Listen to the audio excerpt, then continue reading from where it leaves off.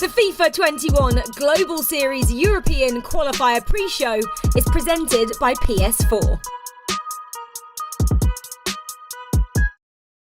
Show me you're good at FIFA without telling me you're good at FIFA. Mbappe, heel to heel again! Wow. Come on, man! He is liquid there.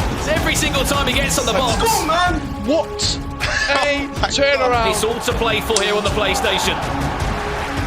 And he's done it! I don't know how he's got away with that boost. European FIFA esports delivers like no other. The FIFA Global Series European Qualifier 5 starts now. Respiramos, venga, respiramos.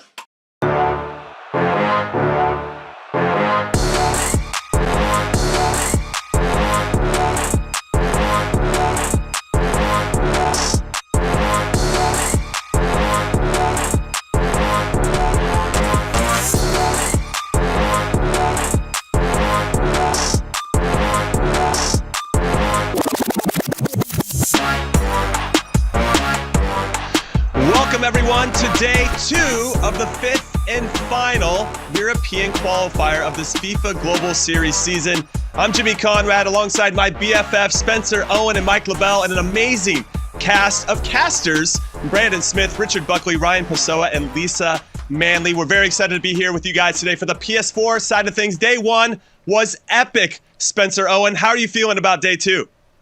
Very excited for day 2, Jimmy. It's come to our attention. This is pretty much like the last day of the regular season, of the season before we go into the playoffs, of course. So it's the time to show the world what you've got. If you're lucky enough to have qualified for the top 6 spots on the PlayStation, you can show people what they could be looking forward to seeing again in the playoffs. And maybe we could even have a future World Cup winner here today. Who knows?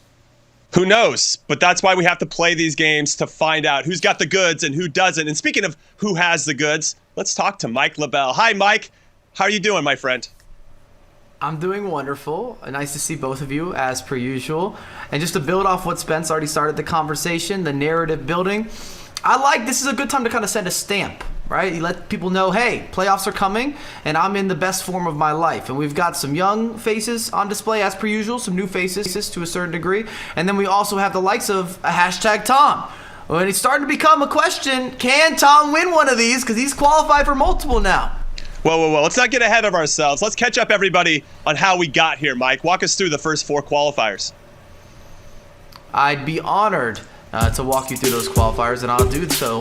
And the gameplay's been very active, back and forth. High octane, I should say, as you're going to see here with Ali Bali. And we've seen a definite rush and influence of what's happening in Scandinavian countries in general. That was a great final versus Houston. If you haven't seen that first qualifier, I would watch it back and forth action, forced the reset. Then we saw the likes of Hezer really put on and make a real big name, very dominant from Italy, free agent at the time. Heading into qualifier 3, we had Levy onto the scene, the burst onto the scene, and it's been the Levy show. Team Hullet, Especial, 16 years young. Goals on goals, reactions. Team Hullet's doing a fantastic job in general. They find a lot of young talent. They've been developing that talent, and they're performing at that upper echelon. And did I mention Levy once? Well, let's go ahead and rerun that. And I'm very happy to see Gravison in a final. Gravison's more of a long-term FIFA pro. Been in the scene for a minute. He's a veteran. But you see Levy with the back-to-back, the double dip.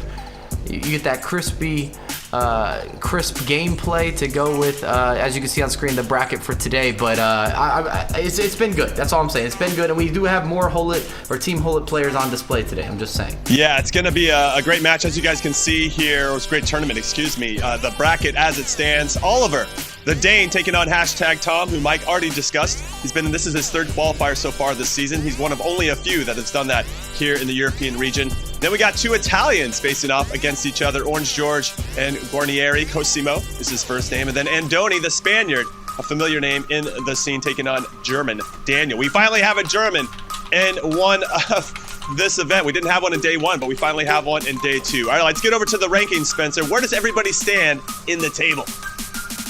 Yeah, of course, you can see one man sitting on top right now, which is hashtag Tom. He wasn't top until this event came around. In qualifying, we've obviously pre-populated the minimum points players are going to get from today, already been taken account. So that's hashtag Tom there, 4,400 points. But we've got 7th and 8th on the leaderboard in Cosimo Guarnieri and Andoni PM. Then we've got 14th spot in TG Roberts. HSV Daniel is in 31st. So 5 of our 6 players here today are in the top 31 spots. But we have got the number 1 man. That is what's important. Why are they doing this? Because they want to get in the playoffs. We have 64 spots available in total for Europe on the PlayStation. And there's 45 of those are going to go to the top 45 on the leaderboard. The other 19 seats, or spots if you like, will go to winners of the league partners, such as the EPL, E-Bundesliga, etc. So you've got to be top 45. Most people in this event are going to be pretty confident of that already. Certainly the guys in the top 10, they're going to get there. It's the last event of the regular season after all. But of course, there's lots of other things to play for as well. For me, it's about confidence. I think if you can win this event or at least feel good about your performance, you can carry that over and get that all-important momentum heading into the playoffs. But as Spencer correctly said, there's more than just momentum and confidence and playoff seeding at stake. We also have money and points. So Mike, why don't you walk us through what's at stake in this regard?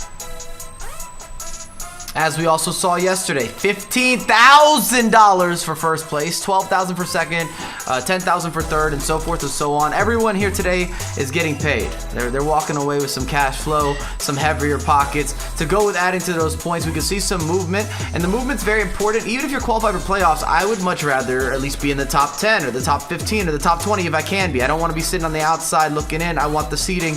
You see 1,500 points for first, 1,200 for second, 1,000 for third, and it trickles down. And then there's also your legacy.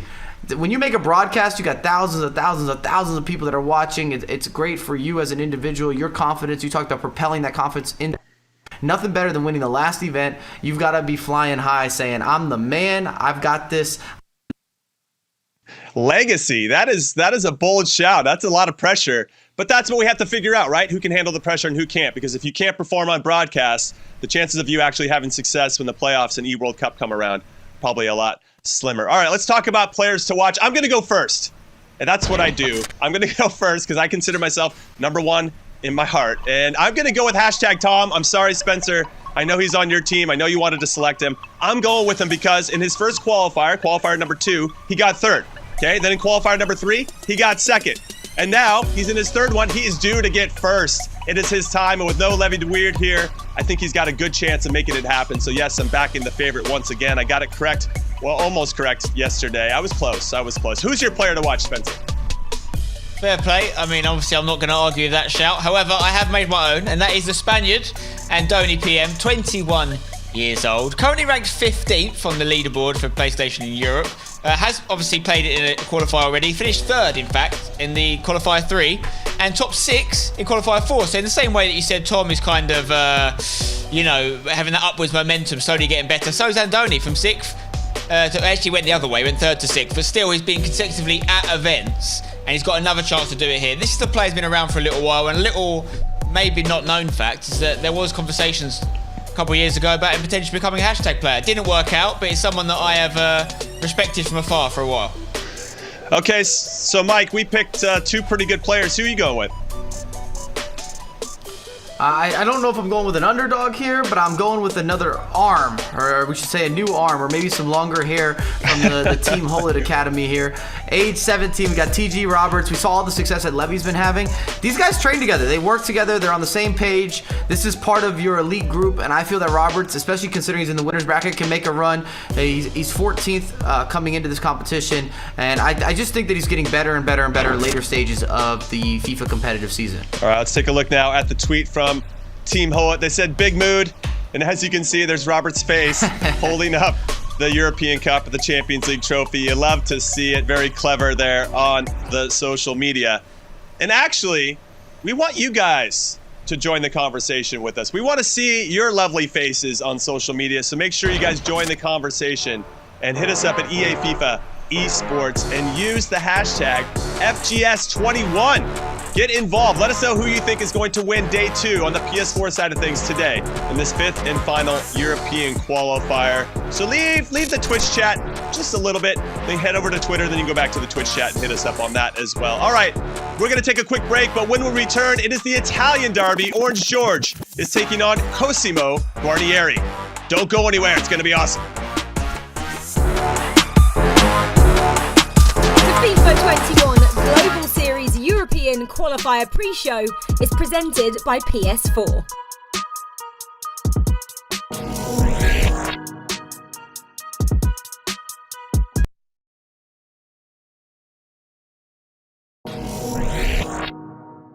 Very fortunate. The ball bouncing back to Neymar. Levy does not care. Levy went into gear 19. Incredible performance.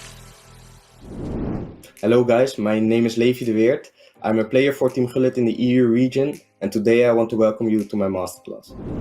Today I'm gonna talk about how I won the PS Europe Qualifier number 3 while being 3-0 down against #Tom.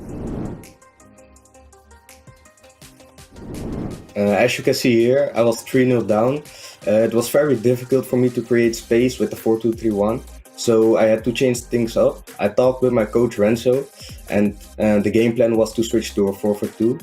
And as you can see here, it rewarded me because I had two strikers up top with a 4-4-2. So it's easier to make combinations and play short passes.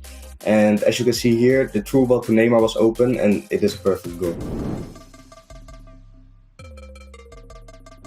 As you can see here, I was just taking quick passes, trying to get him drag players out of position, and just waiting for the good opportunity to come. And as you can see here, the perfect pass from Davies to Neymar and the perfect inside fake shot made it 2-0.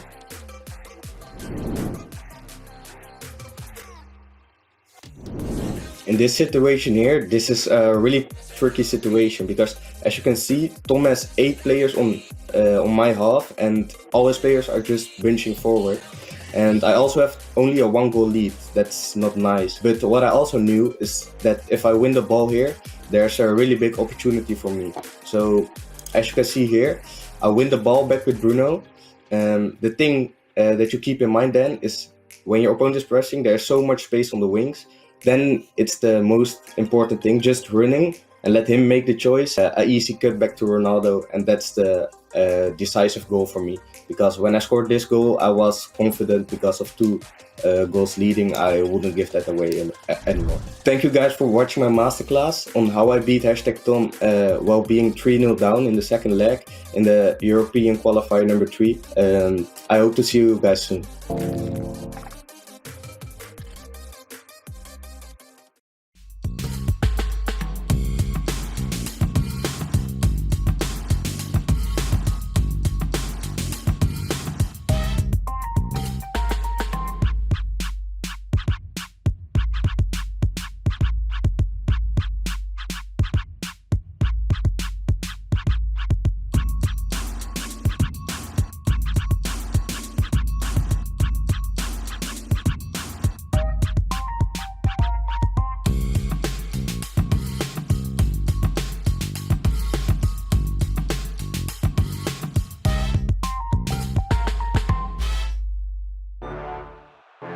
The FIFA 21 Global Series European Qualifiers are presented by PlayStation 4.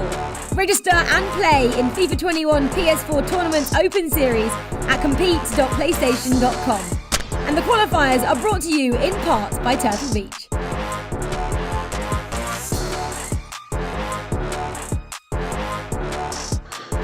All right, everybody. If you guys want to take that first step into playing one of these tournaments on broadcast, this is how to get started. Go to PS4 Tournaments on your console. Just flip over, you can see it, and then it'll give you all the information that you need to register. Compete.playstation.com. It's the PS4 Tournament Open Series. And this is where everybody cut their teeth before they get that step up, before they learn how to tackle these big tournaments. And here's all the information that you need to know. It's for all skill levels. Compete against your friends or rivals for unique rewards. There's dynamic themes, avatars, cash prizes. It's all popping up, but this is where you have to get this experience, all right? Compete.playstation.com and sign in with your PSN ID. All right, now let's catch you guys up on the bracket for today before we get into our first match. Yes, here are the 6 players that have made it to the broadcast after fighting their way to get to this point. And our first one is going to be the Italian derby there in the losers quarterfinal number 1. Orange George taking on Cosimo Guarnieri. That's going to be good. Then we got a German in this one. No German in day 1, got a German in day 2. Andoni from Spain is going to be taking on Daniel from Germany. That's good. And then, of course, we have the winners final. Those two players have yet to lose throughout this whole event, which really speaks to their quality in all ways. All right, everybody, I'm Jimmy Conrad alongside Spencer Owen and Mike LaBelle. We're excited to be here with you today for this exciting FIFA action. But let's get into this first player in particular, Orange George, Mike LaBelle. What makes him so special? And I know he's been on social media as well. Well, I do like some confidence via social media without a doubt. And something we've noticed this year in particular is a big transition, or at least a quantity of top-level Italians as on the up and up. Oh boy, you're giving me a You got this, Mike. You got it. Italian tweet. I got this. So bravo, guys. You know, bravo indeed. I'll double down on that. You know, I see a heart. I'll give you a heart. You can't see me. I'm doing the heart thing with you. He's good to go right now. All right, we'll help you. We'll help you out here, Mike. We'll help you out. We're gonna give you the translation here. I'm working this out right now. Oh, there you go. See, how is this? I'm not good with words at all. So the post speaks for itself. How am I supposed to get that? How am I supposed to get that? We had hearts. I think Spencer got a much better trade yesterday. I just want to throw that out there. I saw Vamos in yesterday's tweets. You give me no Vamos. You see Orange George here. He could use this coming in 44th. This could be a really big push for him in general in terms of his own personal legacy, his success story, the brands, the sponsors, the club, and also you want to be very self-assured heading into playoffs. And I would much rather be sitting in the top 30 as opposed to being outside of that, even if that gets you into playoffs, if that makes sense at home for everyone, because there's going to be some seeding aligning at some point as well, and you want your first matchup to be as best as possible in terms of the form that you're in. I'm excited to see Bologna get into esports as well. Very excited to see the Serie A club get involved. Okay, now there's another Italian, Spencer, Cosimo Guarnieri. Tell us a little bit about him. Yeah, I mean, Mike's right. Italy as a country have been doing fantastic, but this player is one of the players we've seen a little bit of already this year. We know what he can do. He's also been active on social media. He's looking forward to this matchup. I mean, it's a shame in a way that we've got the two Italians playing each other. We started yesterday with you got this the one? two Danes. You can see he's written a full Italian novel here. I'm not sure that's under 140 characters on Twitter. This is from Instagram. Yeah, I didn't think it could be. I mean, I could translate it, yes. I mean, back-to-back is mentioned. You can see FIFA Global Series. I mean, back-to-back qualification. Let's just do the translation, save everyone the hard work. This is what it says in English, guys. I know I could obviously understand that. But, guys, we're speechless. For the third time, he qualified for the final stage. And this is what I'm saying. We've seen him before 3 times now. It's not easy. We mentioned Tom doing it. Cosimo's done it as well. He's 7th in the rankings. Looking forward to the event. Could go higher, of course. You know, where could he finish? And you might feel that 7th means he's through already, but obviously seeding is still important for that first game at playoffs. And you can look at his bio. You can see some of the stuff he has done in his career already. 22 years old. PS4 ranking 14th, what it says there at the moment. Top 6 in Europe Qualifier 1. Top 4 in Europe Qualifier 4. Can he get top 2? Can he get top 1? That would show that little bit of progression. But either way, we know we're going to see this man at the playoffs. Thoroughly deserves his spot. He's been consistent all year round. Yeah, I'm really excited to see what Cosimo does in this one because as the stats show, he continues to get better and better. Very similar to #Tom. But we had the opportunity to sit down with Cosimo and learn more about his journey in the FIFA scene. Check this out. Però in una top 5 metterei sicuramente Tom, Levy de Verde, me stesso, poi metterei Adriman ed Eders. Ciao a tutti, sono Cosimo Guarnieri, ho 22 anni e sono un player professionista di HC9 Esports. Invece il primo FIFA in cui sono stato competitivo è stato FIFA 17, quindi ho capito sin da subito che potevo svoltare in qualche maniera la mia carriera. First up, let's have a look at Cosimo Guarnieri's team. And this is one of the weaker sides I'd say we've seen. Sicuramente non avevo una squadra all'altezza delle altre, però nonostante ciò penso di aver dimostrato comunque al mondo intero che non serve sempre avere la squadra, basta avere giocatori che sono funzionali al tuo sistema di gioco. Nella tua partita contro Adriman eravate a un 3-2 all'83esimo minuto. In quei momenti lì ho avuto l'opportunità di chiudere la partita. È mancato un po' di coraggio nel tentare la giocata più rischiosa che mi avrebbe permesso di sbloccare il risultato. Cosimo Guarnieri has done so well there with a quite significantly weaker squad. Allora, sono stato in grado di cambiare la squadra. Ho cambiato appunto Vieira al posto di Llorente, Neymar l'ho schierato esterno al posto di Joao Felix. Ho inserito anche Atal mettendolo esterno dall'altro lato. Well, his name's Cosimo Guarnieri, but I think I might rename him Cosimo Guardiola. Sicuramente il mio stile di gioco è molto simile a ciò che Guardiola ha voluto insegnare ai suoi giocatori. To come forward, winner goes into a loser bracket final. João Cancelo! Però a dir la verità il mio stile di gioco la devo soprattutto al mio presidente Hernan Crespo. Mi sta trasmettendo più le sue idee calcistiche e anche idee mentali che mi permettono di fare quel salto in più. Step overs and a great finish. It's lovely. Break, but yeah, just wait. Fun fact for everybody, I played against Hernan Crespo in the Copa America, so he looks a lot older than me. I don't know, I'm just throwing that out there. I'm just throwing that Big flex. Oh, man. Absolute Should I flex. I'm pick up just that throwing name that you just out. dropped? Okay, all right. Yeah, should I pick it up? I just dropped that name. Okay. So I just want you to know, Spencer has a selfie with every footballer. That's true. That's Oh, probably. I've played with Jimmy better than- Conrad, so I win. Okay, all right, let's get into the predictions for this one. Cosimo obviously coming in with a lot more experience than Orange George, but sometimes not having that experience allows you to play a little bit more free, got nothing to lose. Spencer, who are you going with? Who do you like in this first matchup? Well, I'm really glad we just saw that piece there, Jim, because I think it's fascinating how he's been able to upgrade his team. Now, obviously, you look at those changes he's made, you say the stats he's bringing into his side now definitely makes him stronger, which scares me, because he was so impressive previously. We've talked about him getting top 6, him getting top 4. How much better can this guy get? We've seen this in the past when players have upgraded their team, the jumps up they can make. The only thing I'll say is a little kind of caveat to that is that sometimes it does backfire. Even though it doesn't make any sense in theory when you've got better players at your disposal, if he's played with certain players for most of the year and now he changes them, it can sometimes work against him. So it's going to come down to how much he's practiced with them. But assuming he's put the time in, which I'm sure he would have, I am going to go with Cosimo Guarnieri, aka Cosimo Guardiola. Okay, how about you, Mike? I haven't been great on predictions, but I will say this. I believe this matchup means more actually for George in terms of his progression, what he could change for the rankings, also the pockets getting a little heftier, a little thicker.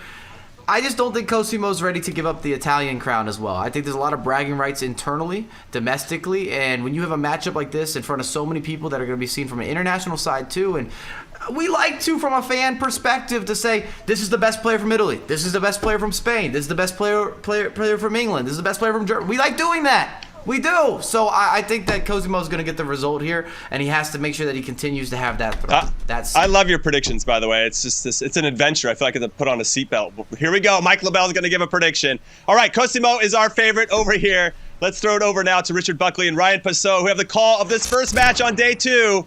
Great to see you guys. Let's do it. Thank you very much, Jimmy, Spencer and Mike. Cannot wait to get into this set of games. Joined by myself, Richard Buckley, and professional FIFA player for Manchester City, Ryan Passot. Ryan, if we get anything like we did yesterday, the action today is going to be extraordinary. Just quick reflection on yesterday. What a day it was of FIFA esports action.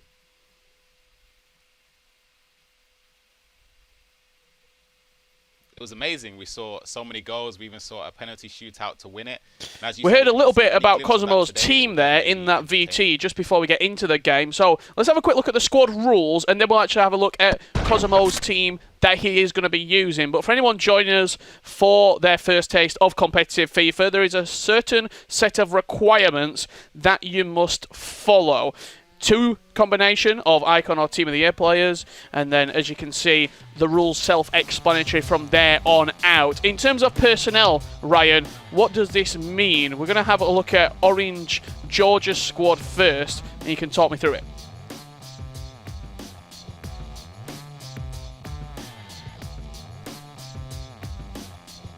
Yep, as you can see with his squad, he does have the standards with the. You can see Pele in there with informed CR7 at right, Camerato, Sanchez and Atal up top. Team of the year Mbappe and actually Foot Birthday Hour at right CDM. Teo Hernandez, Ferland, Mendy, Berchiche and Juan Cuadrado across the back. And just have a look at that bench there. I'm seeing that brand new showdown Neres alongside with 92 Bruno Fernandes. So he's using one of those premium players in the restrictions, actually on the bench. Quite an interesting tactic there. We'll jump over to Cosimo's squad and we can have a look at the 11 that he is using. We talked about him bringing in new players, and you can see that 88 Patrick Vieira in the midfield. There's a little improvement on inform Marcus Llorente. Foot Birthday Atal at right wing alongside team of the year Kylian Mbappe up top.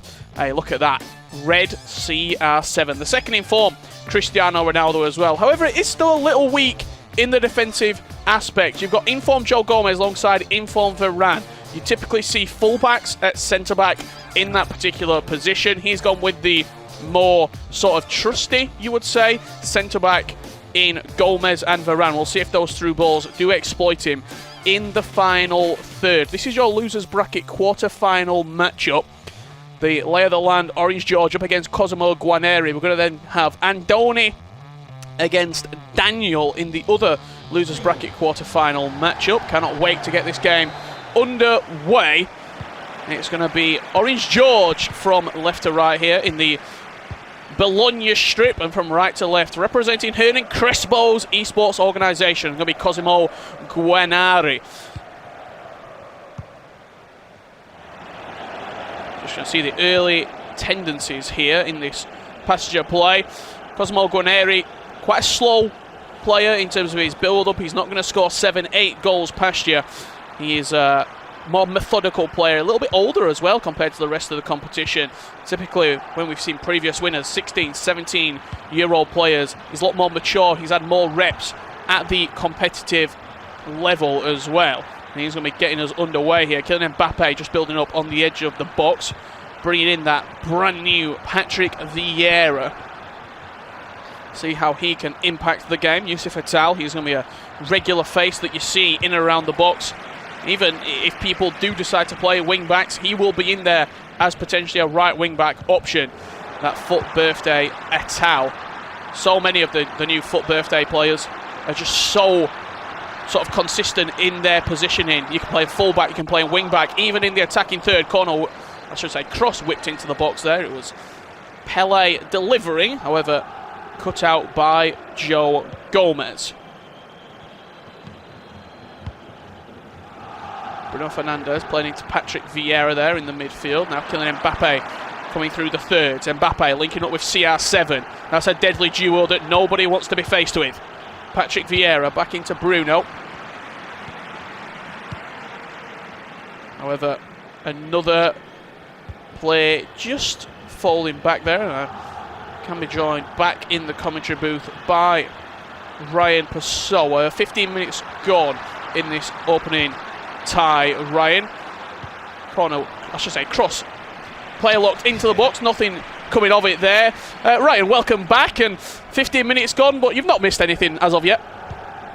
Yeah, thankfully, and again, apologies, slight audio issues, but I was mentioning about Orange George's team. It's a great team, but it's still weak compared to some of the other squads we've seen, and we've seen Cosimo do great as well with the weakened squad, and it's good to see that he's improved it. So in all honesty, I'm expecting a Cosimo victory, in all honesty. You see this build up on the edge of the box now. Atal getting involved again. Kylian Mbappe, directional nutmeg around the corner by Orange George. I just want to pick your brain on a little something here. We've seen Cosimo, this is his third time he's qualified for an event. You almost, if you're playing in these qualifiers, Ryan, and you're constantly making events, when you see a name that maybe is coming out of the blue a little bit, does that worry you? Are you so used to playing against the same players that somebody like Orange George might bring a different level of play, might bring a different set of skills that you're not prepared for? Weirdly enough, you would. Well, for me personally, I'm more worried about the players that you've never heard of before, rather than the well-known household names. Just as you mentioned, because you don't know their play style. There's maybe not a lot to go off, not a lot to judge off maybe if they don't even stream or they've never made an event before, you have no idea about their gameplay unless you played them before. You can, I guess, get some info based on word of mouth from other competitors, but they're the most fearful players, and they're fearless as well because they have nothing to prove. It's their first event, they have nothing to lose as well, and I feel like they can just play more carefree than somebody that's perhaps signed or always made events. Mbappe inside the box, speaking of carefree, beautiful skill there with the ball all scooped in the box. Theo Hernandez over the corner, it's a quick one whipped into the back post. Ronaldo gets up for it, Patrick Vieira wins the header, and with the ball sort of ricocheting around the box, Cosimo with smoother palms than me right there to play out of the back and play a nice through ball down the line. Mbappe could be in front of his defender, Juan Cuadrado, on the defensive end.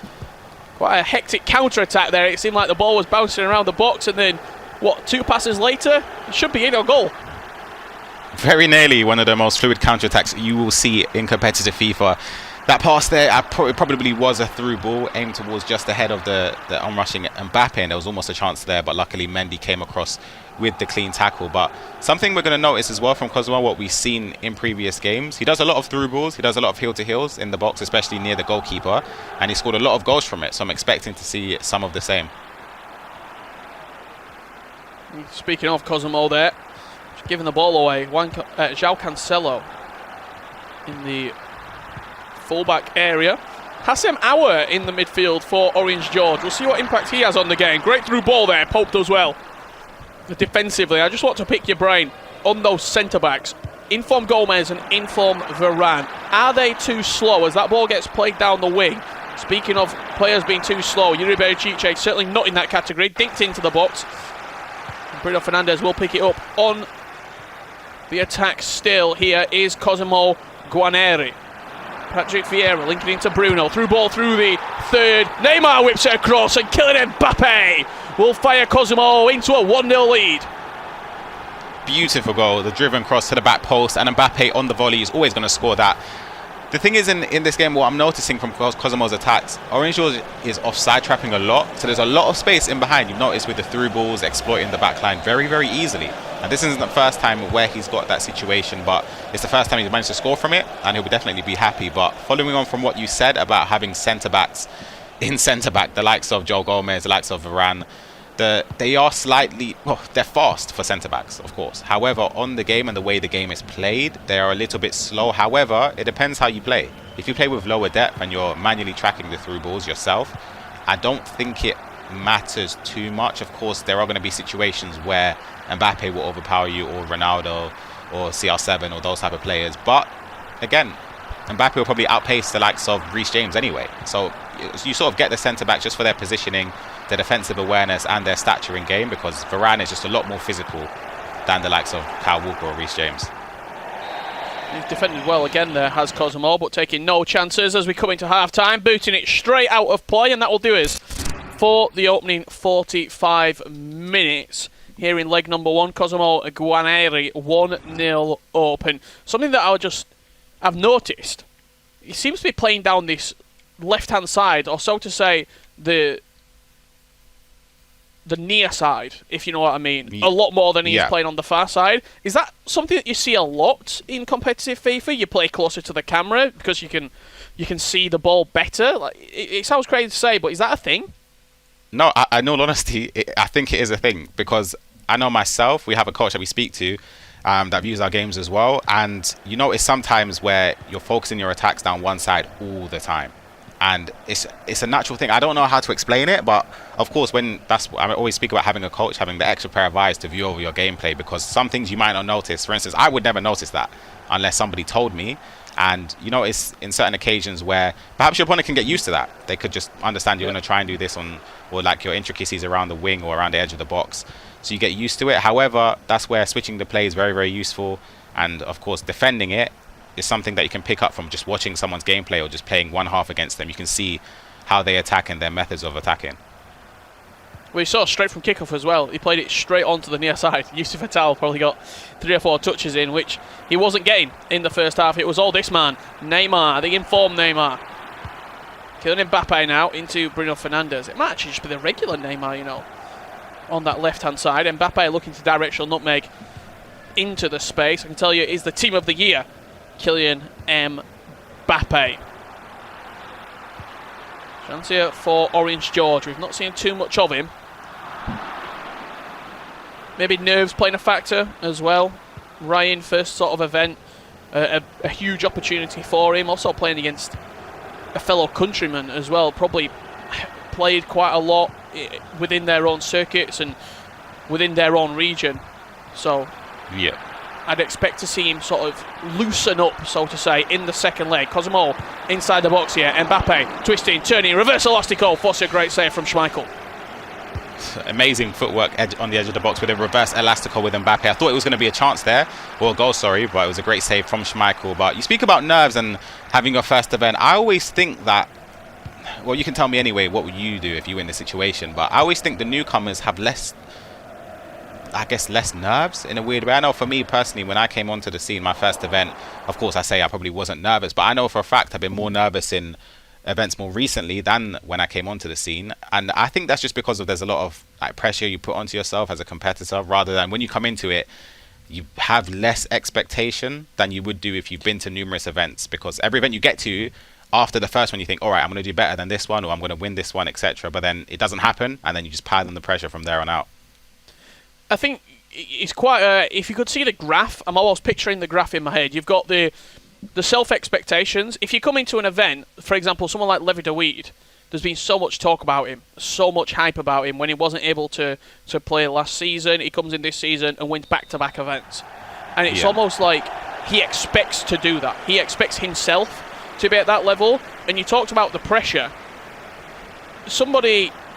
You must get to a level, though, where you've won so many events. A player like MS Tassari, a player like Tex, where you almost just go to enjoy it. You go to play. And maybe you don't put that much pressure on yourself. Chance here for Cosimo. Yusuf Atal down the right-hand side. Another cross whipped into the box. Neymar with great composure, taking a touch. Reverse elastico inside the box. And that is beautiful from Cosimo.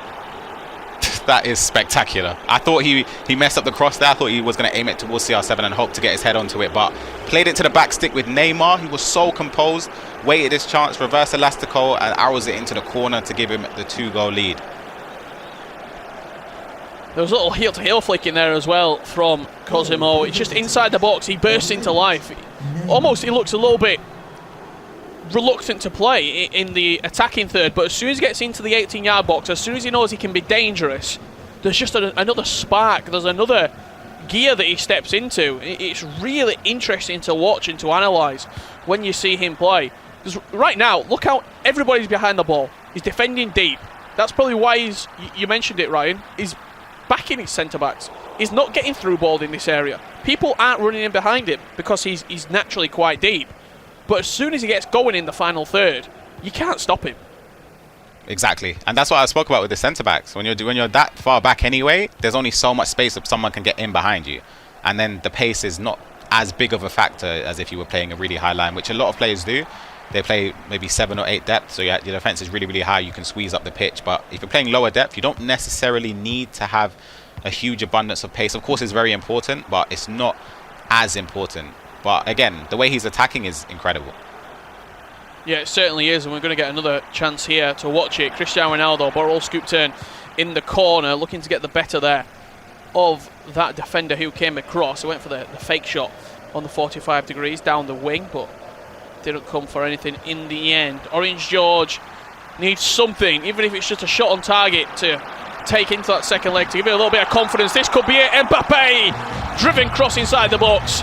And then you would argue against the run of play with a big goal to half the deficit.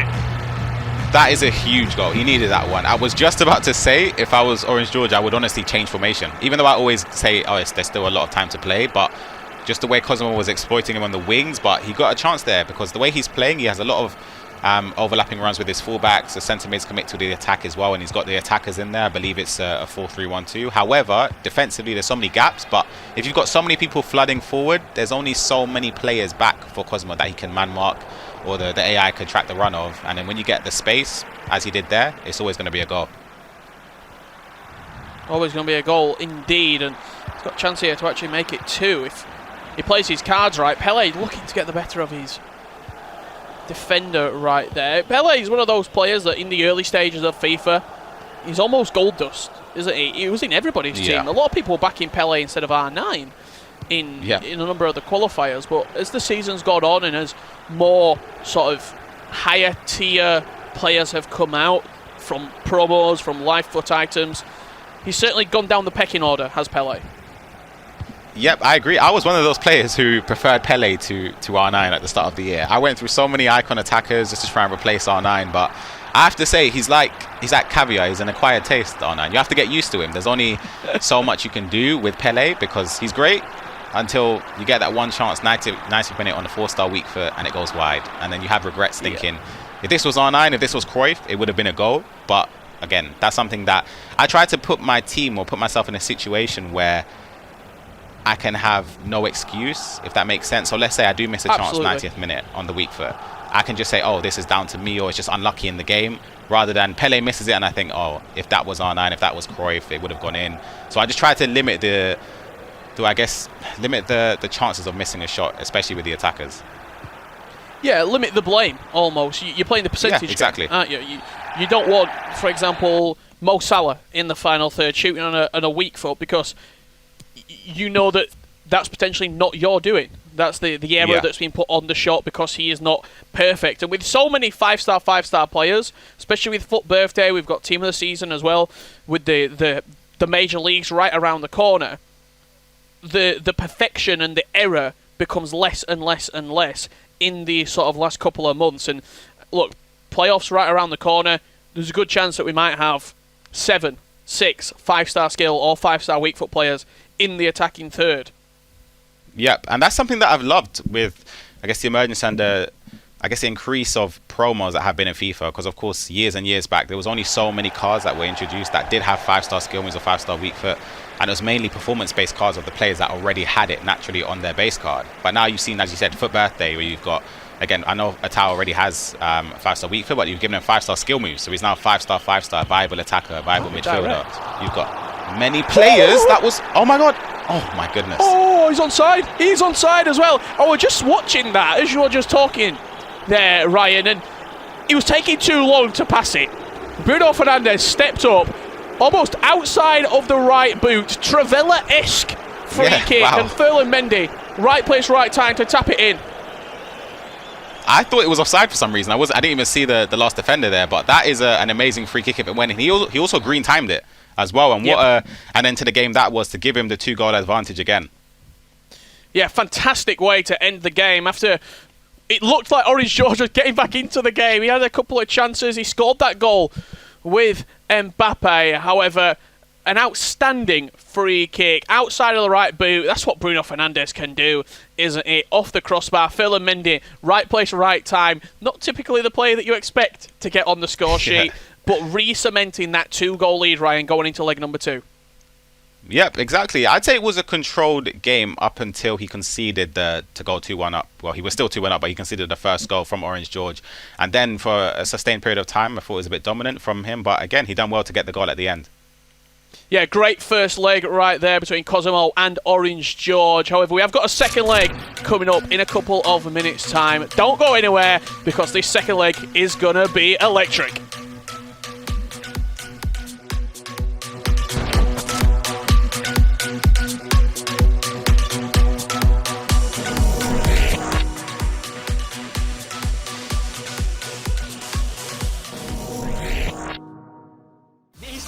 You cannot take your eyes off it. Andoni keeps finding an answer. Andoni looking like he's back to his best, really. Hola, soy Andoni Payo, más conocido como Andoni PM, represento a Riders en la región europea y os doy la bienvenida a mi masterclass. Hoy os vengo a analizar la ronda de semifinales del Loser Bracket contra Peixoto, la ronda a la cual me dio el pase a la final del Loser Bracket contra #Top. Íbamos perdiendo aquí 3-2, el rival estaba bastante encerrado y entonces teníamos que tener un poco más de paciencia, mover el balón de un lado a otro y sobre todo buscar los desmarques de los delanteros, que al final son los que más peligro tienen. También hay que esperar su error, y aquí su error está en que saca al central de posición y vemos como Cristiano entre el central y el lateral hace el desmarque para meter este empate, este 3-3, y pues ponernos ya un poco más de cara a la eliminatoria. Pues aquí estamos con Bruno, cuando fijamos al lateral, saludamos a Cristiano Y aquí es el momento en el que tenemos que aprovechar el hueco que hay con Neymar. Se queda solo Cristiano y con esa cola de vaca también nos hacemos ese espacio. Y en este momento hacemos el cancel porque si tiramos hay autoblock. Y aquí hacemos el tiro claro porque al final Cristiano con la zurda y siendo el Totti nos iba a dar el primer gol y era la primera vez que nos íbamos a poner por delante en toda la eliminatoria. Así que es una jugada muy importante y que nos iba a poner de cara ya todo el partido. Pues estábamos en un momento de que teníamos que tener el control del balón para hacer que su defensa saliera y en cuanto su defensa saliera aprovechar los huecos que creara para al final rematarlo. Aquí vemos a Cristiano, conectamos con el delantero, hacemos muy bien esos giros para que se equivoque con el switch con James y aquí ya definimos, con suerte de que movió a Pope por el palo donde tiré, pero finalmente con Cristiano Totti y su potencia de tiro conseguimos meter el 5-3 y poner la eliminatoria a nuestro favor.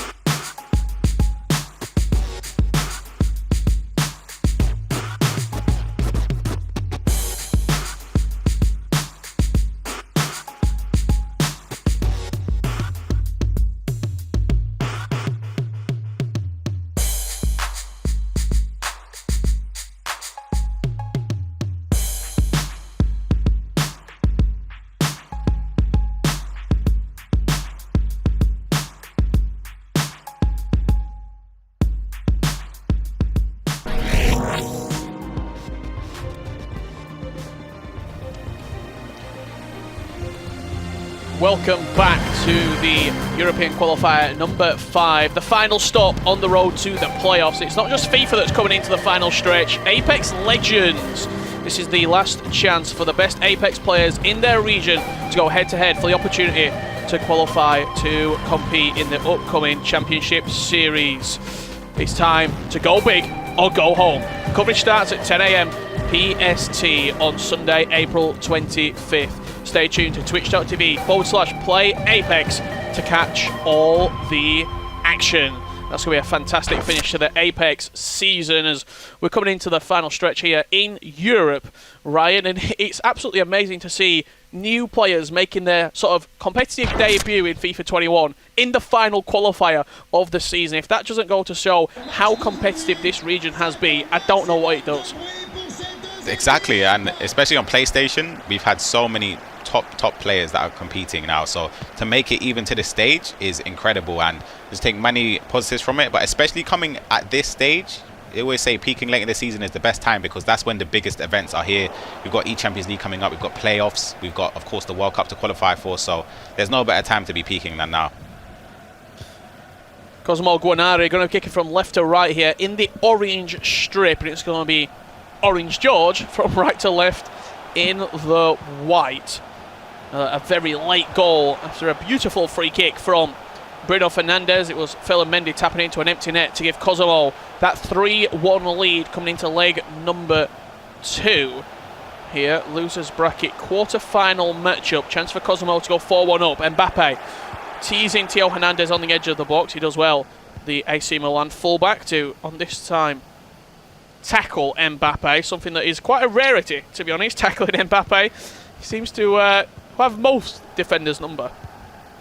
Yep, he done well there, sort of backing off and reading the directional nutmeg because he knew it was coming with the angle Mbappe was trying to look for, sorry, Cosmo was trying to look for with Mbappe, but we didn't get to speak too much about the free kick. Direct free kicks is something that I really, really appreciate because it's, oh, that almost was a great pass there, almost out of the needle like, but direct free kicks are something that I do respect a lot because you don't really see it as common in this FIFA or the last two FIFAs compared to the previous ones because again you've got the reticle now, it's a bit harder. Some people just prefer to lay it short and create a chance like that, but again he done well there to get the chance from it that led to the goal.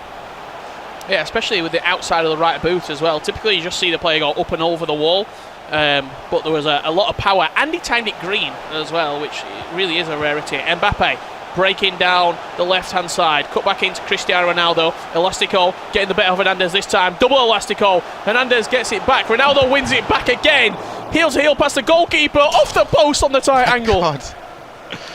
That was almost incredible. He done the right skill moves, the right dribbling, everything was perfect. Of course, the angle was a little bit too tight there to rely on Ronaldo to finish it, but again, in the box, he is extremely deadly. Yeah, it's just turns into a different animal, doesn't he, inside the box. The left cricketer cancelled to get away from his man after he was tussling back and forth to try and win the ball. Top stuff from Cosimo as does foul Orange George there. Phil and Mendy getting high up from full back. Low driven cross across the box. And somehow it's not found its way to the back of the net. Wow, he was so fortunate there, to be honest, with the animation from Mendy to delay the cross, but it was delayed perfectly straight to Mbappe, and I thought that has to be a goal, but yeah, very unlucky to not see the back of the net there. Chances like that don't come around every single game for Orange George.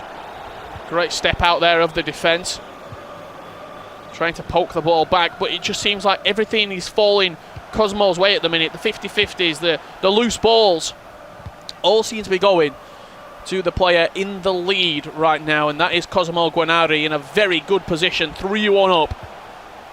Coming up on a quarter of this game concluded already. It's a poor pass though in the midfield, and potentially a chance to counter here. How big mentally do you think conceding not only that the goal at the end of the first leg, but the way in which it was conceded as well, Ryan? It was quite a goal that probably could have been avoided. You don't put a man on the line, he's offside. Yeah, exactly. It's difficult to take, especially because it's at literally the last kick of the game. There, it's a great block from Varane. It was offside there from the run from CR7, but it's difficult to take just because, you know, at the moment you can see the free kick time, you can see the timing on the... Oh my God. No. Oh no. That is outrageous. Oh no. Oh, you can't do that. You just can't. Oh no. Oh my God. That is... that makes up for conceding last minute in the last game. That... I have no words. I'm genuinely speechless. I mean... the cheek to fist bump that as well. I love that. Orange George, just a little fist bump to the cup. Yeah, all me. That were all me. All me. All me. Oh, what is that? I don't know what's worse, the goal, or he celebrated it as if it was just a standard goal. But wow, those are the goals you do not want to concede at this level, because especially if from this moment he ends up throwing the game away. This is in terms of Cosmo, you'd be devastated. But that's an awful goal to concede. And we're quite literally just talking about the mental side of conceding a goal, and not necessarily you concede, but the way in which you concede a goal. That could completely destroy players right there. If Cosmo, a weaker player, a weaker mentality, this game is you've lost it. Even though you're winning 3-2, you concede a goal like that, and just mentally you're not in the game. That could be an outstanding ball to Juan Cuadrado. He looks to be getting in behind. Mendy comes across. Cuadrado's past him on the cutback. What a save. Post made up for it. What a save. That I thought 100% he's going to take it first time. Oh my goodness, this game's starting to shape up to be something that we saw yesterday. Again, an incredible spectacle. But you mentioned about conceding those type of goals, and for me, if I've scored a goal like that in an important game, I'm thinking, oh my goodness, luck. Today, this is the day. Luck is on my side. The tides are turning for me. So I'd gain confidence from that. And I know if I conceded it, that's where it could all fall apart, because it's very demotivating to concede a goal that it's a free goal, basically. Yeah, absolutely. Ronaldo inside the box, looking to get back into the game. Is Mbappe onside? He is. That's onside? Wow. I thought he was definitely offside. I didn't even... I almost looked away thinking it's definitely offside. I could be wrong, but I think what's happened, it's bounced off the defensive player. As he's done the Elastico, it's bounced off the defender, meaning that it's not come off an attacking player. And Mbappe stood because he was... I'm almost certain he was definitely in an offside position. Yeah, I could have sworn, but either way, we've seen some controversial goals, to say at the least, for both of these players in this game alone. And yeah, I don't know. That would be a difficult one to take. But again, he's conceded a goal that he technically never should have had, so it sort of evens itself out. But yeah, crazy. Wow. What a game. What a game. We've still got 45 minutes left to play here. A truly fantastic affair that we have got brewing on the surface right now. Two Italians going right at it. Orange George trailing 4-2 with 45 minutes left to play. Ryan, talk to me. How do you even approach this second half? I'm just still thinking about the first goal. I can't believe it. That's horrible to concede. But again, you have to sort of forget that as a competitor. That's the key to it, the mental side of it, trying to forget that and put it past you if you've conceded a goal like that. Because as you mentioned, that could lose you a game. Just that one. You might be still in the lead, but it's a spiral effect. You sort of lose control of yourself, your emotions. You get a bit frustrated when little things might not go your way. But something that did go his way was that Mbappe goal, and it brought him back into this game, but it gave him the sort of safety blanket again because he's winning 4-2 on aggregate. Yeah, absolutely. That second goal, just to give him the calmness almost, not to feel like the game is right on the cusp. That second goal, it completely changes the way you play, having that cushion to know that you can go back onto if it does all go pear-shaped. Pele dropping very deep to get on the ball there for George. Look for the runners past the ball. Mbappe twisting, turning, trying to force his way through. Hasamawa, penalty potentially? Wow. I thought it was going to be a penalty there when Mendy stepped in. And of course, we forget there was that chance with Aouar as well to make it 3-3, and it went straight down the other end. It's been an end-to-end game, but again, it's an interesting spectacle to be commentating over. Certainly so. Mbappe inside the box here. Look for a back post cross potentially on. Does take his time. Cuts it back to Neymar. Expect a skill move. Heel to heel. Just tries to almost get his man straight on, isn't he, as soon as he comes out of the skill move. Through ball played, and Pele will get that. Ball past the goalkeeper. Nick Pope, heroic. Oh my god, it wasn't a tackle. Oh my I goodness. thought that was a good tackle. Are we going to see another direct shot here? Top corner looming. Renato Sanchez over it. Oh, off the line. That's where having centre-backs that are actual centre-backs with less pace and the full-backs and centre-back comes to bite you, but Pope just saved him. Even though it was a foul, he still saved him. Yusuf Atal now on the edge of the box, building into his foot birthday teammate in Renato Sanchez, killing Mbappe. Directional nutmeg round the corner. Vieira does well, strong as ever, Patrick Vieira. You've got to say, Vieira probably been a big boost of confidence when you compare what he had Marcus Llorente in form in the first time we saw him. And now it's Patrick Vieira in the midfield, so certainly a big improvement. Massive improvement. And I also remember he had Joao Felix as well. He's in. And this is a chance. Mbappe. Chance to seal the game. Great play. Calmness personified right there. You said it. That is incredible composure. He waited, done the heel to heel again, which I spoke about. He does that round the goalkeeper because the goalkeeper's dropped to the floor and he's gone past him. The ordinary player would take the shot there thinking they're past the goalkeeper, even though they see the onrushing defender, but he stopped, he waited his time, played it across and gave him the goal which he needed. I do think when he watches this back, Orange George, he'll be a little bit disappointed with a few moments of defending. That one there, he just brought Cuadrado into sort of a nothing area. There was a lot of space in behind. And you will be disappointed. If you're playing this game right now, Ryan, in the moment, you'll think, oh, that's so annoying. I can't believe I've conceded that. But when you and a coach and you watch it back with other pro players, the reflection will be, yeah, that was me.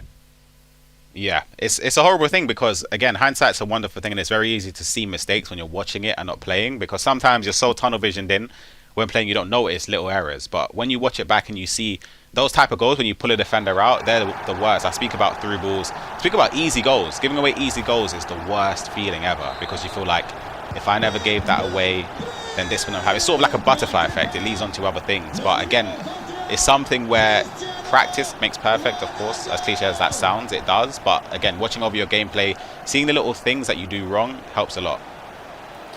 Yeah, I heard a quote, and it was, if you're going to concede a goal, make your opponent earn the goal. Don't just give them it. Don't just give them an easy goal that they can score. Make it a wonder goal. Make it something that is undefendable, almost. Renato Sanchez now, trying to drag Orange George back into the game. Bruno Fernandes building into. It's Tavernier coming on, looking to add a little bit more pace, an injection of sprint speed and acceleration into the game. Renato Sanchez. Just too many orange shirts behind the ball at the minute. Just offside. You're going to see a lot of space opening up now for Cosmo to exploit. He was still getting a lot of space regardless, but even more so now. There's so many openings, but Orange George, I don't blame him. He has to throw the kitchen sink here. He has to put so many bodies forward to sort of... Because the way Cosmo's defending, you can see he's got bodies in the box. So far deep into the box. He has to push on here because he needs the 3 goals, and the only way he's going to come back is by scoring, and it was a great block. But I always say in these situations, I've been in situations a lot where I make a lot of comebacks, but I have the mindset where I would rather, if I'm in this situation, I'm losing 5-2, I'd rather you beat me 10-2, 12-2, it doesn't matter, than lose 5-2. I'd rather just throw everything at it, knowing that I gave my best shot to come back into this game, rather than just resting on my laurels and hoping that I make a breakthrough. I'd rather just throw everything at it. Yeah, especially in elimination games as well. I can see the point, maybe in a loser's bracket, you don't want to lose sort of 11, 12-2, because it's quite hard to get yourself back up for it, that dink just over the crossbar. But when it's in a loser's match and it's an elimination game of FIFA, you're losing no matter what. If you lose 10-2 or you lose 5-2, the result is the same. Exactly. So you may as well at least try and get back into the game. Atal here to wrap up the game with a lovely little bow for Cosimo Guarnieri, keeping the ball in the corner. Maybe a little early for that. Orange George will come forward. 4-5 white shirts flooding forward alongside Pele, the ball carrier. Mbappe, maybe not in the area you want him out wide. Cancelo, the defender, being tasked to take the ball off of Mbappe. He fails that task as it comes into Ronaldo now. Heel to heel, near post, 5-3. Oh, game on. That was a great goal as well. He done really, really well just to sort of thread the ball through, just to pass it from one side to the other and switch the play, but not necessarily one direct pass, but just playing it across the floor. Choosing the right skill moves as well with Ronaldo with the heel to heel to arrow it near post. And Cosmo is very experienced, right? I would say if there's one player or a couple of players that I could have on a list where I would back them to hold a lead towards the end of the game, he'd be up there. But the way Orange George is pressing, he's got so many players forward and he's doing well to retrieve possession. I was waiting for the but. I was waiting for the but in that sentence because I knew it were coming. Let's see. Obviously, changes are being made right now, and how those changes will impact the final 7 minutes here in this game. It's going to be a tantalising final few minutes here. Losers bracket quarter-final. Changes coming on for both players. Alphonso Davies in the defensive end, and Neres coming on the offence for Orange George. The pass selection is imperative right now, and it was a good ball, but maybe a little direct with only 4 minutes remaining. As you can see, those white shirts just loitering on the halfway line. João Cancelo with a huge interception, and for me right there, that is the interception to turn the game off. Mbappe inside the box. Reverse elastico, beautiful play. Cosmo going out with a bang. It's beautiful. It is beautiful. He sort of, because the way he's been going to the corner flag, as you mentioned, from the 77th minute, his opponent's thinking, all right, he's going to go to the corner flag surely now, and then tries to predict with the play he's controlling to sort of cut that lane out. But then he reverse elasticos in, he does the right skill moves to dribbling. It's perfect. And again, Ryan, I swear, we're just getting blessed with the games that we're being able to commentate. We had Skifter against Marcuso yesterday, 5-4 to start the day. We've got Alphonso Davies bearing down on goal to make it 7. The referee does blow full time there as Cosimo Guarnieri will win 6-3 against fellow Italian Orange George. And what a way to kickstart qualifier number 5 here on the PlayStation 4. Look, we said in the opening, Ryan, if we get anything like we did yesterday, if we get anything like we did in the first game of today, we are going to be in for a fantastic day of FIFA action.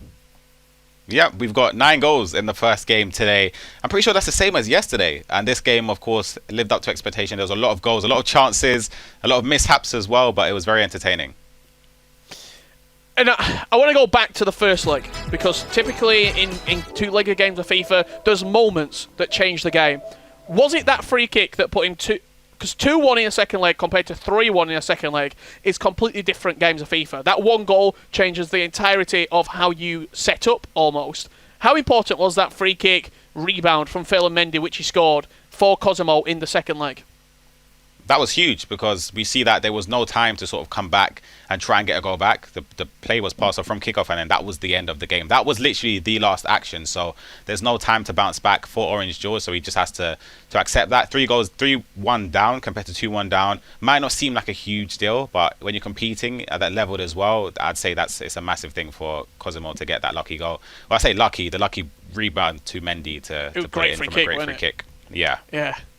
And we've spoke a lot about sort of Orange George, what a tournament he's had. He'll be full of confidence going into the playoffs now. For Cosimo, Qualifier 1, 6th. Qualifier 4, he finished 4th, top 4. Is it his time to push on and make a run and get a top 2 and really set him up nicely for the playoffs? I think there are so many good players in this tournament, but Cosimo, the reason why I'm going to back him to do so is just because his team has improved dramatically since the last time we saw him, and even performed well in that previous cup with the weakened team. We speak about he had Marcos Llorente running in his midfield, he had Joao Felix as well. And when you're speaking about that at the top level compared to the likes of Neymar, Mbappe, Vieira, Hullet, it's crazy. So I'm backing him to do something more this tournament. Well, that's one game done for today. It was a fantastic opening display from Cosimo Guarnieri. I'm looking forward to seeing how he does in the losers bracket semi-final. But before we get there, we need to find out who he will be playing. And to break down the rest of that losers bracket quarterfinal, well, it's going to be Jimmy and Spencer. Thank you, Richard and Ryan. Great call of the game. Very exciting one, just like yesterday, starting us off in exciting fashion. Cosimo does the business, and I really feel like his professionalism shone throughout both of those legs. So he is our first winner of today on the losers quarterfinal. He'll now move into the losers semifinal, now being joined by Spencer Owen. And apparently Mike LaBelle, who finally hit his first prediction of the weekend, was so excited, Spencer, he knocked his camera off or something. I don't know what's going on with that guy. But no, I'm just kidding. He's going to get something fixed, and we'll have him back on shortly. But I know he's excited. He finally hit his first prediction, just like you did, my friend. Not my first one, though. That's not going to... That's true. I did a bad start yesterday, but I think I got the last 3 right. But yeah, no. I think it was deserved. It was obviously a lot of goals, and I'm interested to see Cosimo go further now he's got this improved team. Because it's a huge part of it, Jimmy, you know, and when these players, certainly when you've got unsigned players, he's signed obviously to Crespo's team, but that's one of the biggest steps up you can make from being someone at home, playing with your own team, with not much financial support behind you, to then maybe getting in an org who put a bit behind you, maybe get some winnings, investing some of that back into your team. Like obviously, I mean, I remember the same with Tex. I remember when he first qualified for Barcelona, he was talking about how his team at home was nowhere near as good. I think it was the same for Dylan and Mike. So once you get, that's what these events are so good for. Especially if you need that little step up, maybe you need to convince yourself that there's a career in it for you and get that money from a previous competition to then invest it in. And Cosimo's done that, and it could be the difference for him. You know, maybe this is the one he goes all the way. Yeah, top 6 in his first qualifier of the season, then top 4. We'll see if he gets into that top 2 and continues to improve. We'll talk us through these highlights over these 2 legs, because George wasn't too far off what he needed to do to have success. But really, as we've seen, there's a real fine margin between success and failure at the highest level. Now, of course, it was a great game, and well done to Orange George. First goal was a lovely cross across the box from Cosimo Guarnieri. Gets that goal. Much like we talked about this Guardiola comparison, he loves that pass across the box, you know, that sort of walking it into the goal, which Man City is so well known for these days. That was Orange George doing it back to him. Very similar goal, to be fair. Look at this free kick, though. Outside of the boot. I mean, obviously, it's an easy hit for Mendes, the guys mentioned, but the free kick, taking it on, deserves some credit. There's a risk in that. 3-1 going into the second leg here. absolute calamity.com on the edge of the box there. No one wants to score goals like that if you can avoid it. But you move on, and there's plenty of other goals in this game, and I don't think that ended up being too important. Now, again, a little bit of luck for Cosimo again, but for me, if you're taking those chances in and around the box with the skill moves and the ball bounces to you, you're making your own luck. I know it's annoying if it happens to you, and I know people will say, oh, Spencer, no, there was no skill involved. Well, I get it. I do get it, but it's not like he was trying to get that to bounce to the other player. He was trying something with the first player. It didn't pay off, but then having those people around you, that's the risk you take, you know? So it's hard because as a defender, you sometimes feel like you're not in control of that. You know, if it's just a rebound off an AI defender. But you have to know that about the game. You have to play the game that's in front of you. And I think Cosimo ultimately had the ball in and around the box a lot more than his opponent. That's why he scored 6 goals and he's through.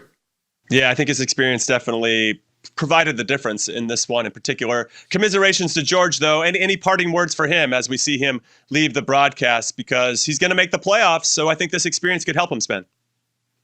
Yeah, I mean, it's about peaking at the right time. You know, and if he goes and has a great playoffs and goes through there and does something special towards the end of the year, that's obviously going to be his preference. So doesn't need to worry. Don't be too hard on himself. Hopefully he enjoyed the process. And I'd love it if he confirmed for us if it is actually Orange George, or is it Orin George, or is it Orange or gay? I don't know, because it's a very clever mixture of the words. That's quite important that I find that out. Well, maybe he'll let us know on Twitter. We want you guys to let us know on Twitter as well. Join the discussion that we're having here on the broadcast. The Twitter handle is EA FIFA Esports, and the hashtag is FGS21.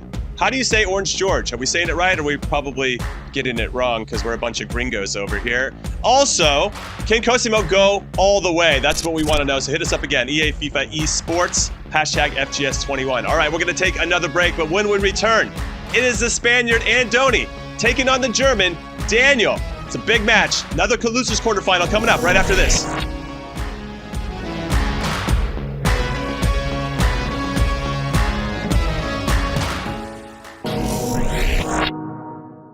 Adriman with that ball towards them. Goal, and it will be a goal. Adriman, he's played this game perfectly. He writes himself into a top 4 finish.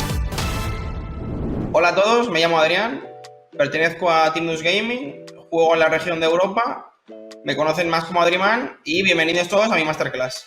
Hoy vamos a hablar de 2 temas para que todos vosotros podáis mejorar en vuestro juego, que es saber aprovechar las contras y el juego con espacios en FIFA 21 y la fortaleza mental. Yo, de la manera que más cómodo me siento atacando en este FIFA 21 es atacando con espacios al contraataque. Aquí estamos presionando a Vieira para conseguir recuperar la bola y salir rápido. Conseguimos robar en esta presión con Renato su pase a Zidane y salimos en la contra. Vemos a Bruno, vemos el espacio para Mbappé. Continuamos con unas bicicletas. Aquí lo normal sería dar el pase si él no cubriera, pero como él cubre esta situación, nosotros seguimos avanzando con Mbappé. Le tiramos la pared al ver que su central sale y generamos un espacio muy grande, el cual aprovechamos con un pase a Cristiano. Cuando él salió con el central, su Vieira tuvo que ir a tapar la posición de defensa, con lo cual se generó un hueco muy grande en el centro del campo para que llegara un jugador con llegada como es Bruno. Aprovechamos el espacio. Su defensa está muy desordenada porque antes él tuvo que taparnos su triangulazo. Aprovechamos el pase para Rashford y conseguimos marcar el gol. En el partido que me jugué yo para clasificar al segundo European Qualifier de la FGS, de FIFA 21, en la ida perdimos por 3-1 en un partido muy duro, además recibiendo un gol en el último minuto que realmente, si no hubiera sido por la fortaleza, nos hubiera dejado fuera de la eliminatoria. Y gracias al coaching que recibí de parte de mi equipo, hicimos unos ajustes en el segundo partido, que fueron jugar más directo para generar más ocasiones, y le conseguimos dar la vuelta. Es muy importante mantenerse frío en estas situaciones, ya que muchos de vosotros en vuestra casa os frustraréis en X situaciones del juego, pero tenéis que conseguir manteneros fríos, emplear la cabeza y hacer los cambios necesarios y no los cambios que a veces hacemos cuando nos enfadamos en el juego o tenemos rage. Bueno chicos, espero que os haya gustado mucho la masterclass que hemos podido dar hoy. Espero que os sirva de mucho saber nuevas tácticas en el contraataque, que sepáis lo importante que es la fortaleza mental jugando a FIFA 21 y que disfrutéis jugando al juego chicos. Un abrazo.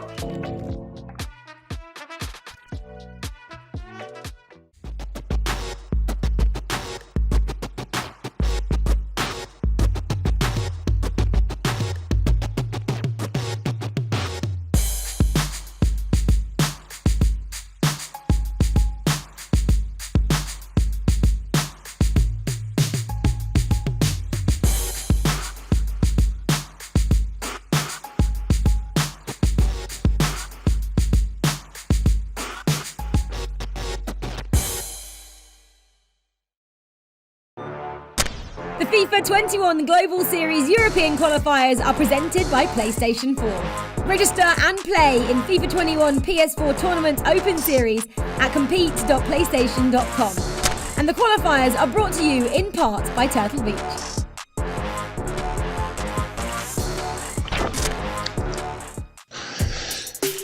So make sure to follow at Turtle Beach on Twitter, everyone, and use the hashtag FIFA21headset for your chance to win a Stealth 600 Gen 2 headsets. All right, now, if you guys want to know how to be on one of these broadcasts, I've got a great place for you to get started. Go onto your console, flick over until you get to PS4 tournaments, hit that button, and then that is how you can sign up.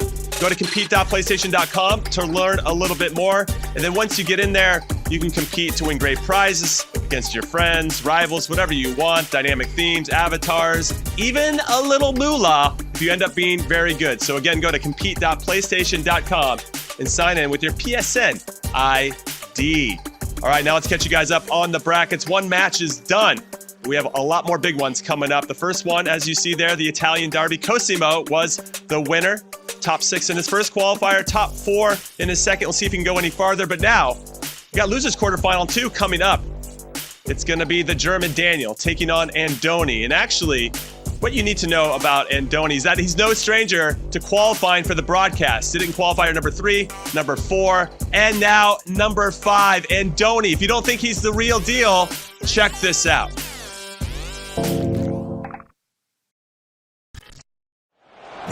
Chance here for Marcus Rashford inside the box. Dancing is Andoni to CR7.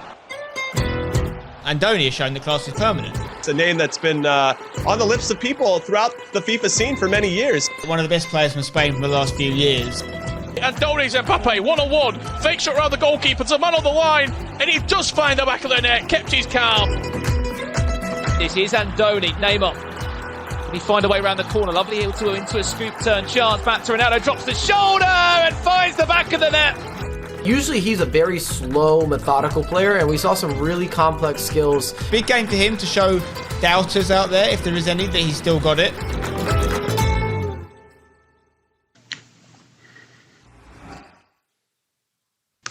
He has got the sauce, Mr. Andoni. He was your player to watch. Spencer Owen coming into the broadcast today. I know you're still feeling very confident in his abilities. What makes him so special? Well, I mean, he's been around for a little bit, as we know. He's been, as I mentioned in that piece there, one of the top players out of Spain for a while. Spain, it's been a breakout year for Spain. I mean, there's been a few countries that have really stepped up this year, but Spain's one of them. We've seen the Ducks boys, obviously, a lot. There's a couple of different characters, Adrian Gravison, for example, neat. But Andoni's been around for a bit, and there's a few boys also in that conversation, but to do what he's been doing this year is very impressive. As he mentions here, 3 times qualified now.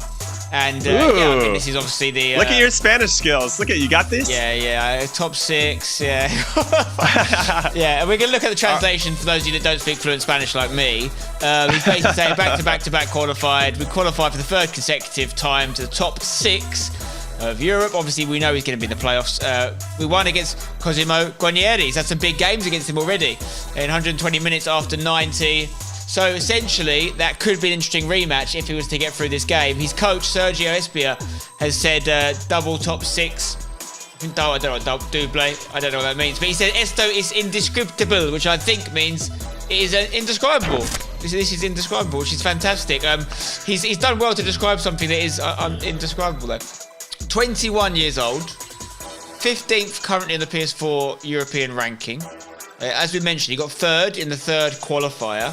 He got top 6 in the 4th qualifier. So a little bit of a step back, but you got to remember, we look at it this year a little bit different because we're only seeing 6 players at events. If we were seeing these normal sort of LAN events and we were seeing a player get to 3rd place and then out of the group to get into the top, 6 or 4, would be that's serious. That's serious. The qualification is so hard to get through. So I would say personally, because I think consistency is key, anyone that's qualified for multiple events this year have to be put in the favourite tags when it comes to playoff and any potential World Cup conversation. Okay, now if he does win, he gets a rematch against Cosimo, which would be ridiculous. We call La Revancha. Well, that would be for Cosimo since he ended up losing, but it would be a good one, getting some revenge. So I'm kind of here for it so they can play against each other again. That said, we can't sleep on a German. Daniel, what do we know about Daniel, Spen? Well, another country that, as usual, are always dominant in FIFA, but they've been less dominant this weekend, but basically for the most of the year, been really powerful, particularly on Xbox, of course. But this is obviously a Hamburg player as well, another club over in Germany that he's representing. And he says, OMG, bin einfach Top 6 beim FCC 5 geworden und in 2 Wochen beim Broadcast dabei. Hab gegen viele starke Spieler gespielt, aber am Ende einfach nur an mich geglaubt und mein Ding durchgezogen. So I think that speaks for itself, Jimmy, really. It does. It really does. There's a lot of consonants and vowels in there.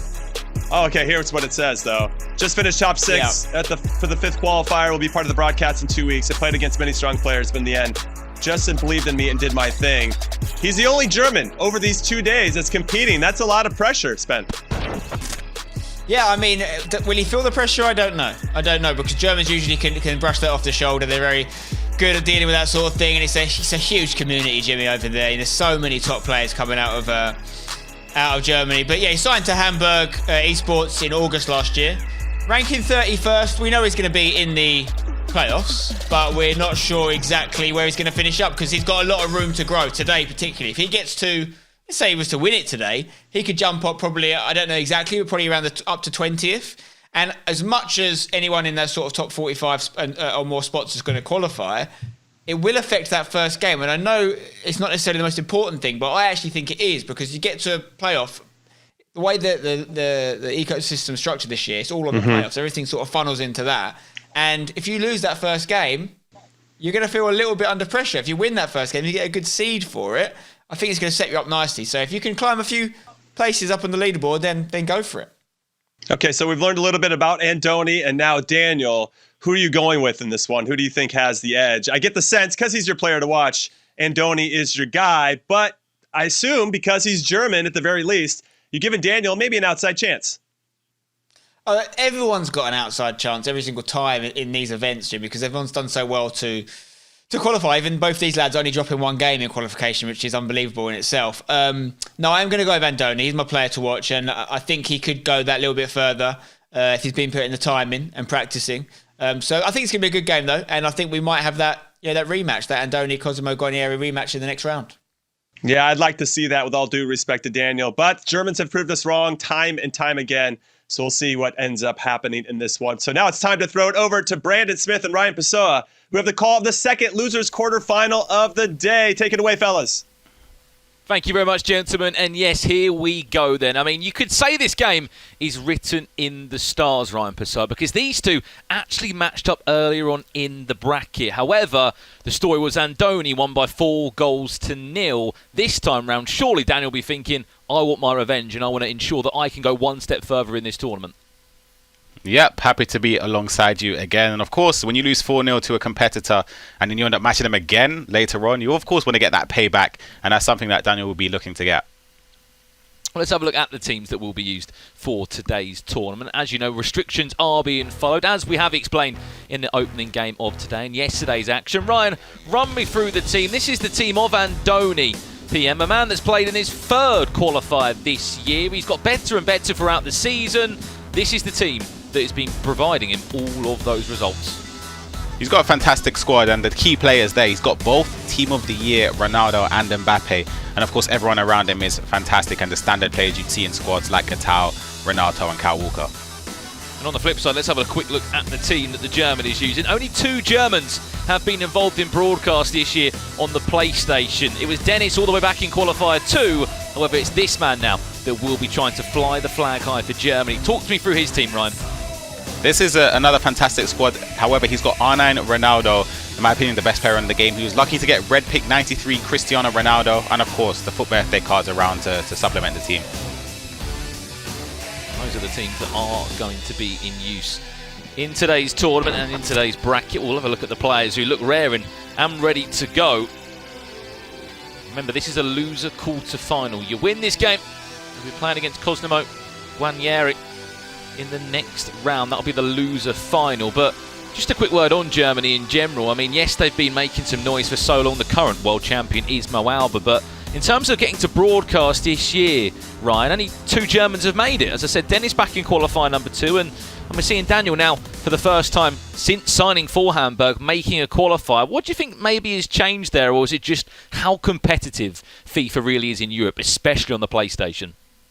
It's extremely competitive, and honestly, as a player there, I play on Xbox, of course, but on PlayStation, it's even more competitive. You've got a lot more players, the player base is larger, and of course, more nations are involved. But this year, you've seen so many different players from different countries that have been successful this year. And of course, the Germans on Xbox have run riot, but on PlayStation, they haven't done as well as they would have liked to. We saw the teammate, didn't we, of Andoni yesterday. It was Zidane who had a great run in the tournament. He got himself a top 4 finish, the teammate at Movie Star Riders. He'll be hoping that his teammate Andoni can continue the good form that he has continued to show us all season long so far. It was a top 6 finish he got last month out in qualifier number 4, losing to Cosimo, who's actually in tonight's bracket. Maybe as we've been saying, and the guys have been hyping up, that is a rematch that we could maybe see. Did play in qualifier number 3 as well, losing to #Tom in. I think it was the loser final in the end. So he can make deep runs into tournaments. He's had success in the E-Club World Cup. He's been playing for Atletico Madrid in the E-La Liga this year, and he's a player that we know very well, Ryan. He's been to E-World Cup Grand Finals as Andoni. Exactly, and he's somebody that I speak about with a lot of respect. He's been in the scene since I've begun competing as well. He's had extreme amounts of success, and I like the way he plays. I always speak about him being the best player that I've seen use the player lock. So it'll be interesting to see if he does so today, but this could be a chance. It will be the opening goal in this game for Daniel. It only took him 7 minutes to just open up the defence completely and smash that into the back of the net. If you can get him in your team, he's going to be causing so many problems for you. But first strike falls to the German. It's only taken 7 minutes, and well, that's a wake-up call for Andoni. As I said, these two did play before in the round of 16 in the winner's side of the bracket, and it was Andoni that threw Daniel down into one of the most incredible loser bracket runs we've seen. What a start! Incredible start. He's already doing better than he did last time out because he's got a goal so early on, and that's something there which is admirable to see. He's not afraid to take a shot there. I know a lot of players, maybe the angle might put them off a little bit, but he done well. R9 Ronaldo, of course, how we speak about the best player in the game. He's got the shot power. But you could look at the goalkeeper there, even Joe Hart. That's an obscure choice, a peculiar choice, because not a lot of people do use Joe Hart. He's not a favourable choice in goal, but again, it's a fantastic goal from him to give him the lead. Looking to build again. Here's Daniel. As we said, he lost 4 goals to 0 to Andoni when they played earlier on in the round of 16. Let's see what can happen this time round. If you lose, you're out of the tournament. You're out of qualifier number 5. CR7 directional nutmeg does well to just buy his time round the corner. Can't get past the defence. A huge long ball forward. That could be for Yusuf Atal. Another for birthday item. Can he get down the byline? It's Iltuo in the box to try and then bring someone else into possession. For birthday players everywhere. From Fredal to Sanchez, Sambia also in the team. I mean, they're very usable, Ryan. If you can get him in your team and if you can squeeze them with the restrictions, there certainly are so many viable options that came out in that recent promo. Chance. Mbappe. Oh my days. What on earth was that? Oh goodness, that is, yeah, he wouldn't want to look back at that. That was a chance. That is, as a pro player, that's a goal that it has to go in. He's, in hindsight, it's a wonderful thing being able to view it, but yeah, that's a chance that he lacked a bit of composure. Of course, as the game goes on, he'll just get into his groove a little bit more, but that's a chance that goes begging, and he'll regret that. But you speak about the FUT birthday cards, and I always speak about, oh my goodness. What a ball. What a chance! Oh my gosh. Again! Mbappe, CR7, these are players that you'd put your house on to score in those sort of areas.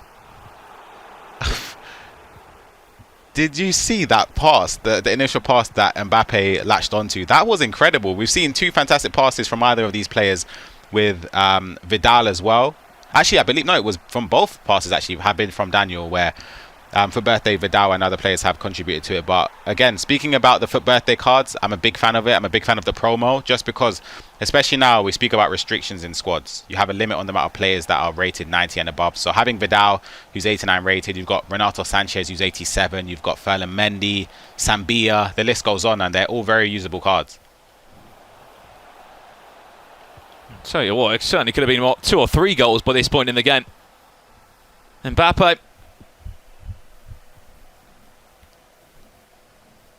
Just wide of the left-hand post, and Cristiano Ronaldo with one of the most easiest chances, I think you can honestly say. Blazes it wide.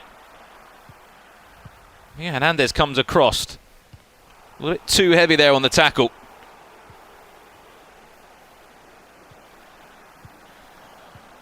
Speaking of runs in the tournament,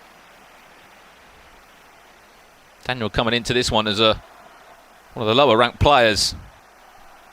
Chance, building down the byline, use of a towel, it just gets the block away from Varane, still the chances alive, back to Neymar. Still building. I mean, you look at the season for Daniel, and I mean, look at the season in general for Hamburg Esports. They did not have the virtual Bundesliga run to remember, in all honesty. They didn't make it to the playoffs, they didn't have the best of runs in the club championships. If you're a fan of competitive FIFA, especially in Germany, you will know how big the virtual Bundesliga has been for so many years since it's been involved. Always been known for producing the next up-and-coming players and also having the best players always involved in that tournament year after year. I think if you look across all the players, to be honest, Ryan, that are involved, other than Cosimo, I'm sure there might have been a reason with the esports team that he's within in Crespo's organisation that might have prevented him from playing in the E-Serie A, but they're all playing in virtual leagues, and I think that's a common thing we see from the very best players now. It's the case of, where am I playing my FIFA esports? I'm playing FIFA in the Global Series in qualifiers, I'm playing for my national team, and I'm playing in a virtual league within my own country. And I think if you're a player that ticks all 3 of those boxes, you know, you're going to be in fine form, and you're probably going to be a very, very top FIFA player. Exactly. There's so many accolades and accomplishments that you could achieve being a professional FIFA player. You speak about now with E-Nations being fantastic, of course, representing clubs in domestic competitions, and of course Club World Cup. There's many different tournaments now that players can get involved in, so the scene's been growing year on year, which is great to see. And again, Daniel, you spoke about they didn't have the best year for their domestic competition, but that's something that they'd have to put behind them and just hope that he can push on, because as I mentioned, we're getting later on in the season, into the crunch time, the moment where all of the big competitions start to happen, and is in the key moments where you have to perform. Well, that's a heavy ball into Mbappe. Has he got the legs in him just to keep that on? No, he hasn't. It's, in all honesty, an awful touch and one to forget about. That will do us for half-time between these two. It was an early goal in the game from Daniel. Just 7 minutes in, Ryan. There was chances for both players, and I think I'd probably say Daniel more than Andoni will come out of that thinking, I probably should be 2-0 up there. Cristiano Ronaldo, I'll be asking questions about you after this game if you don't step up and score me another goal in this next 45. I think the issue was maybe he didn't expect to get in that situation with Ronaldo. It was it was an open chance. You have to take the goal there, because when chances fall your way in important games where you're up against a top competitor and give you the chance to go 2 goals up against the likes of Andoni, you have to take it, because if he ends up scoring, you have a lot of regret. Similar to the previous game with Cosimo and Orange Doors, there were so many chances for either opponent based on mishaps or unfortunate incidents in the game that neither of them took, or sometimes they did take it. But again, those key moments you have to make the most of. So quite a formal setup there for Hamburg behind Daniel there. You normally see a coach at an event just sitting behind a player. We've got laptops. I'm sure he's got the gameplay in front of him, watching back some of those key moments, and we'll be helping Daniel to try and get over the line in the best way possible. Back underway we shall be now in our loser quarter-final. Winner will play Cosimo Guarnieri in the loser final here in Europe. Qualifier number 5 we're bringing to you today. We're only one man can take that trophy home and all the money that comes alongside it. Cannot forget that we've got Team Hullit's Oliver Roberts in action against #Tom for another tournament this year. What a year he has had. #Tom. 3 out of 5 broadcasts he'll be involved in. A current E-Lion. And no doubt, even if he was to lose his first game today, he would remain top of the pile in Europe. And I think that's one thing that we have to recall. We'll talk about it more as he's in action, but incredible year for Tom. He's had a year to remember, 2 years to remember, in fact. He's been a player that's been around the scene. I remember he was in the competing before I started competing myself, but Tom's a good friend of mine. He does really well. His success is deserved. Someone that works really, really hard and isn't there, or is at this situation based on merit. But again, that's a lot of competitors that are coming into the scene now that are doing really, really well for themselves, whether it's their first year competing, like Levy, back-to-back champion on PlayStation for the last 2 European qualifiers that we have had, or whether it's Adriman qualifying for so many events, but so many new players or players that are somewhat under the radar are starting to perform at the highest level now. I mean, it's the case of you're not playing against, what, 100 players, 200 players. So every single tournament there's been in Europe this year in terms of on the PlayStation, there has been over 1,000 competitors every single time. Here comes Andoni now, looking for that all-important equaliser. Twinkle toes in the box when Neymar tries to heel to his way into the right pocket of space. But, I mean, you're an Xbox player, Ryan. You play in Europe. You know how difficult that is when there's, what, 400, 500 verified players. There's 1,000 every single month in Europe. It's crazy. As I say, on PlayStation, that's why I give huge kudos to the players that are able to I guess, qualify back-to-back or qualify for numerous events, because just getting to one is incredibly difficult. So doing it on a consistent basis and reaching the latter stages, and of course even winning it, as I say, with Levy's one, nobody understands how difficult that is, because as you mentioned, 1,000 players, and it's a loser bracket format. You can only, well, you can have one loss basically, which sends you into the loser bracket. But if you lose after that, you're out. And the players that we have here, this is fantastic, and it almost led to a great goal there. But the players we have, of course, that we sing here have got one loss for both of them, so they'll be looking just to carry on winning. They don't want to end up getting that other loss to go out there, the competition early on the broadcast. And what a chance that was from Mbappe. They went for the reverse elastico, found the space that he was looking for. However, found an even better save from Andoni's goalkeeper. 22 minutes left of the first leg. HSV Daniel still does lead by a goal to nil. But there's still so much time to be played. A player that's looking for revenge is the German. After Andoni being 4 goals to nil back in the round of 16 when these two did play. Chance around the corner, CR7 in a running race with Zinchenko. Goes back to the goalkeeper. Oh my days, that nearly was one to forget about there. Andoni will be thanking whoever that was at the back. What a chance, and more importantly, what nearly an awful mistake.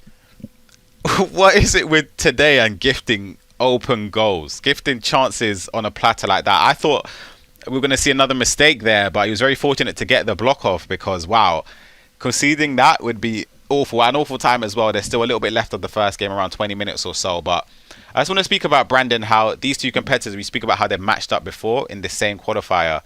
And for me personally, it's tough coming up against a competitor that's beating you so resounding, because 4-0 is not a close scoreline. Of course, we don't know how the game exactly panned out, but when you're losing 4-0, you haven't scored a goal, you consider quite a few. There's 2 ways to look at it from a competitor, whether you're, I guess, excited to get payback, or he's one of those players that you'd want to avoid in competitions. I was going to say, it's one of those, isn't it? It's like you want the game to happen secretly in your mind. You're thinking, how do I go into it? In your personal own experience, I mean, it often seems to be the way in competitive FIFA. When someone beats them the first time, on the second time, the result normally goes the other way. I don't know why, but yeah, it's just often the case.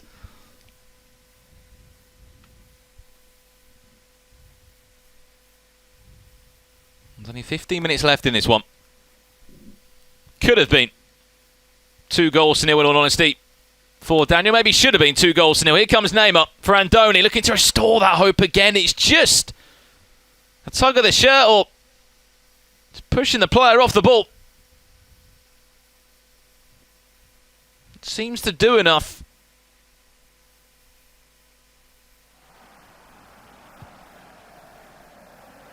Ball forward, Yusuf Atau now. The only goal came in this game after just 7 minutes. I've been alluding to I'll lose up quarter-final. Sorry, Ryan.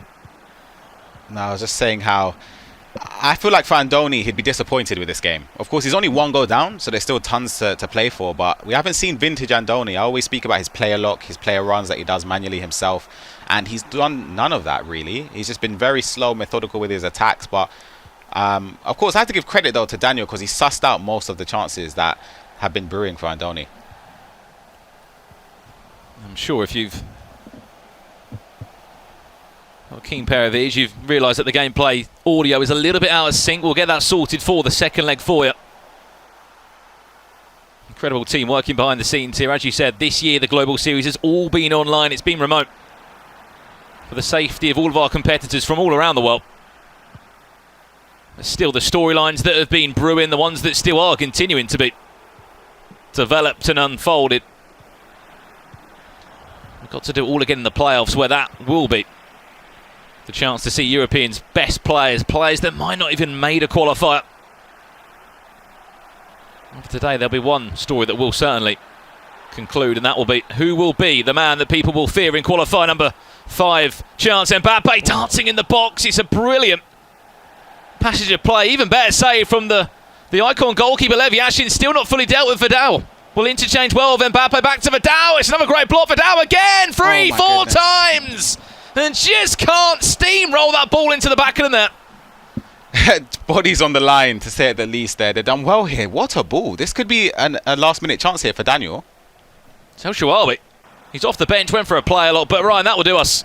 4-leg one. I mean, only one goal between the two players. A small fist pump there from Daniel, but by any means, Ryan, we're a long way away from this game being concluded. There was some dodgy moments in there at the back where mistakes were made, and some very awful pass-backs were also made on top of that. You saw chances for both players late into the tie. However, only a goal to separate them, but that certainly won't be sort of the end of the action there. There's still so much to come, as we always see in a second leg of FIFA.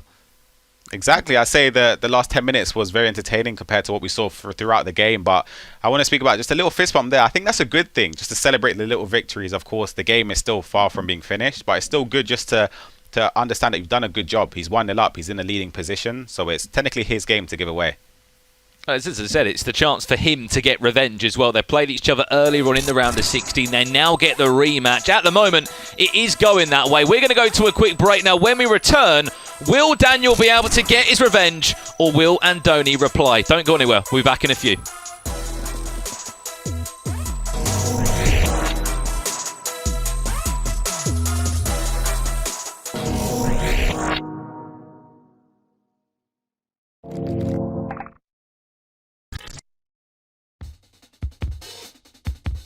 We get up at 12, have breakfast and play a couple of friendlies. We go to the gym, then maybe we have a quick meeting with Carlos, train 2 or 3 hours between 8 and 10 p.m. create some content. 11 o'clock we usually play Blackie, this amateur competition we have. 3 or 4 we get to our beds.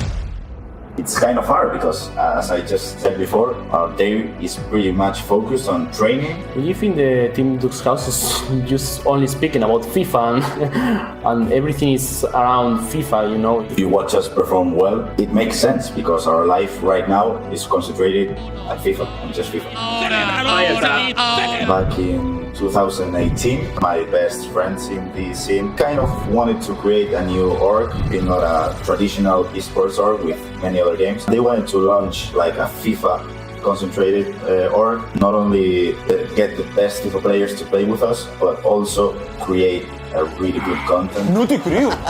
Eso es muy falso, eh. You have the best FIFA coaches out there looking at your matches, looking at your opponent's matches, analyzing everything, really understanding. It's so much helpful. It's hard for us because we're away from our home for pretty much the whole year. But when it comes to performing and playing well, I just made it to the top 3. Aleman is the top 1 in Europe, and it is the top 1 in the La Liga at the moment in the regular season. It shows that if you stick to a good routine at a gaming house, it works really, really well, and it helps you perform really, really good. ¡Hey! ¡Campeón Gravesen, sí señor! Levantando el título que está...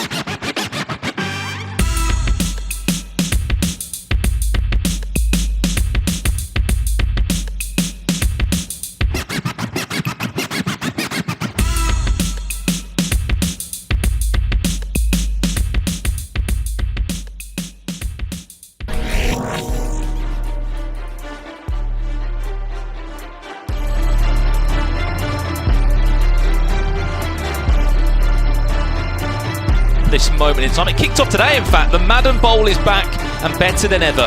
The Madden Bowl Draft Edition. 8 teams of 3 will run the gamut of game modes for a share of $150,000. The competition begins today, April 25th, and runs each night through to the April 28th. Then the action will continue on May 2nd and 3rd for the semi-finals, and then it will all unfold for the grand final on May 4th. Tune in at 7 PM Eastern Time each night to catch all the action over on Twitch TV/EA Madden FL. And also you can catch it on YouTube at Madden Competitive Gaming. Of course, make sure you stay with us here watching the competitive FIFA. However, later on this evening, we've got you covered with some competitive Madden.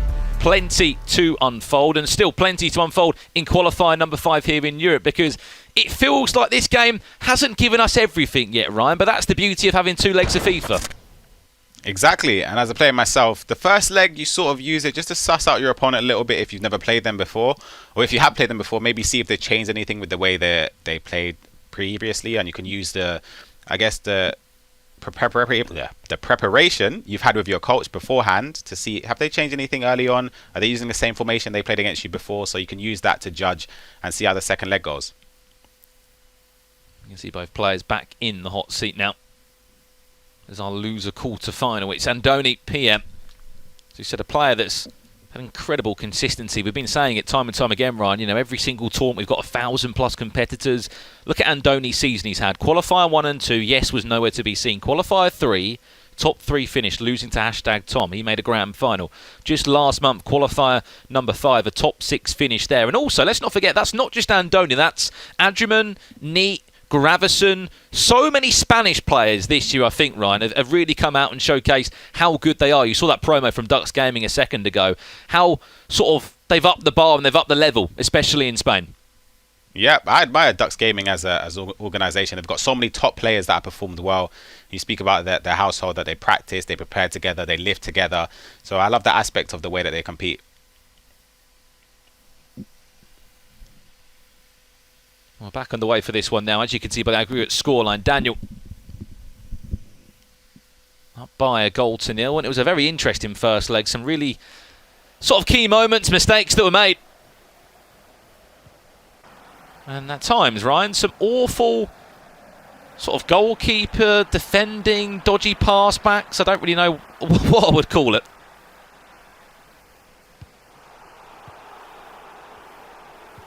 So that player lock. CR7 now, maybe through on goal for Andoni PM, who's kicking from right to left in this one. It's off the line again, Varane. He had no idea about it, but he'll take blocks like that all day long if they fall kindly to you. That's more like it from Andoni. I speak about the player lock, again, keeping on reiterating it because that's something that he's known for. But I feel like maybe you get caught in two minds as a competitor where you might think, oh, this is something I always do, so maybe it's too obvious. Maybe I'll stop doing it. But you have to remember, you're that good at it, it's still unpredictable and really hard to defend against. Do you want to play short? Looking to build into the right chance here. Here's Renato Sanchez. Trying to lacquer his way of all into the box. Can't get past Reece James. I mean, we'll speak about the future star item a little bit more as this game does unfold. Directional nutmeg comes to nothing there from Mbappe. Building into this steal. Could get a fortunate bounce back into the feet of Neymar. Referee will play the advantage. It would have went back the other way to Daniel, but you highlighted it perfectly, Ryan. He was happy with his first leg performance. It might only be by a goal to 0, but the fact he knows that he's defended Andoni for 90 minutes, that will give him confidence.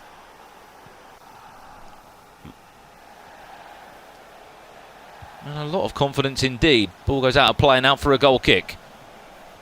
I'd say, as a player myself, right, when you come up against an opponent, as we said, beat you 4-0 in the same tournament, the same qualifier that you're competing in now, and you have the chance for redemption, it's more a payback thing. It's vengeance, because he's beaten you so resoundingly, so dominant. You have to do something different, and I think that's why he celebrated, because perhaps in the other game he might have been a couple of goals down by then. So it's a good thing just to celebrate the little successes that he has done, and he's done well to put himself in this position.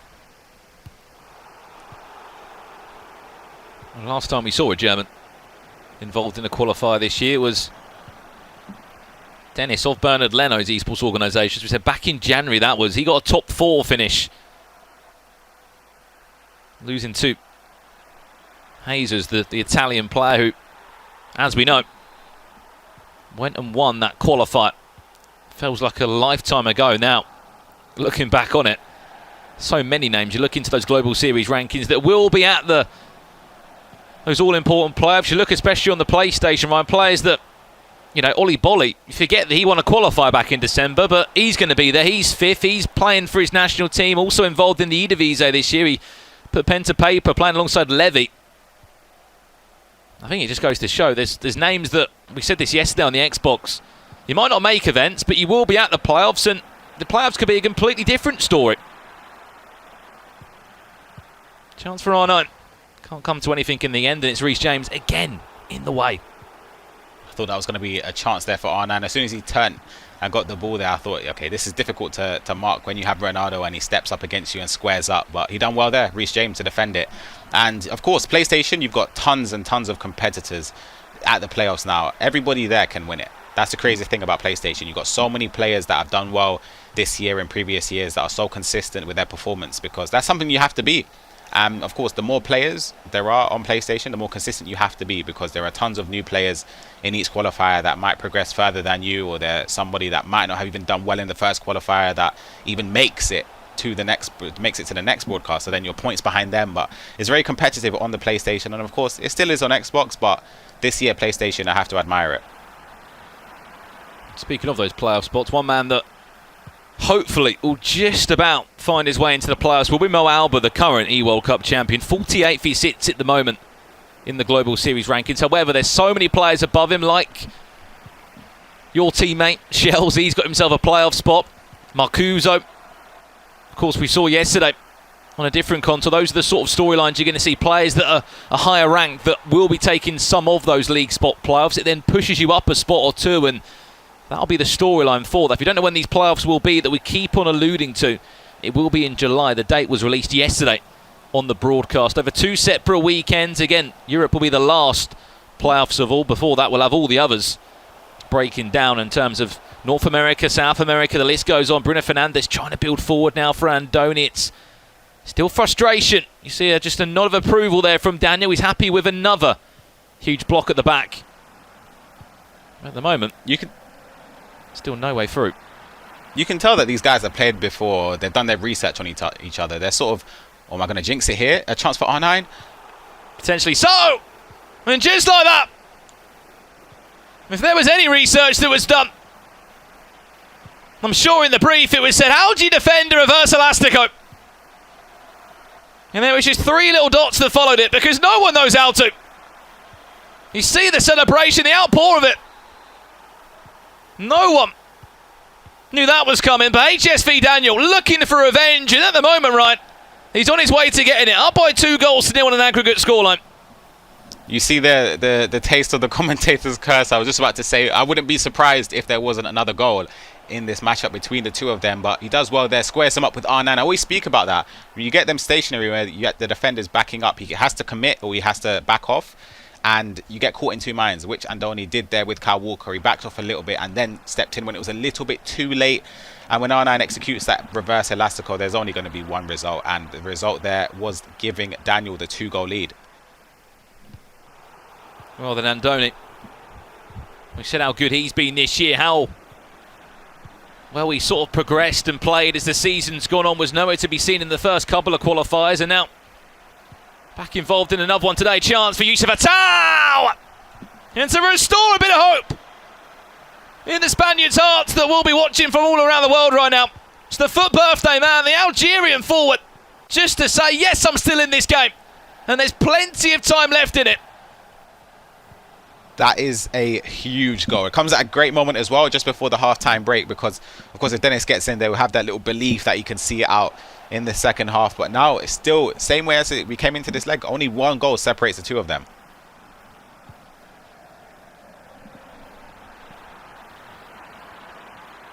Added time of just a minute. The ball gets cleared there. I mean, again, we've seen 2 goals in the first 45, Ryan, but such an open game still. Such an open tie, this one, that really could go anywhere. I mean, you saw the reaction when the goal went in from the reverse elastico. I don't know who enjoyed it more, Daniel or his coach. They were both off their feet.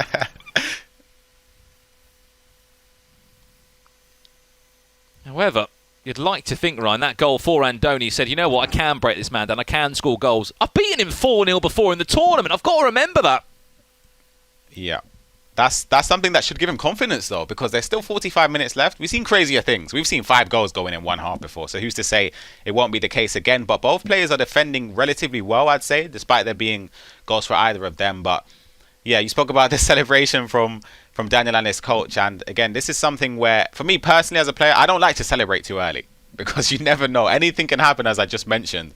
So you don't want to give your celebration a bit too premeditated and then it comes back to bite you. But again, I always say now, it's sort of a mature response to it, that you have to celebrate the little successes that you do get in FIFA, just because it motivates you, gives you the energy that you need to keep on going. In terms of being in this position now, Ryan, as a player yourself, how do you approach this last 45 minutes? Surely it's just the case of, I need to get another goal. I need a 2-goal cushion. I can't sit on a 1-goal lead. Yeah, for me personally, there is absolutely no way I would be comfortable to sit on a 1-goal lead. That's just not the way I would like to look at it, because the moment you do that, you invite pressure, you allow your opponent more possession, more chances to get in behind on your defense, and if you end up conceding, then your game plan's out the window, and then you panic a little bit thinking, oh no, do I change it, or do I keep being so defensive, because you don't want to do something too drastic, and then you play with your own emotions and the way your game style is. I say just back yourself, keep going with it, and until maybe the 75th minute, that's when I think, okay, I'll bring on a few reinforcements, perhaps change my tactics a little bit, lower my depth, but I wouldn't do anything too drastic yet. Especially with so much time still to play, as you said that. Of course, it is Andoni kicking from left to right, playing in the Atletico Madrid strip. You wonder why. That was a team that he's been representing this year in the La Liga. Chance Mbappe on the edge of the box is defended well that time by Varane, who's been instrumental at the back, block after block, interception after interception. Remember, the loser of this will be out the tournament. The winner will book a spot in the final 4. Top 4 guaranteed in qualifier number 5, the final one of these this year.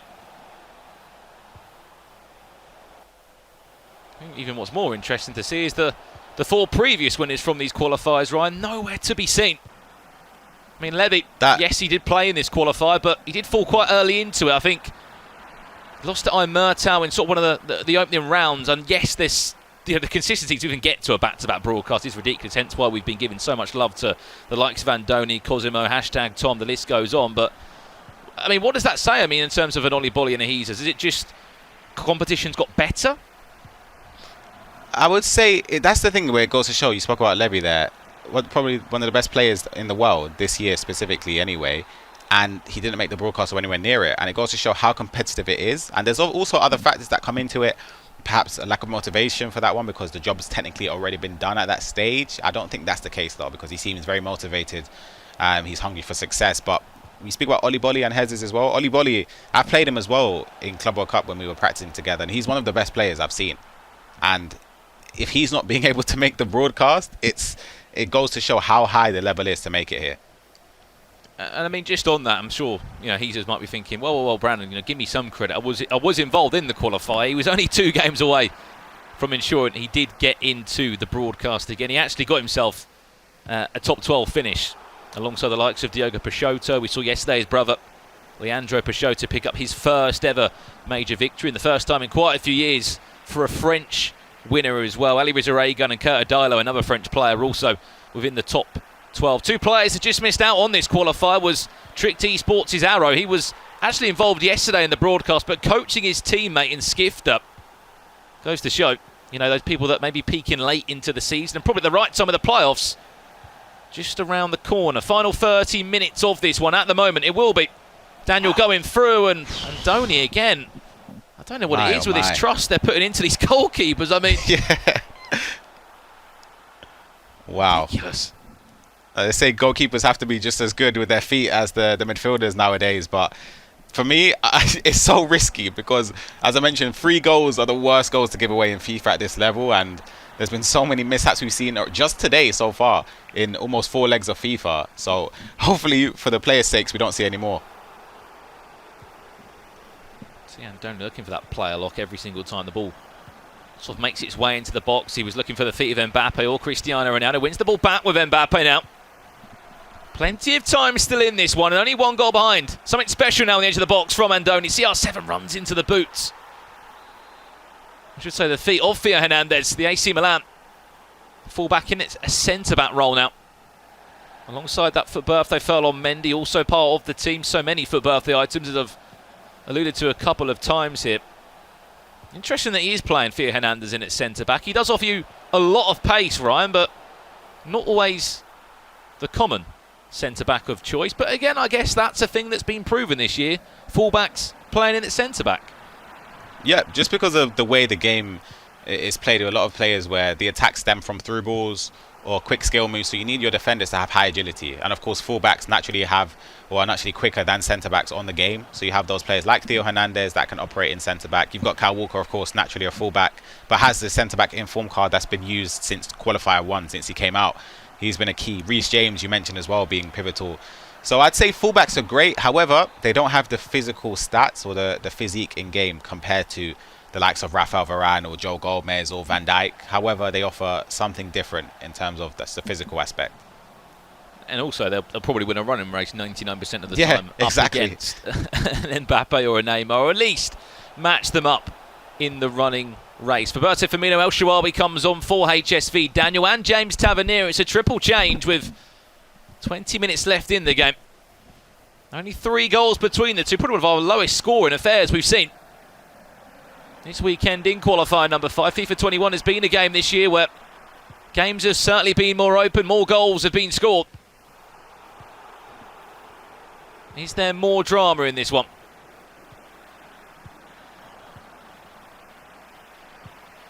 Plenty. Time still. It's about how do you take seconds out the game. If you're a HSV Daniel fan, a Hamburg fan, no doubt this will be up there with one of their biggest achievements this year in the Global Series for German football club after not the best virtual Bundesliga run, as I alluded to. In terms of another German player as well, only the second one this year that's made it into a broadcast. Got 12 minutes left, Andoni. Otherwise he will be crashing out. It'll be another top 6 exit for him. He did the same last year, lost to Cosimo in this exact scenario. It'll be hoping that you can at least pull this one back. Here's Neymar now. Where is the pullback? Chance back to CR7. Plays the one more. That's clever from Andoni. And you see the outpour of emotion from him. I think anyone, me included, was shooting with Ronaldo when the ball went back on the edge of the box. He played it back into the feet of Neymar and he smashed it into the back of the net. And we could be on our way to extra time here.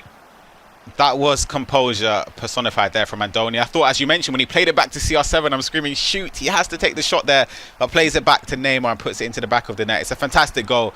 He could have had, well, the way he played that attack, there were so many options there. He could have player locked, he could have played it simply just to Ronaldo and taken a first-time shot, but either way, he chose the perfect choice, the right choice, which gave him the goal to bring him back into this game. And no doubt, Ryan, it was such a tight angle that Neymar had to try and squeeze the ball through. But the one more pass was perfect from Andoni. There's a reason why so many people have admired the way that this man has gone about his business in the last couple of years in terms of competitive FIFA. An E-World Cup finalist. A player that always seems to turn up to majors ever since I got involved on a personal note. Andoni's always been in the conversation on the PlayStation. 10 minutes left. Changes made again after the 3 changes, probably the more defensive-minded changes in all honesty from Daniel. Looks like they're not going to matter anymore. You can see the goal again there, brilliant 1-2. An interchange that no one saw.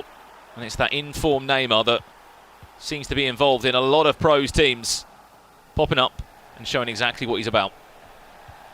I'll be interesting to see how Daniel plays out the rest of the 10 minutes left before they potentially go into extra time. I don't want to jinx anything yet, but you can see that he tried to go a little bit defensive. Perhaps it was a little bit too early, and he invited a little bit of pressure from Andoni, who needed that goal, because he would have gone out on a whimper, I would have said, if it stayed the same, because he didn't do too much in terms of penetrating the defence, and he'll be hoping now, for his sake anyway, that there's still more chances to go.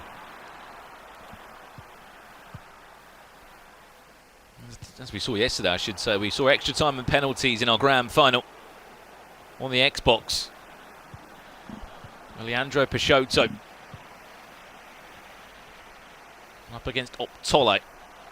Same scenario will be here. If it is a draw after the 2 legs, extra time will be needed. 30 more minutes of it to try and find a way to separate these two. To be honest, it looks like Daniel's just waiting for that last chance of the game. It's often a thing that we talk about in commentary. Why do players look for it, Ryan? With that Andoni, oh, there's a mistake. Oh, this could be an awful mistake there from Daniel if this leads to a goal. Maybe so. We'll talk about that more in a split second. Last chance of the game. This would be clutch from Andoni. That's out. Fake shot back into the box. Could be a chance for him. Space on the far hand side. And well, there was chance. There was a last chance effort there from Daniel, Ryan, but it's not going to come to it. And back to the original point. I mean, why do players look to sort of hold the ball until, which literally I'll probably say, what, 90 plus 1, then they get the ball forward because they know, I guess, that it's them having the last kick at goal.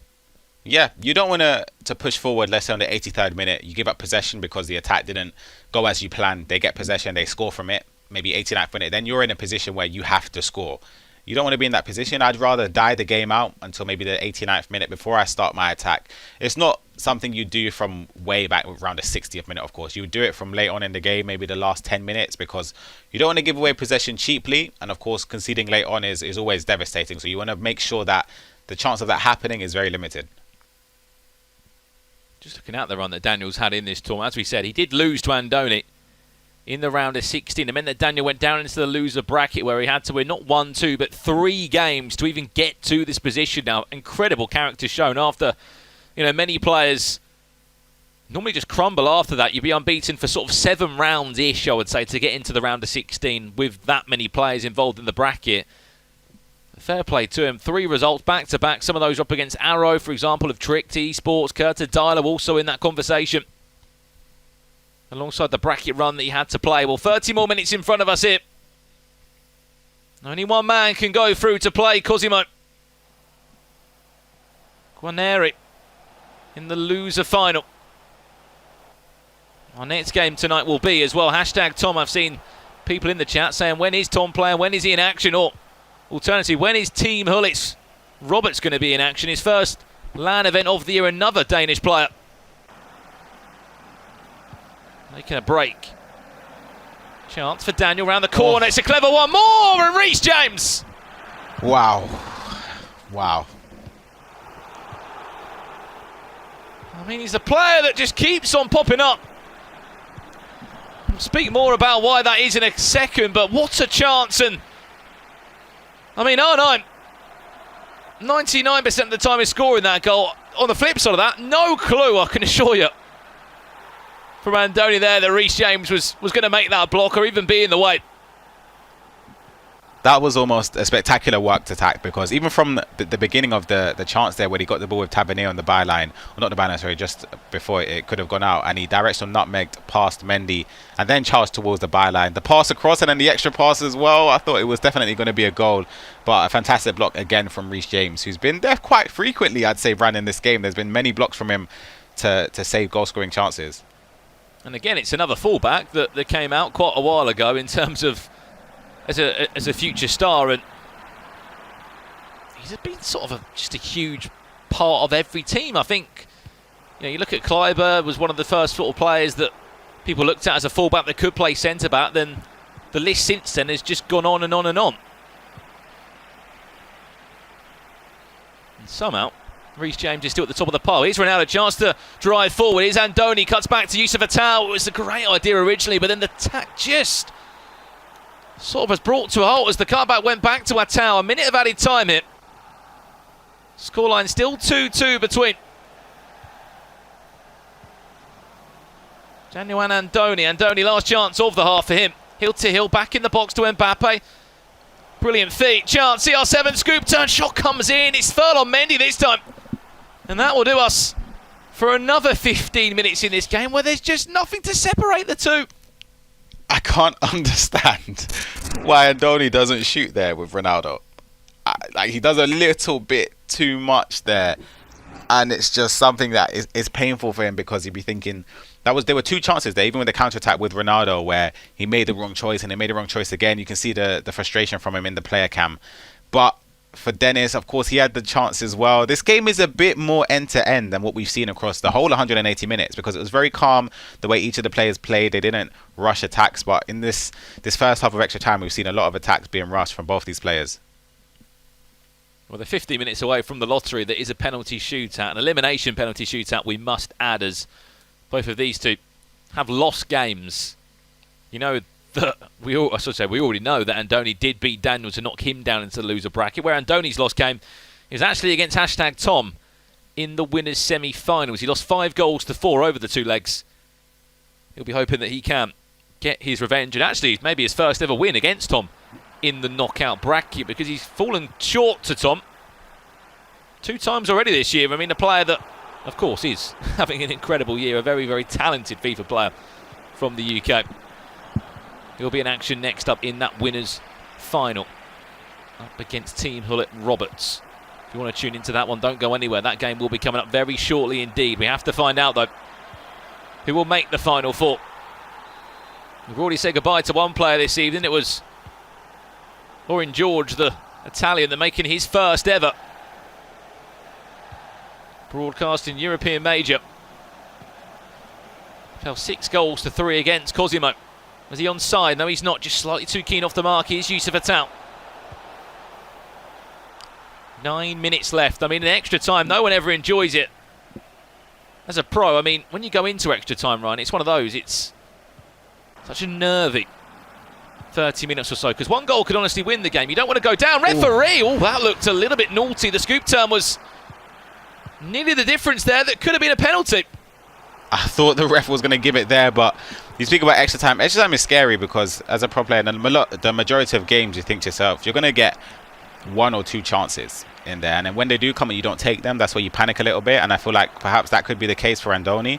But the sensible thing is for Dennis here, so Daniel here, is to keep the ball. There's no need to rush an attack here. Unless there's a 100% through ball opportunity which sends you in on goal, you just keep the ball until maybe the 119th minute. There might be a bit of added time, maybe 1 minute, that you could try and launch an attack. And this is what he's doing. He's being calm. But for Andoni here, he'll definitely be worried. And he needs to make sure that he can knock up his defence and not give away a free chance.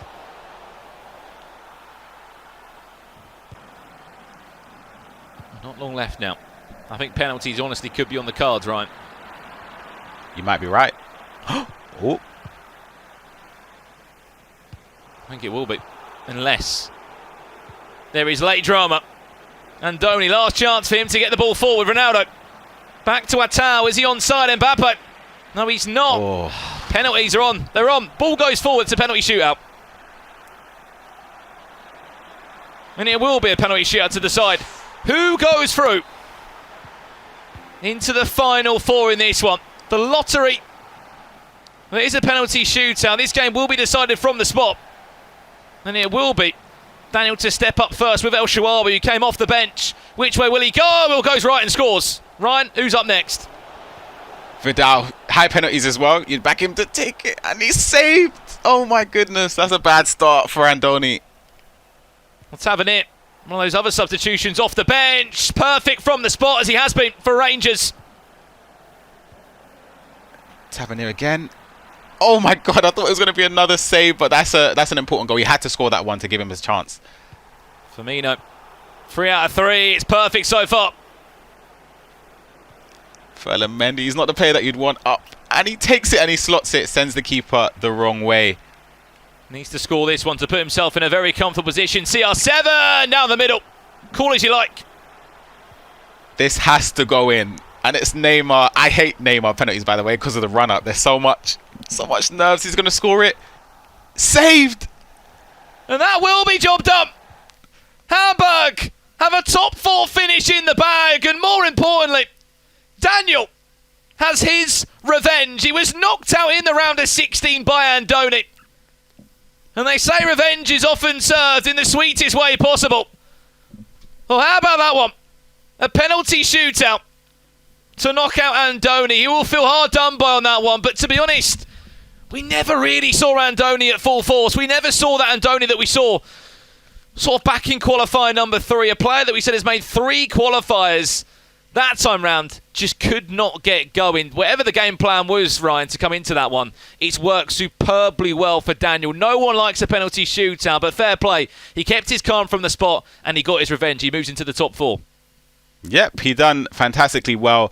Of course, for Andoni, commiserations. He done well to come back from 2 goals down in the game. But for Daniel, that's massive. You can see how much it means to them as well on the player cam.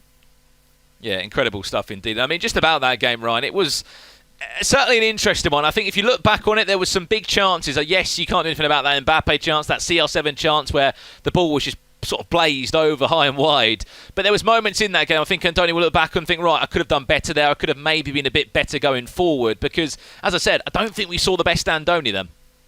No, I don't think so. I don't think he got into his game plan or the way he usually plays until there was a few glimpses of it. You saw it on occasion with the player lock, with the runs he was doing, his dribbling, his skill moves in the box. But it wasn't something we saw on a regular basis. And I feel like that gave Daniel a lot of... For me, anyway, if I'm playing against somebody that's beaten me before and they played a certain way and I can nullify them, that'll give me a lot more motivation and make me a bit happier because I'm knowing that I'm doing something well. Yeah, and I mean, just on Daniel quickly, got revenge. He's going to be up against, of course, Cosimo now in that loser final. Also, yes, the storyline has been for these tournaments, Ryan, that everybody's at playoffs now. Playoffs in the bag. However, you want to go to the playoffs in the highest rank possible. Just that one win for Daniel, that's going to move him up from 31st, at least a couple of spots. Yeah. That's going to be very important. As you said, the seeding, because it's a Swiss format, the first matchup is seeded. So it's very important to be as high up as you can be.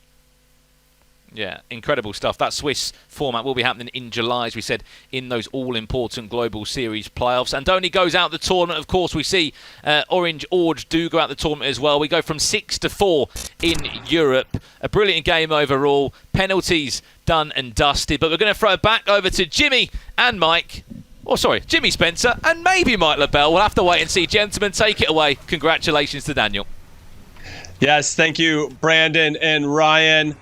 What a game. And as you guys said correctly before, in the round of 16, Daniel lost to Andoni 4-0. So for him, he got his la revancha, la revenge, as it were, in English. What a performance from him. And I really think, Spencer, I'm going to come to you first. That first goal, I think, set the tone for Daniel. He got the first goal. He won the first leg 1-0. And I think Andoni maybe had some questions. I'm gutted for Andoni. I'm a big fan of the Spanish players. But he just couldn't get out of his own way today. Yeah, it's kind of been the story of his season so far, hasn't it? Sort of there or thereabouts, but not quite getting into that business end of things. Very impressed, though. And the Hamburg player, I think he's done really well. I mean, penalties are penalties, but even the way he took them, if you watched his body language, like compared to Andoni, who's sitting like this, like I would be definitely of a penalty shootout, he's just sitting back like this, taking his pens. Like, I mean, that's what you get with the Germans, Jim. And yeah, it's big for Hamburg, big for himself, and good luck to him in the next round. Yeah, so Mike, great to see you once again. There's 3 certainties in life that we've learned in the FIFA scene: death, taxes, and Germans winning big games, on broadcasts in particular. What can you say about Daniel's performance over a very, very good player in Andoni? I was also going to say Germans having success in penalty kicks is something that has definitely aligned and been consistent. It's the type of game that I expected between both of these players. It was a lot of controlling FIFA, very much so about the substance, the build-up, limiting mistakes. We did see a couple rash moments, but at the end of the day, the player that looked a little more confident in penalty kicks got the win, and that's what we saw with Daniel. I felt that he looked from the very jump a little more confident with those penalty kicks and where he was going to slot them. He had a game plan. Okay, let's get into some analysis. This analysis is presented by PS4. Mike, you got a special play from for us, from Daniel in particular. As always, I will deliver something special for you guys. I want to talk a little more about the intangibles, and a big portion of having success in FIFA is isolating matchups with the right players at the right times. This is a perfect example of Daniel doing that with his build-up. He sees a 1v1 here where he's got Andoni isolated, where you've got a very favorable matchup with R9. So you're going to hit a through ball here and then let R9 express himself. In this case, we don't even see a skill move. It actually ends up being a first-time shot on the near post, which is kind of uncommon, and it caught Andoni off guard, beats the goalkeeper on that near post. Beautiful finish, but it's only going to be capable from someone like Ronaldo, as you see the traditional or the vintage R9 haircut, maybe not the vintage R9 celebration. That was the analysis presented by PS4 and some dynamite insight as always, Mike. So let's talk about this possibility for Daniel, Spencer, to go through and maybe have a good run, but he's going up against the Italian in Cosimo, who looked very good in his first match. Yeah, I don't want to do Daniel a disservice and sort of discount him early when I've obviously backed Andoni in that game and he's come through it, so of course he's capable, but for me it would be a much better test against Cosimo, because Cosimo with his new improved squad as well, those upgraded players, I'm really excited to see what he can do with them, because I've been impressed with the way he plays for a while. So yeah, I'm looking forward to that game. It's going to be a good one. All right, let's take a look now at the updated brackets, catch everybody up on where we stand after the first 2 matches of day 2 of this 5th and final European qualifier. Before we get into the playoffs, we are now down to just 4 players. We started with 6, we're now down to 4. The loser's semifinal is set. Cosimo is going to be taking on Daniel, the Italian, versus the German. And then there's the winner's final. That match is coming up next. It's between Roberts, Mr. Oliver himself, and #Tom, who has been a part of this. This is his 3rd qualifier so far this season. Very, very impressive. All right, if you guys want to join the conversation, hit us up at EA FIFA Esports and use the hashtag FGS21 so we can see your beautiful voices and your beautiful words on this beautiful podcast. Thank you very much for that alliteration. All right, we got the winner's final, everybody. Coming up next, it's the one I just talked about. There he is, Oliver Roberts, taking on the man, the myth, the legend, and my player to watch, #Tom. Don't go anywhere.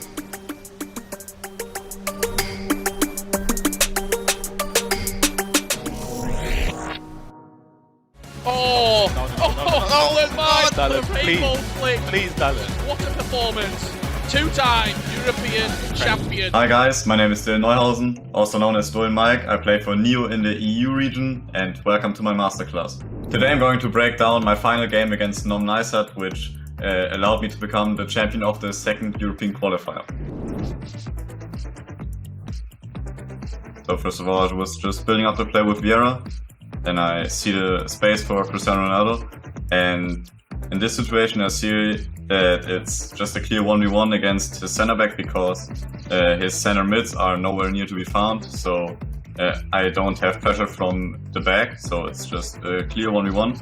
And I just walk a bit into the box for him to kind of get baited into a tackle, and then I just go for the zigzag dribbling, and it leaves me with an open shot on goal. So first of all, I'm kind of starting with my 2 attackers, which are like the main parts of the team, and I'm just sending Ronaldo on a run to kind of leave his other center back behind, which has to follow the run, and therefore there's this huge space in between the center backs, and therefore his left back kind of has to go a bit into the middle, which therefore leaves a gap for my right wing back, which is on join the attack, and this leaves a lot of space, which Cancelo uses with the additional momentum he has, because he is running into the ball, and then I just play an RBX cross or R1 square, and Cristiano Ronaldo will never miss from that close of a range. Took the ball with Rafael Varane from a bad pass from him. It's pretty simple going forward. I just played it to Pele and then like directly with an LBA, so Pele runs into the free space right away. And just a simple through ball with Cristiano Ronaldo. And in this case, it's obviously, I think everybody has been in this situation. You're not sure whether or not you should play the pass to Cristiano Ronaldo or just keep on running. And in this case, obviously because it also was 8-1, I kind of wanted to spice it up a bit for the viewers, and I went for the Rainbow Flick Scorpion Kick. Okay, so that was my masterclass from today, analyzing my final games against Nom Neisat. Hoping you can use those tactics to get your game to the next level. See you on the pitch.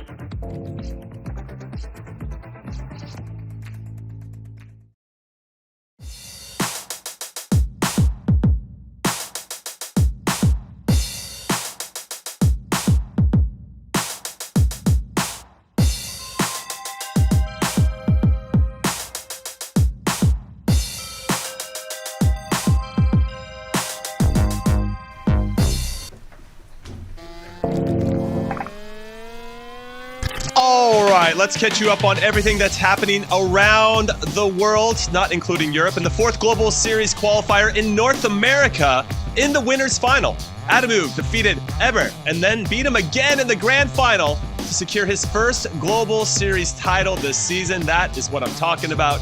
And now with one qualifier left to go in the region, Adamu sits third in the rankings, so he's well on his way to the playoffs. Congratulations to the New York Red Bulls player. And now moving on to South America, and another champion who is en route to the playoffs is Paulo Neto. After finishing second in the first and third qualifiers, he was finally able to make it happen and bring home the shiny gold in the 5th South American qualifier that was recently played. And now Paulo Neto sits third in the rankings and is, without question, one of the favorites looking ahead to the playoffs. All right, and speaking of those playoffs, let's catch you up on the schedule. Oceania's going to go first, mid-May. Then, a couple weeks later, we go to East Asia to knock theirs out. Then West Asia, the week after that. North America gets their turn in the spotlight, June 18th through the 20th. And South America, the week after that. Then we go back to Europe. 2 weekends in a row, July 2nd through the 4th, and July 9th through the 11th.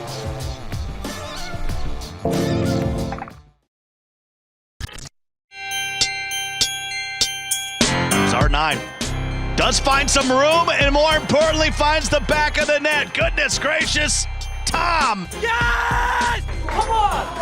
Hashtag Tom and Ninjas in Pajamas Ollie leads out. Impatient build-up from Tom, but he's rewarded with Neymar on the end! And Tom's right back into things. I think Tom's season has been building up to a potential conclusion. There is definitely a big win coming for Tom at some point. Who is going to be the Premier League champion? Into Bobby Firmino, turns onto that left foot, fake shot from Tom! All year, everybody has been saying that Tom deserves a trophy, and now he has one. Either Mbappe or R9. It is Mbappe! And Tom made him pay. Mbappe, space opening up, and Tommy's ringing it in, Ryan.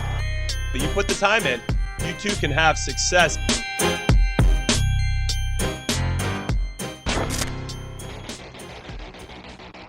There is a nice little feature on hashtag Tom. Can he do it this time around? Here is the updated brackets. We got the winners final coming up now. Oliver Roberts, the Dane, taking on the Englishman. Hashtag Tom.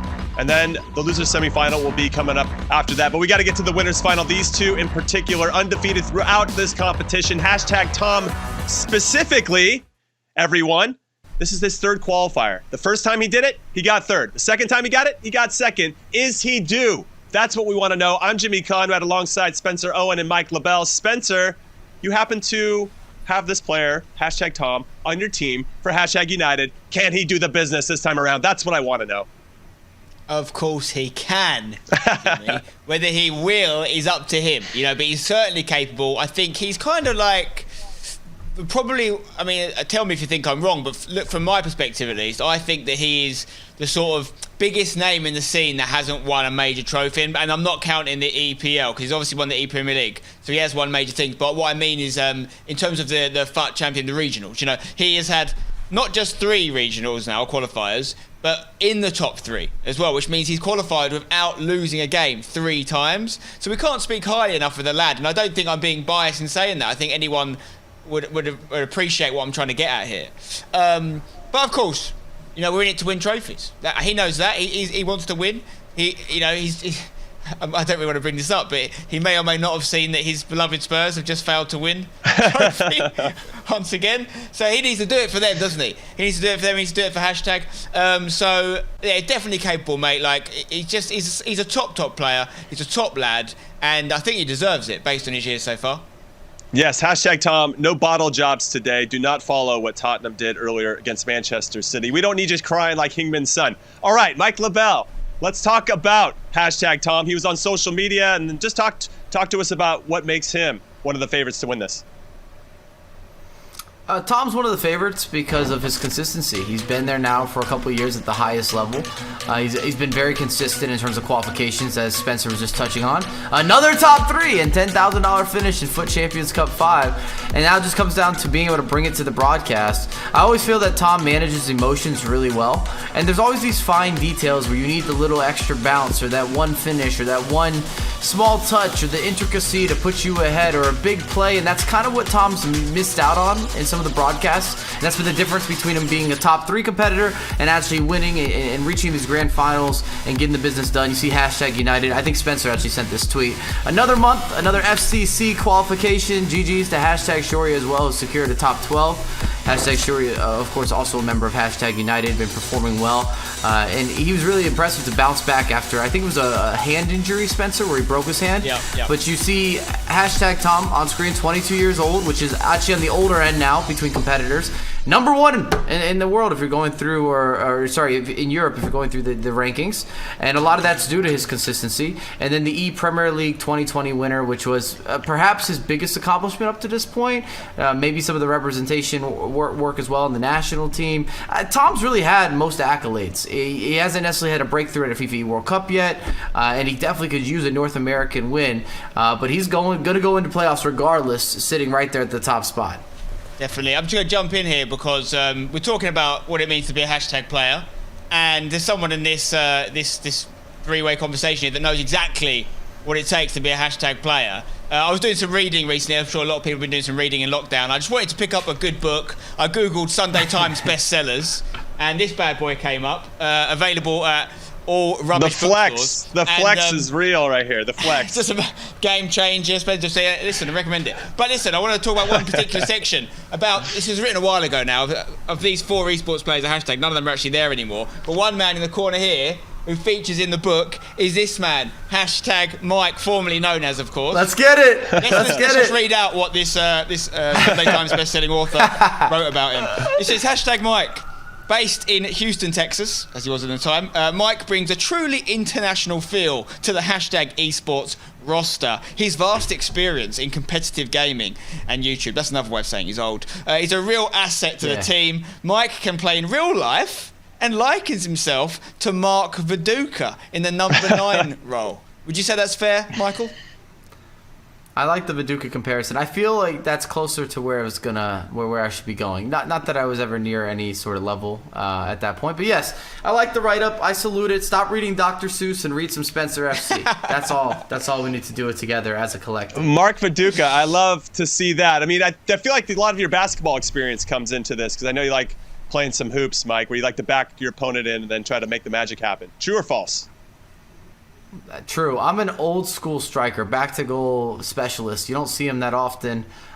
Even when I was growing up, which you were playing at a decent level maybe 15 years ago or 10 years ago, it still was super uncommon. They just had that transition where all the major teams in the Premier League started playing with one striker. So that was kind of the transition point where I was like, sign me up. This is what I do well. I was in demand for one time in my life because before that it was definitely a completely different game plan, a little more direct, getting behind, through ball. I want to see if Mike... Big hold-up play, I'm ready. If Jimmy had to mark Mike, aka Mark Viduka, I feel like Jimmy could handle it personally. But I'm sorry. No, it's happened. It's happened.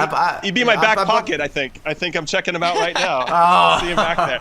All right, let's get into the opponent for hashtag Tom, the Dane, Mr. Roberts in this one. Spencer, take it away. I know he's on social media and his bio. What makes him special? What makes him such a difficult opponent for hashtag Tom here?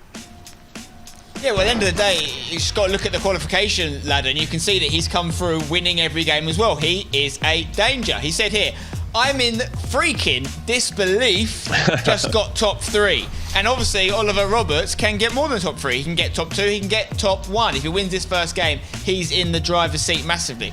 He says here, from Team Hullet, his team, of course, 3 straight top 3 finishes for us, 2 for Levy, and now for Oliver Roberts. Insane. It is insane because Team Hullet are having an amazing year. I mean, they've been around for a while now, but a breakout year. So well done to them, not just Levy, across the board. And obviously, we've seen some great matches between Team Hullet's Levy, David, and Tom. And Tom's kind of fallen short of them just about so far. I wonder if he can get one over his teammate. TG Roberts, 17 years old, so again, young. Team Hullet great at bringing this young talent through. It's a talent factory, is what it is. PS4 ranking is 14th. That can climb a lot today with the right results. And he got top 8 as well in the FIFA E-Club World Cup this year. So, yeah, I mean, again, testament to what Team Hullet are doing there, the great E-Club World Cup. So it's not going to be an easy game for Tom. No, it's not going to be an easy game, especially because we had the chance to speak to Oliver Roberts about some of his secrets, favorite players, formations. We get a little more insight on what makes him tick. Check this out.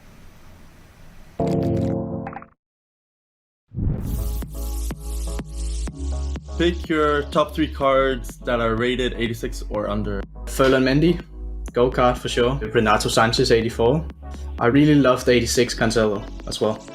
I'm surprised you didn't go for Varane or the 86 Rashford. The Cancelo is surprising. Your top 3 skill moves. The directional nutmeg, the standstill elastico, either reverse or the normal elastico, and the heel to heel. Top 3 goal celebrations. It's actually pretty funny because Tom uses it all the time, but I like the call me celebration as well. And then I like the Ozil one, this one, the thing. I can't remember what he does. The thing is, normally I just press the X button and he does a random celebration, so I don't really know. How did you get into FIFA esports? In FIFA 19, I started to get like pretty good results in the weekend league, and like got my first 30-0. I got signed up by a Danish club. That was really how I got into it. How did you get into Team Hullet? I don't actually know that. I don't know if they watched my Easterliga games. 1 month in weekend league, I got like 149 wins out of 150. It was like shortly after that as well I got noticed and they like reached out to me. So I think it was a lot to do with that as well. Possession or fast build-up? Fast build-up. Passing plays or skill move plays? Skill move plays. Drop back or pressure? Pressure. 4 at the back or 5 at the back? 4 at the back. Wide formations or narrow formations? Narrow. Van der Sar or Schmeichel? Van der Sar. Mendy or Davies at left back? Mendy. Team of the Year CR7 or Team of the Year Mbappe? Team of the Year Mbappe. R9 or Pele? R9. Hullet or Vieira? Hullet. Hullet or Bruno Team of the Year? Hullet as well. CR7 or Messi in FIFA? CR7. In real life? CR7 as well. Text or Dossery? Dossery. Olelito or Levy?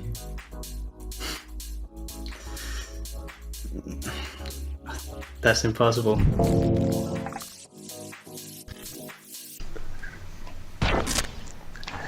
Man, Dr. Nightwatch making an appearance on camera. Great to see his handsome face as always. Some good questions there, Spencer. I'm going to come to you first. Didn't want to answer that last one between his compatriot and his teammate. That was quite interesting. It's a tough one, you know, because you can't really win in that scenario, can you? Like, you can't give either name. So I think he's done the right thing by just giving it that little hesitation. I like that, just sneak in a last-minute question. That's a difficult one as well. Yeah, well played there from Dr. Nightwatch. All right, Mike, let's talk a little bit about your predictions for this one in particular. Who do you like? Who's going to win this winner's final? Well, let me tell you a story. I've gone with Tom many times in this circumstance. He's yet to deliver for me. I watch the streams, supporting the content. I see the gameplay. I see the results. But I think this is going to be a Team Hullet situation. Wow. They've already won 2 with Levy. I think he's gonna cause an upset here, and that we're going to see the Dane progress. Interesting. Clearly, hashtag Mike wants to be the best hashtag former hashtag player of all time. What about you, Spen? I assume, obviously, you're going to go with my player to watch and obviously the player that you are in charge of, hashtag Tom. Yeah, well, I respect what Mike's saying because he's not wrong. You know, Tom has done everything he can do. I think he's probably, if not the best, one of the best qualifiers this year in the world in terms of his consistency. But when it's come to the live events, he hasn't quite delivered what I know he's capable of, what everyone at hashtag knows he's capable of, and what a lot of people outside of hashtag, are saying that he's one of the best players. But eventually you do have to prove that, don't you? It may be today, it might not be today. I have no doubt that another big win's coming for him, just like with the E-Premier League. But I'm going to hope it is today, so I'm going to back my boy, of course. Of course. He's my player to watch. I'm going to back him as well. However, I will say, because Levy beat Tom the last time around, maybe Levy's given some insight to Oliver Roberts in terms of how to beat somebody of Tom's quality. All right, we're done talking over here. Let's throw it over to our casters, Brandon Smith and Lisa Manley, who have the call of this winner's final. It should be a great one. Take it away. Thank you very much, Jimmy, Spencer and Mike. And yes, I'm back in the commentary booth with Lisa Mann. You did a fantastic job yesterday in your first ever broadcast. You're back again today. We'll be hoping, Lisa, surely the games can live up to how good they were yesterday, because we had so many good games. Yeah, yesterday's games, they were so close. Today's game, obviously, 2 players that are unbeaten in this competition. So I think it will be a very close game, and they have got a lot of backing from the chat today. Amazing stuff, of course. You're not aware of who Lisa Manley is. Professional FIFA player at NFG Esports. A finalist, obviously, in the FIFA face-off just a couple of weeks ago. Let's have a look a little at the teams for this big matchup. It's a winners matchup, Lisa. So as we know, both players have been unbeaten throughout this whole tournament process. First and foremost, this is Oliver Roberts' team. His first ever major tournament. Another Danish player making it to a European major, I should say. He has gone for one Team of the Year and one icon in the team. He's gone for 2 French players as well, Lisa. And Mbappe and De Vieira making up that 11-man squad. Yeah, it's a very great team. It's a team you see all the time. Obviously, he has got the foot birthday Atal, foot birthday Renato Sanchez, in-form Neymar, in-form Ronaldo, because he has got the icon and the Team of the Year, so he can't have a better version of him. But that Ronaldo does a great job. Obviously, he's got good shot power. That's why people go for him. And in the defence, he's got Mendy, Varane, Cancelo as a centre-back, and Reece James. A goalkeeper that we haven't really seen much this year, because people are using Icon Schmeichel quite a lot. Yeah, certainly interesting when goalkeeper as well doesn't come into those squad restrictions. Also, Reece James, as we can imagine, will be playing in at centre-back. On the flip side, Lisa, this is the team of #Tom. Get a pen, a bit of paper, note it down, because this man has qualified for so many tournaments this year, and there's no surprise why, Lisa, looking at his team. Look at the team, and look at the Team of the Years in there. Yeah, similar to his opponent, he's got Renato Sanchez and Atal foot birthday. He obviously hasn't got an icon, but he's got CR7 Team of the Year and Team of the Year Mbappe. He has got Schmeichel in goal, but it isn't his prime moments. He's obviously got in-form Kyle Walker at centre-back with a full-back at centre-back in Cancelo. Obviously, he's used because of his pace, and Mendy at left-back with Reece James at right-back. Yeah, amazing stuff there to see both of these teams, of course, following a really important squad restriction rule set. No icon in the team, though, in terms of an outfield player. You can see both players on the camera now. Of course, #Tom in the #HQ. We've got Marcus behind him, Marcus Stamp, I believe, Stampy as they call him, doing some sort of dance. I'm sure they'll be dancing a little bit later tonight if they can go on through and win this broadcast. I mean, one thing that must be said, Lisa, about #Tom, he's been in 3 of these tournaments. I mean, this is the 3rd one he's been in terms of being on a broadcast, but he doesn't win this game. He played in this game back in January. He lost in the winners' side, or the winners' final, dropped down to the loser bracket, and of course lost that game, got himself a top 3 finish. And then just 2 months ago, did the exact same, drop down, then got through the loser bracket, then got into the final. It sort of feels like if he was to win this game, Lisa, and then sort of get that fast-track ticket into the final, maybe he'd go on through and maybe he'd actually go and win that European major. I mean, yeah, obviously, previously he has got knocked out at the last hurdle as such, and in this tournament he's going to want to try and win this game to actually give him more of a chance, because if he does win this game, you know that he only has to win 1 more game in the final out of the 2 legs, because recently he has been going down to the strap yourselves in, because this is the big one in terms of a huge matchup. I mean, Team Müller, they have been a talent factory in terms of the last couple of years. Credit to all involved, of course, founded by the legend that is Ruud Gullit. His in-game item, I think, after, might have been, what, FIFA 18 it was, where we saw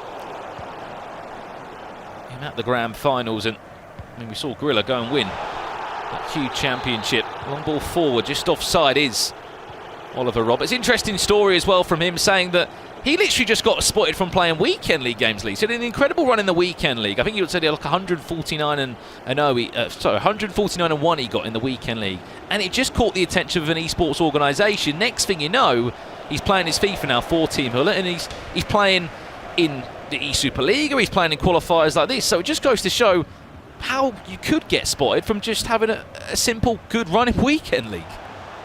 Yeah, it just shows that in weekend league it just means you should try, because you know he's been playing weekend league and he's been spotted by a big club, and you can just show that just getting signed to a club has definitely boosted his confidence, and now he's able to be at high levels.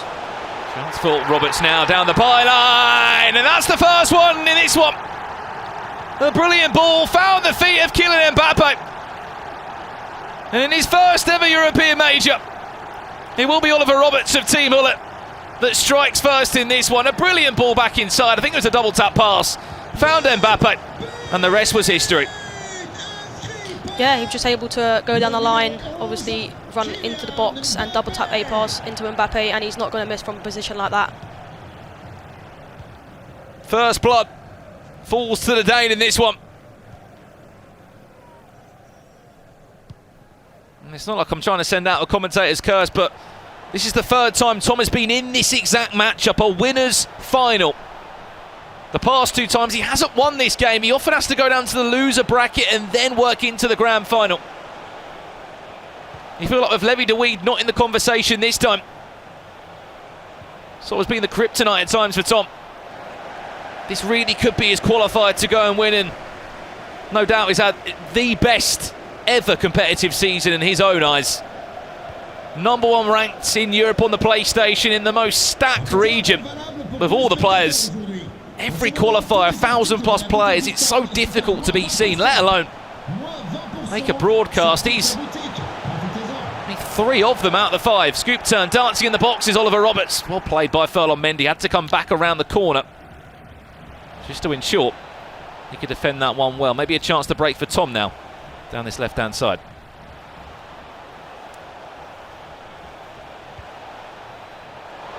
Player lock.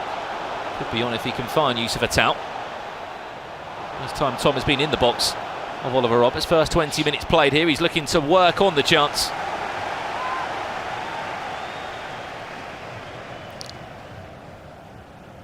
Cannot forget that he's got Team of the Year Mbappe, Team of the Year CR7 in the team.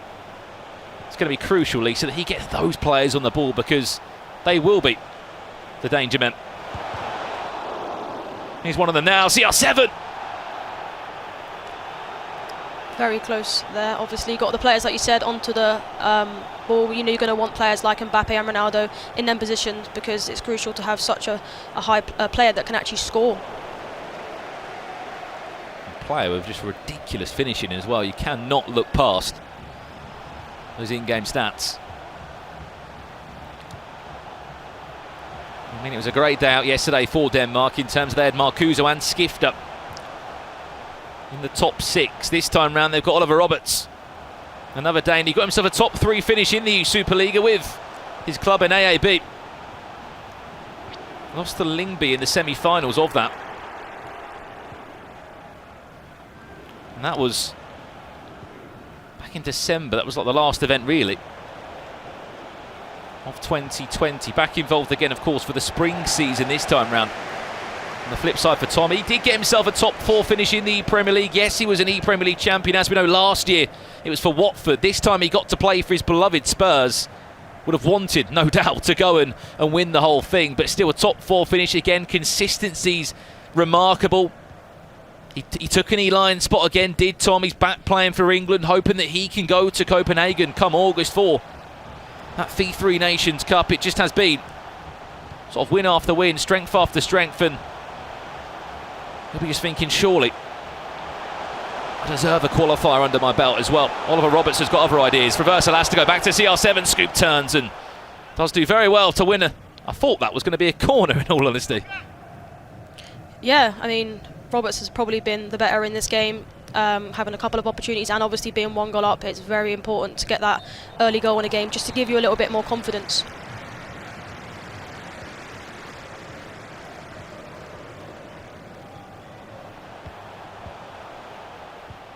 Two legs. And FIFA in front of us in our winners' final. These two have been unbeaten across about 9 rounds of FIFA. Over 1,000 players signed up for Qualifier 5 in Europe, just on the PlayStation. Building nicely is Tom. I've seen so many sort of VODs on his social media of the goals he scores with Mbappe in those sort of areas where he'll have incredible solo runs, Lee. So we'll get the ball into the French forward, and then it's just a combination of all these different skill moves. The elasticos are there, we've got la croquetas, ball rolls, directional nutmegs. How important is that to find the right combination? Yeah, it's very important. Obviously, you see a lot of players using the directional nutmeg because it gives you a better angle as such to actually get a shot off on goal, and that's so crucial, you know, if you're in a better position to, you know, have a more of a chance of scoring. So using the directional nutmeg this year is definitely a skill move to use. And look no further than that. Maybe not the directional nutmeg used in the best way possible, but a heavy touch nevertheless. Now we're speaking of one man that keeps on popping up on that man's social media. Kylian Mbappe, Team of the Year Kylian Mbappe to be precise, Lisa. Last kick of the game, last chance. Tom strikes back into the tie. We're all square at 1-1. Yeah, a great finish as well. Obviously, like you said, a heavy touch and maybe a little bit of fortune, but Mbappe is not going to miss from there. And now going into half-time 1-1, it definitely changes this game going into the second half. Yeah, a little point to the head there from Tom as well, saying that I am in this game. I've got my mind in it too. As I've alluded to a couple of times, I just feel like if he can win this one now, then for me, I just look to see him going into that grand final in a different way. He's had to come from a loser bracket scenario, you know, in the 2 times he has before. And when you go into that grand final at the end of it all, you've got to win 2 times. You've got to win 2 different series of games. And I think that's something that would have played in Tom's mind. You know, he saw that game against Levy all those months ago. He's not in the bracket tonight. Oliver Roberts, though, started the game superbly well. He'll be over the moon with the year he's had, in all honesty, as I said. Top 3 in the E-Superliga back in December. 14th he sits in the Global Series rankings. And I mean, this is a breakout year for him, Lisa. First ever year we've seen him compete. From weekend league to a qualifier. He's going to the playoffs no matter what happens in this one.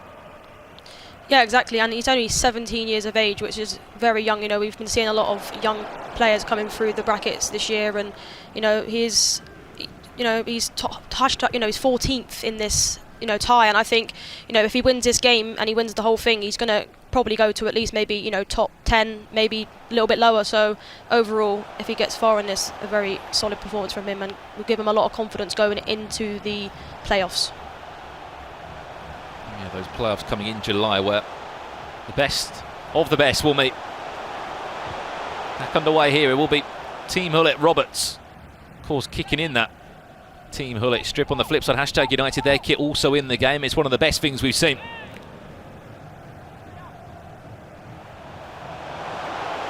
In recent times, those esports kits added into the tie. Neymar.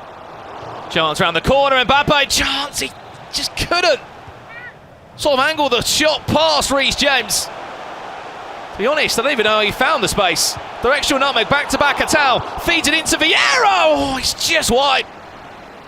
Yeah, very close there. I think if that was probably an attacker on the ball there, it would probably have gone in the back of the net. But yeah, Vieira on the ball, not the player you really want in that position. What a chance it was. Patrick Vieira always somehow just finds his way into the box. Always seems to be the case, I swear. Yeah, players that you don't really want on the ball getting in them positions, but still, we've seen goals before from midfielders, so it was definitely a chance that he would have wanted to go in. Sanchez back to Mbappe, looks to drop the shoulder, can't get past Varane. Only 60 minutes of this game gone, but you can already sort of feel, Lisa, how tightly contested this one's going to be. These two have been unbeaten for so long. Yeah, I mean, they're both unbeaten. It just goes to show how good they are, really. I mean, consistency is very good, very important this year, and Tom's definitely had that, being the, he's qualified for 3 tournaments now, and I think this one is, definitely one that he's going to want to go all the way in. Of course, you listen to myself, Brandon Swift, and Lisa Manley on the commentary booth for this one in our winners' final. Only one player can get that fast-track ticket into a grand final. With mistakes like that, it won't be you, Oliver Roberts. How on earth has Varane got back there? I mean, it was a very poor pass from Roberts, but I have no clue how Varane got back there to catch up. Team of the year, Ronaldo. It's just unfortunate, really, but he would have wanted that a chance back again, because what a game that is. Ridiculous. Ronaldo, Elastico. Can't find a way around the corner. How on earth is Cristiano Ronaldo not even one pilled away from the man enough there? This is Team of the Year Ronaldo. He's jamming. I can assure you, ridiculous heavy touches there. Yeah, I mean, Ronaldo in that position, you would expect to bang it into the, into the goal, but yeah, he didn't. But fortunate for Roberts there, unfortunate for Tom. That's the move on. I'll make another chance, I can assure you. Vieira now, building forward for Roberts. He's had only 17 years of age. What a breakout year it's been.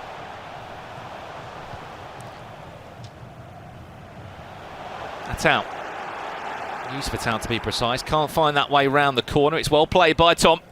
Feel like he's sort of feeling his way back into the tie a bit more now. Yeah. Chance again. It's another loose ball. Yusufatown drops the shoulder back to Mbappe. And it's the hero for Tom, who strikes twice in the first leg. First in the stroke of half time in the 45th minute. That time in the 74th minute. And I mean, I said he's the danger man for Tom. Look no further, Lisa. 2 goals in the first leg. Yeah, definitely a danger man. Scored 2 goals for him now. I mean, that sort of cancels out the last chance that he had with Ronaldo. So 2-1 up now. You know, he's in the lead. Now he's just got to see out this game and go for the next one. Well. As I just look to the left of me now and just see a Twitch chat erupt with the amount of support that Tom has got. And I think that's one thing that so many pros have started to realise in this last sort of 12 months and even more than that. How big it is to build a community. As a pro player yourself, Lisa, and from the likes of Ryan Purcell we have on here, in these commentary discussions, it's so big to build that sort of fan base. Hashtag do a great job with it anyway, and the way they look after their esports pros, the ecosystem you sort of buy into when you sign for the club. But also, how important it is to go and stream, to build your community. He's been always known for that phone celebration that Tom's got. But you sort of share a journey with a player. And I think that's one thing that Tom has done really well. He sort of captured that. Yeah, I mean, he's got a big community over on Twitch. They're there for him every time he plays in a qualifier, and it just shows really he sort of does this for himself and his club and his fans as such, and he's doing a great job of it this year. He really has been. If you're a pro listening right now, get streaming, get building that community so they can follow you on your journey in tournaments. However, this is not done yet. There's a reason why Roberts is in this winner final. He was 1 game away from the broadcast last month. Building Rashford now. Looking for that second goal. The equaliser turns his man. CR7 times it green, and wowee! Wide! Yeah, you definitely expect that to go in with Ronaldo, especially when he green times it. But I think he was when he turned, he was a little bit off balance, so therefore it did go wide. Very unfortunate there. Said he's dangerous in the box. Be annoyed with that one. Timed it green. It wasn't even on target. Chance now for Tom to punish him on that. Bruno Fernandes in the final third just runs that one out of play. I actually kind of thought that was on, to be honest with you, yeah, but just ran out a little bit of space there, and his opponent Roberts does get the ball. I mean, CR7's had a question mark next to his name in terms of the chance he had for Tom, which he should have pulled away from, and he should have had a chance to at least score a goal. And then that one, gotta be better in those moments. Adama Traore off the bench for Tom now. Final 4 minutes in our first leg. Tom currently leads by 2-1. Building into that final chance of the game. He'll be over the moon to get out of this game in a winning position, but with an extra goal behind him, surely that will give him even more confidence. Here we go, building. Final chance. He is just going for the final chance now, trying to keep the ball and just waiting for the perfect time, because if he loses the ball here, his opponent will get that last chance, and the last chance this year is everything. So many pros wait for it. Bruno Fernandes.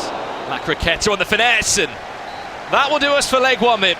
Tom leads by 2-1, but something tells me, Lisa, this game has got so much more to give us. Yeah, we've seen chances on both sides. Plenty of chances missed that you wouldn't expect to be missed as well. So I think plenty more goals to come in the second leg for sure. And again, the man, as we said, that's ranked #1 in Europe this year so far. The storyline for Tom has been he's making events, he's qualifying so well from home. The levels he's been showing, they said, these are top 3 finishes from about 1,100 players. How difficult is that, Lisa? Because I don't think people really understand how good that is. That's like winning like 9 rounds of FIFA back to back. The list goes on, against the best players in Europe. Yeah, it's just consistency from Tom, really. I think about 1,000 people actually try and do these events, and to come out on top against so many good pros, it's just unbelievable. Yeah, incredible scenes indeed. Well, guess what? We've got a second leg of that game to come up still. Don't go anywhere. Maybe go and grab yourselves a drink. We're off to a quick break now. When we return, we'll have that second leg for you. Who will go into the grand final? Only time will tell. We'll see you in a few minutes.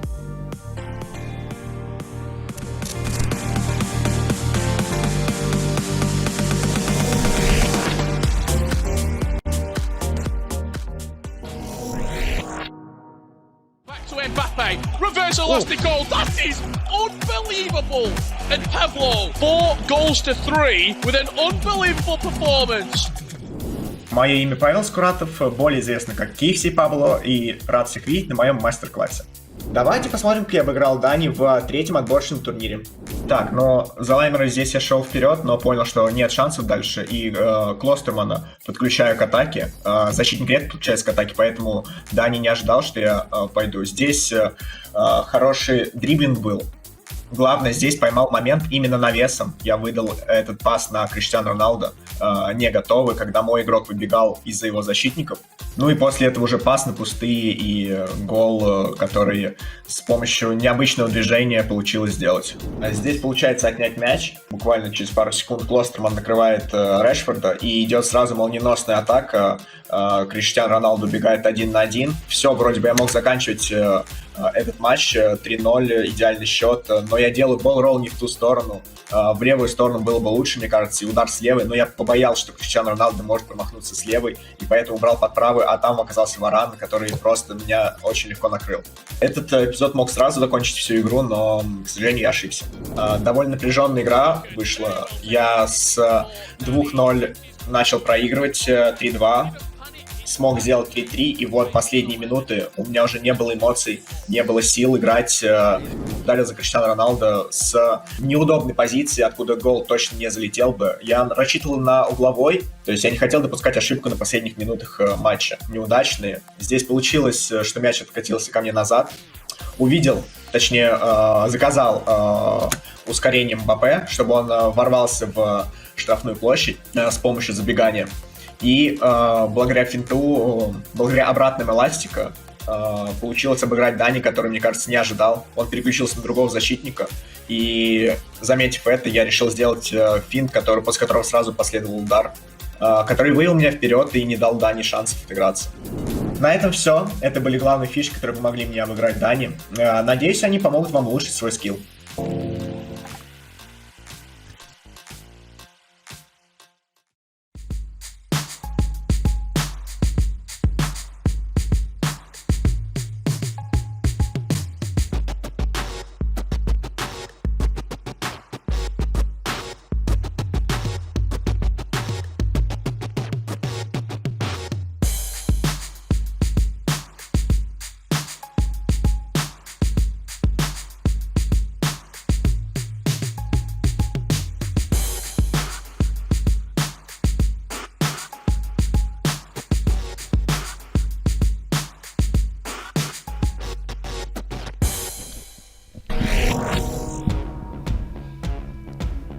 Well, welcome back to the FIFA 21 Global Series European Qualifier number 5. Well, before we jump into the action, we're getting to a really exciting point in the season because the E-Champions League is around the corner as the 32 of the top FIFA pros will battle out for one of the most prestige trophies in the FIFA campaign. It all kicks off on May the 1st and 2nd in this exact position here, Twitch TV/EA Sports FIFA. And also you can watch it on YouTube/UEFA TV for the knockout stages. Coverage starts at 4 PM British Summer Time and 5 PM Central Eastern Summer Time. And if you're enjoying that type of FIFA, well, there's even more of it because it's time for the playoffs. As soon as we crown our winner tonight, all eyes are on the playoffs in the Global Series. We kick off with Oceania next month in May, then it's East Asia, West Asia, North America, South America, and then we conclude it all in July in Europe. And I think, Lisa, that's one of the most pinnacle events in terms of the playoffs because it's all about getting there. And when you get there, I think as a pro, you feel a bit of an achievement because, as we said, there's thousands upon thousands of qualified players. To get to the top 64 or top 32 or top 16, depending on the region, that in itself is a huge achievement. Yeah, it's definitely a big achievement and something that all players that, you know, play in these competitions aim to get. If you can do it, could be on your way towards a FIFA E World Cup Grand Final. If you have just tuned in, I should say, into the stream, wherever you're watching from, Ronaldo, that could be a gift of a goal! And that is a wake-up call like no other for TJ Roberts. Slow start was caught napping, and a man that had question marks next to his name. You can wipe them ones away now. CR7 back to being CR7 that we know and love. Tom will lead by 3 goals to 1. Yeah, I mean, very fortunate for it to go back to him, but when he does get it, it's CR7, does a ball roll around the keeper, and yeah, he's never missing from there. What a goal that is, and now he's 3-1 up, so definitely more confidence going into the rest of this game. And what that does mean now is we have to see a better performance from Roberts. First ever broadcast, first ever time being it. Of course there's going to be nerves. He started the game so well in leg one. He went 1-0 up after 7 minutes. Tom in the driving seat now. Mbappe gets fortunate, but when it's all falling to you, you're going to run away with it. You can just see a shake of the head from Tom. He knows he was slightly fortunate on that one. I don't know what happened with the touch from Varane. It fell back to the left boot of Mbappe. Tom and Mbappe, it's a perfect duo. Make that an extra goal on the tally for Tom. It's a 3-goal cushion, Lisa. Yeah, another fortunate bounce back to him, but you take them all day long, you know, so for him, 3 goals now. Mbappe has scored 3 out of the 4 goals as well. One of his favourite players, I'm sure, this year. Doesn't matter how they're going. It's just how many goals you can score. I mean, this is a horrible scenario to be in for Roberts now. He needs 3 goals. So many goals that is. He's going to probably have to change something very shortly if he can't find a way back into the tie. Mbappe lacroquetted his way past his man back to CR7. It's important that Tom doesn't take his foot off the gas now, because he's in a very comfortable position, and often we've all been there as casuals or, you know, as a pro FIFA player yourself, Lisa, where you can just switch off. Yeah, I mean, he definitely can't put his foot off the gas here. I mean, just keep going and going forward, keep pushing for maybe another goal to make sure this game is over. It's never done in pro scene ever. Just keep going and keep pushing forward. It's important that you extend that lead as many goals as you can. Make it 3, make it 4. Make your opponent come out. Yeah, and the more you push your opponent out, the more spaces there will be in behind. So definitely keep pushing forward and get the momentum going in this game. CR7, that's a brilliant ball around the corner. If he's onside, Mbappe is onside. This has to go in. It hasn't. I mean, very unfortunate there. I mean, he did ball roll to the left and try to pull it in near post, but pretty sure Tom there did move his goalkeeper to the right position, and he was always going to save that. Brilliant save from Schmeichel. Once again, Atal now. Roberts building. Brilliant through ball. This has got to be a goal. Again, stings the hands. Yeah, another good save from Schmeichel. That's why he's used in a lot of pros teams this year.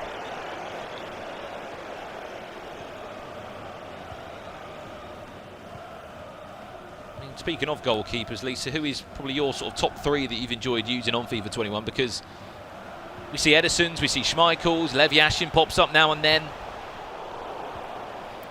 I mean, yeah, for me, I've had a Van der Sar baby, and at the moment I'm rocking with Schmeichel Prime Moments. Obviously, Tom is using his Prime version. Maybe he'll get an upgrade for the playoffs. But yeah, great goalkeeper nonetheless. Whatever version you use, he still does the job. See, goalkeepers are the one thing that doesn't actually matter with the restrictions. Chance for Atal to pull through. Is he onside? Yes, he's in a running race alongside Furlong Mendy. The 2-foot birthday items sort of going face to face. CR7 twisting, turning for Tom. Where's the gap? Where will it fall to? It will be defended well by Vieira. That was one of his icon choices in the team. I mean, it certainly feels like there's goals in this game, because Roberts has been in 2 very good goal-scoring positions. If it wasn't for Schmeichel, maybe an extra touch, certainly should have at least 1 goal by now. Yeah, Tom's goalkeeper's been doing really well. I think Roberts just got to keep playing now. He's playing, to be honest with you, he's playing pretty well. He's going forward a lot, getting the opportunities. He's just got to try and convert one before half-time to actually have a chance in this game. Could be one now, off the post from Neymar on the rebound for Mbappe. Cuts it back well, defended superbly well, and finally, you can just see from Roberts there saying, thank goodness that ball's got into the back of the net. Brilliant build-up once again, and surely that's a goal now. That's going to give him a bit of confidence. Yeah, I was just saying about confidence and getting a goal before half-time, and he literally scores straight away.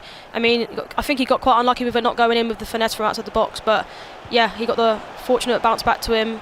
Tom did well defending it, blocking it, but he finally got the bounce back to pull it into the back of the net, and Schmeichel was not saving that one.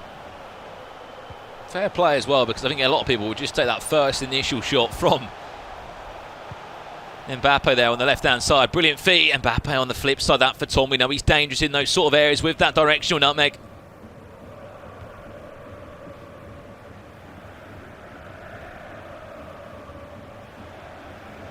Still is in the lead, Tom. Cannot forget that.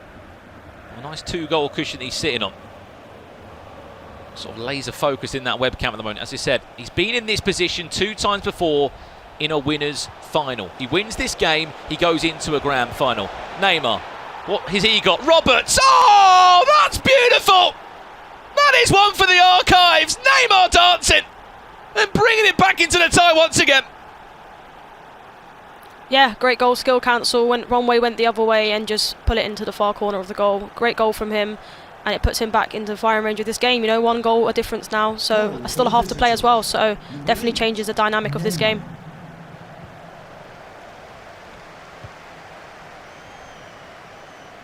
From a 3-goal cushion to just a 1-goal lead now for Tom. Neymar, absolutely class on the edge of the box. I mean, we spoke about goals going in. We've seen 4 goals in 45 minutes here, Lisa. We're still not done. Yeah, goals flying in from both players here. So I think going into the next half, I think there will still be a couple more goals from both players. Tom needs another goal just to cement that confidence again. That goes for a goal kick, and that should do us for the first 45 here. A chance for both of these two to just take a breather. Ball to come forward. And that should just about do us for the first half here. An action-packed half between these two. Tom went up by 2 goals to 0 in 9 minutes in the game. And I mean, still so much time left to play in this one, Lisa. But, you know, fair play to both of the two. Both were clinical when they needed to be. Roberts, though, that goal from Neymar. What a finish it really was. Yeah, it was a great finish from him, and, you know, beginning of the game, Tom was 2-0 up, and Roberts did not let that get to him. You know, he carried on pushing through, and it's shown now it's, you know, it's 4-3 now. It's such a close game, so yeah, anything can happen second half of this game. Again, we can see the Twitch chat just sort of half and half. Loads of love for Roberts in there, loads of love for Tom. I mean, let us know for another time. Now, what's your score prediction in this one? 4-3 at the moment. Tom does lead. Winner goes into the grand final. We must recall on that. If you do lose, you won't be out the tournament. You'll just drop down to the loser side of the bracket where, you know, it's still all to play for. There's still so much on the line. It sounds crazy. And we always talk about, it's me and Richard, especially when we commentate FIFA together as well, Lisa, is that when you're 3-0 up in a game so early on, it's a weird position to be in because you don't always know how to act. You don't know what to do. Of course, the obvious answer is go and score another goal, but it's hard to sit on for like 18 game minutes to try and be 3-0 up and to know really how to act. Yeah, I mean, some players will do different things. In this one, Tom just kept going forward. Others, you know, they might just keep the ball and just try and annoy their opponent to make them make decisions to bring players out or not. And if they do bring players out, it just leaves more space in behind for him to get the extra goal. But credit to Roberts in this game. He's just kept his composure and he's gone forward. And yeah, it's a close game now. Just a quick word on Team Mullet as well. I mean, since they did come into FIFA esports, you know, just look at the roster of players they've picked up, they've had spells with, they've helped them get to success. I look back and think to Eredivisie times with Danny Vizza, a player that now is an established player, of course, out here in the FIFA scene and out in the Netherlands. Then, you know, you look at Olilito, you know, was originally picked up from Team Hullet. What did he go and do? He went on and won a major last year on FIFA 20. On from that, Levy de Weed, the newcomer on the scene from the Netherlands again. And now we've got Roberts, another 17-year-old FIFA player that's making a major. It just seems like, Lisa, the Team Hullet are just producing top-quality FIFA players that are so young but achieving so much. Yeah, I mean, they're picking up a lot of young players and making them, I guess, better as such. You know, you see it in real football, actually, with Ajax. You know, they've been, you know, creating a lot of players to go on further in real football, and I think it just shows that they have a lot of talent over there. Well done. Final 15 here. Hashtag Tom is in the lead by 4-3. Just feel like if he can win this game and just get that fast track into the final, sort of overcome that hurdle that was in the way before of dropping down to the loser bracket.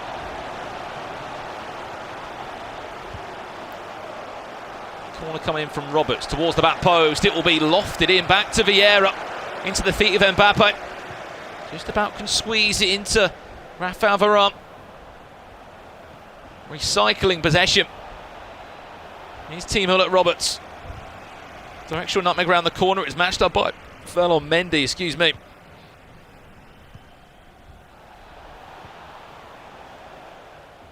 Tom has to go and score another goal, just to put himself back into that driving seat. Yeah, good defending there from Tom as well. And, you know, I think this is a game for him to take, really. You know, in the last couple of qualifiers, he got third in his first Europe qualifier, second in the last one that he did. And, you know, this is the one for the taking. Is this going to be the one that he does finish number one? Building is Tom. CR7. Directional nutmeg to remember! And an even better finish from CR7. But I can assure you we'll send this Twitch chat into an absolute disruption there as he scores again. We said he needed another goalie, so he needed to regain that 2-goal cushion. He's done exactly that. The directional nutmeg was brilliant, and the finish was even better from Cristiano Ronaldo. Yeah, crucial goal from Tom. We said that he needed to get that, you know, that 2-0 lead in this game, and he's done that there. What a great goal as well. Directional nutmeg into space, and in that position there on the box, Ronaldo, team of the year, he's just not missing, is he? And that is why he just is so clinical. Just see a shake of the head from Roberts. He knows now. It came from just a 1-goal disadvantage. Now he needs 2 against a player that has been so good this year. Cannot look past the facts that he's ranked number 1 on the PlayStation, as we said, out of thousands upon thousands of FUT-verified players here in Europe. I think if you had to ask a FIFA player which region / console would you not want to be on, it would be Europe PlayStation, because it is just so stacked, Lisa. So many good players. You know, you've recorded it. Thousands of people signing up tournament after tournament. To even get in a top 6 on a broadcast 3 times that Tom has in a top 3? Ridiculous. Yeah, very ridiculous. Like you said there, you know, thousands of people do apply for this, and to get top 2 and 3, and now in a chance to actually win the whole thing, it's just crazy for him, and he's going to want to, you know, take the confidence going into the final game if he can see this one out. He's 29 minutes away from that being the case. Roberts, what do we know about this man? He's been a surprise package on FIFA 21 this year. We saw the goals he scored in that first half. I wouldn't write him off yet. Directional nutmeg from CR7, still twisting, turning, ball rolling into the box. Mbappe just pushed off the ball by Reece James. Yeah, great defending there. You know, he was on his opponent's toes, and as soon as he saw the opportunity to stop that, he stepped in. Great step in there from Tom, and great defending. Brilliant interception, wasn't it? Brings the ball back in a dangerous position. Ronaldo back to Mbappe now. 25 minutes left. Tom finds another one. I think we can say he's in a grand final. Has to make something happen on the flip side for Roberts now. It's out. Options in support. Ronaldo's there, Mbappe's there, Neymar being the man to drive this attack forward. Defended well, Ferland Mendy. When you come out of that defensive line, you have to be short. And that's exactly what Tom was. Yeah, we're seeing a pause now from Tom. Maybe he wants to change something up, because we are going to see his opponent Roberts definitely press in, maybe team off the possession loss. Team press, and also press off the possession loss as well. I mean, overall, chance. And it's a goal. I mean, I think that's job done, Lisa. Yeah, I mean, a goal that basically came from his opponent pressing, and he was able to get out of that press, like I said. I mean, yeah, great finish from him. And you'd like to think, if you are a hashtag United fan, that is job done. I can just see like a waving hand in the background. My guess is that is Shorey, who's been on this journey with Tom this year. The hashtag HQ, of course, has been the stomping ground for qualifiers, tournaments, E-Premier League. The list goes on, E-Line's Eliminator, all these tournaments that they've been involved in. And I came into this, I said the story was for Tom. He had to win this game. If he wins this game, I think he wins the qualifier. I honestly do. It doesn't matter who he matches up in that grand final. I'll go out on a limb now and say I think he goes and wins this qualifier, because The 2 times he's been in before in this scenario, he lost. He puts himself in the loser bracket. It's a mountain to climb. You have to make a bracket reset happen. For me, after that, I think 3rd time lucky for him. He's been just putting in result after result this year. Is this the time now where he's only going to be 2 games of FIFA away from picking up his first ever European major? Yeah, 3rd time lucky, as you say. I mean, going into the loser bracket, when you do go down there, it's definitely a mountain to climb. You know, you have to win the first 2 legs and then win them again after just losing to them. So there'll be a lot of, mind games, I guess, in your head, thinking, can I do this after just losing to him? And just doing it twice is hard. So yeah, if he wins this game, I reckon he'll go all the way. Again, taking nothing away from Roberts there. It's just a case of when you play against a player and you fall into that trap of being sort of 2 or 3 goals down, you're always chasing the game. You're always having to chase the game. You have to be sort of ultra offensive. And that's what Roberts has to be now. 50 minutes away, Tom, from a grand final, but this time through the winner's side. Has not dropped a single game of FIFA in qualifier number 5. Sort of 9 to 10 rounds now he would have played. Consistency like no other. Could be on for another one. Nearly. Yeah, I mean, a big mistake there. Wasn't able to get on the end of it, and Roberts does go forward after just losing the ball now as well, and gives Tom another opportunity to try and keep this ball and try and work something with it. Obviously 3 goals up, he doesn't really need to waste time. He can probably just try and get another goal, if I'm honest. If he does, I think it will be party time. One thing that I absolutely love as well about how competitive FIFA always works, you get those sort of groups of players of, within the same nation. That'd be UK-based players, Danish players. They're always so supportive of one another. They want to see their fellow countrymen go and get a result. We saw it yesterday with Leandro Peixoto. All the French players, the French community erupted on social media after he got that win. I've been seeing it in all the tournaments that have been played. Sorry, Lisa, in terms of just the support that's been there from teammates and friends within the same community. Yeah, I mean, we definitely see a lot of support from the French players yesterday, and I think today we're definitely going to see a lot of Englishmen supporting Tom, because there's not been many English players that have actually gone to the broadcast this year, mainly other than Tom. So I think overall there's going to be a lot of eruption in the chat when he definitely wins this game. Well done. You can just see a smile start to arrive on Tom's face. He knows. 3rd time lucky. Qualifier 3, it wasn't the case. Qualifier 4. Of course, he wasn't there. Qualifier 2, he came so close, but this time he will be in another grand final. But this time on the winner's side. He will not need to even touch the loser bracket. And I just feel like there's a feeling in the air that maybe this is the time he goes and collects that European major in the final tournament of the year. Hashtag Tom, congratulations. Another top 2 finish and consistency like nobody else. Incredible scenes. Yeah, consistency is key, as we said before, and he's going to be very happy with that result there, coming out on top, not going to the loser bracket for the first time ever. He's definitely going to have the confidence to go all the way in this competition. What a performance from him. He can definitely be smiling going on to the final.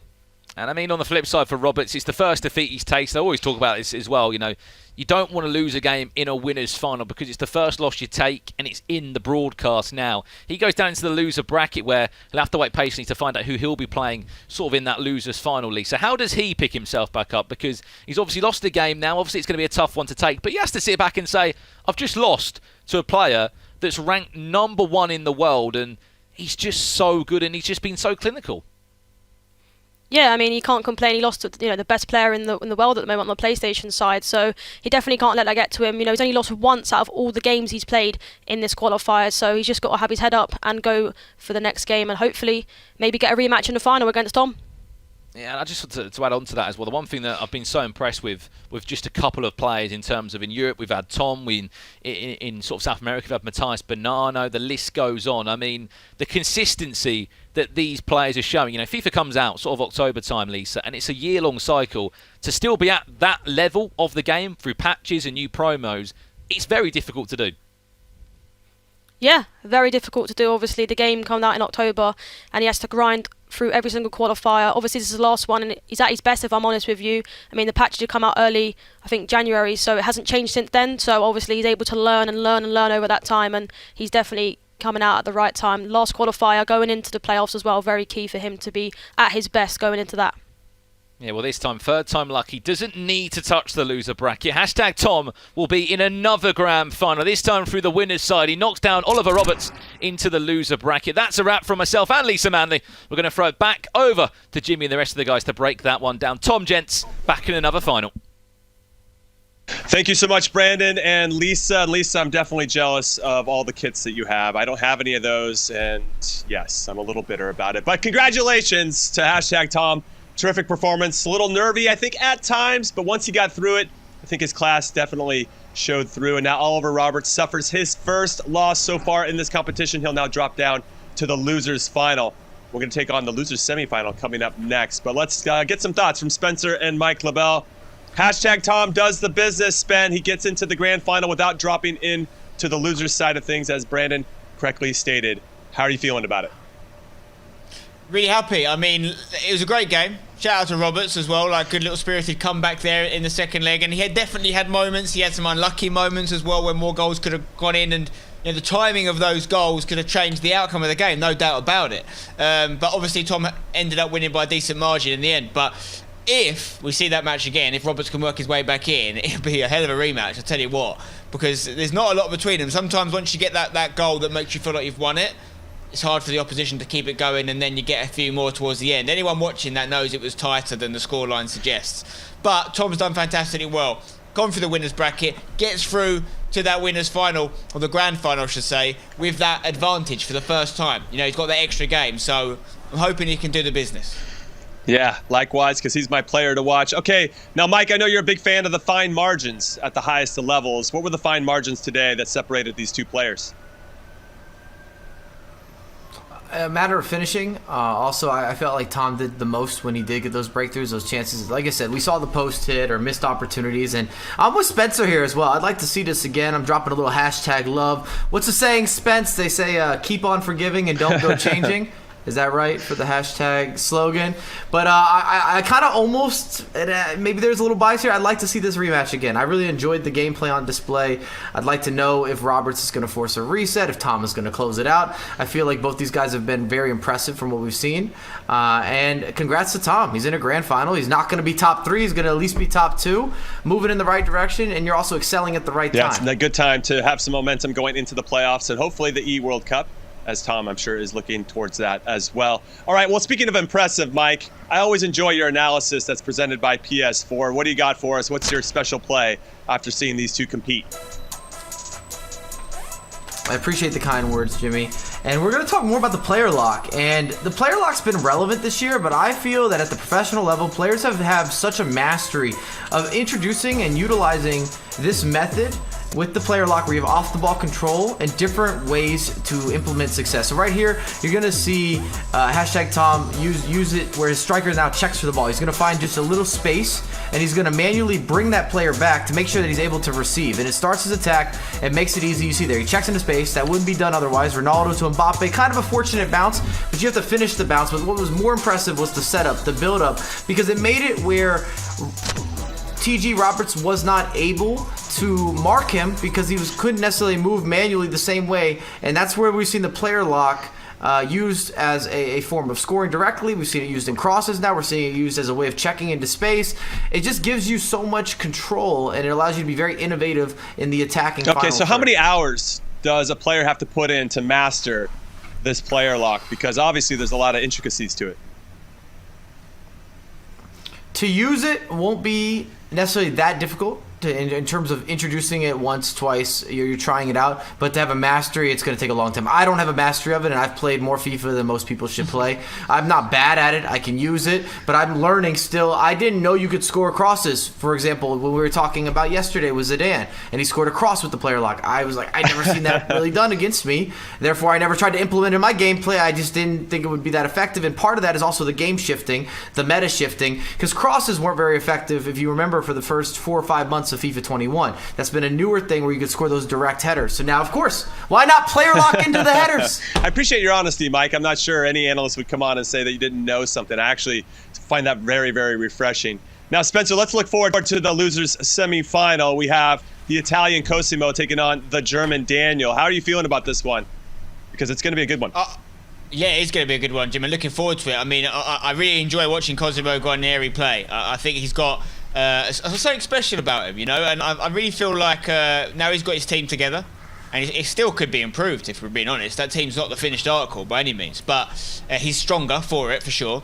He could make a late claim, shall we say, to get back into this final. But then Daniel was very impressive. You know, none of us really tipped him for it, or I certainly didn't. And he's got through. So I'm looking forward to this game, obviously, and the winner will get to play Roberts in that losers final.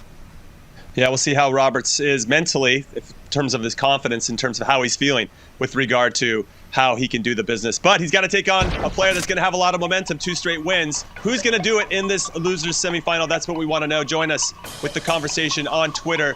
Hit us up at EA FIFA Esports. Use the hashtag FGS21 so we can see your comments on air during the breaks. That would be awesome. Okay, that losers semifinal. We were just talking about it. The Italian Cosimo Guarnieri taking on the German from Hamburg, Daniel. It's going to be awesome. Whoever loses goes home. Whoever wins faces Roberts. Don't go anywhere.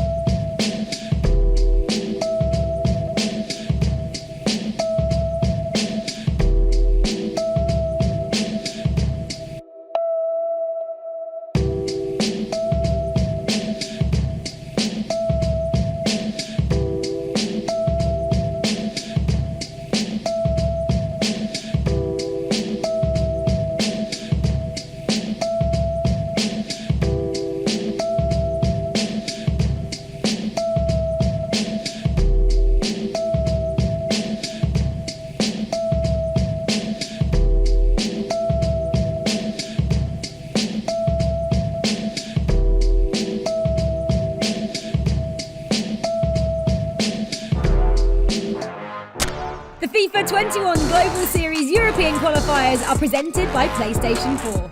Register and play in FIFA 21 PS4 Tournament Open Series at compete.playstation.com. And the qualifiers are brought to you in part by Turtle Beach.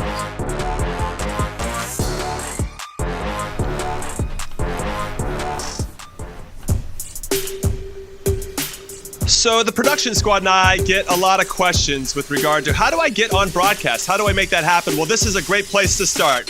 Go onto your console, go to the main menu, go to PS4 Tournaments, click on it, go to compete.playstation.com so you can compete now. Go make that happen. It's very easy to do. And then you can play against your friends, you can play against rivals, you can win great prizes, dynamic themes, avatars, and even some cheddar. And you guys know that I appreciate earning some cheddar in these competitions. So again, go to compete.playstation.com and sign in with your PSN ID to make that happen so you can be on broadcast with us.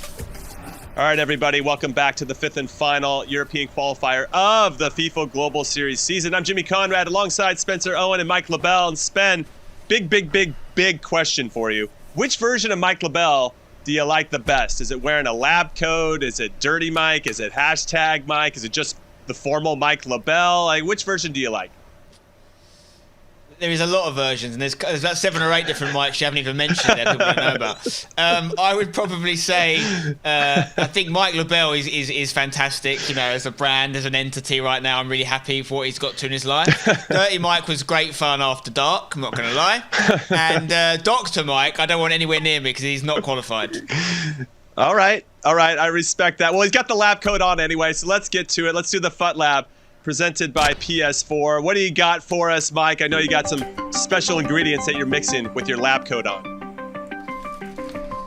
Some people call me a doctor, some people call me a chef, but I think I'm just someone who knows everything that's happening in Ultimate Team. I'm a FIFA enthusiast and I've got the goods. We're going to talk about a few different midfielders that are going to improve your team. And I want to start out with players that could be new as well. Someone that could introduce it, just got dropped, just released. We're looking at Valverde in the midfield. This is a tier 1 all day, every day. And a lot of this just deals with rating, not necessarily just performance. Valverde is going to give you the complete package. Look at those stats. Oh, that tastes good. You get the appetizer, you're getting the main event, you're getting dessert, all in one player. Renato Sanchez. This man is disrespectful. No manners in the midfield. He's better than a Ruud Gullit. And you already know Ruud Gullit's not getting the door for anyone. And then Kessie, if you need to keep yourself on a more of a discount movement, you still need someone who's gonna big body, influence, dictate what's happening.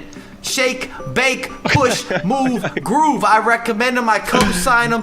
Bring it together. This is winning the midfield. All 3 of these guys are going to improve your percentages of getting wins throughout the weekend league. Well, that is our chef/doctor, Mr. Mike LaBelle. That is our FUT 21 Lab presented by PS4 Tournaments. Thank you so much for that insight, as always, Mike LaBelle. That was a lot of information and a lot of energy and a lot of words that I didn't know Mike knew, Spen. He'll surprise you. Sometimes he'll surprise you. He knows his stuff about the old midfielders. I'll give him that.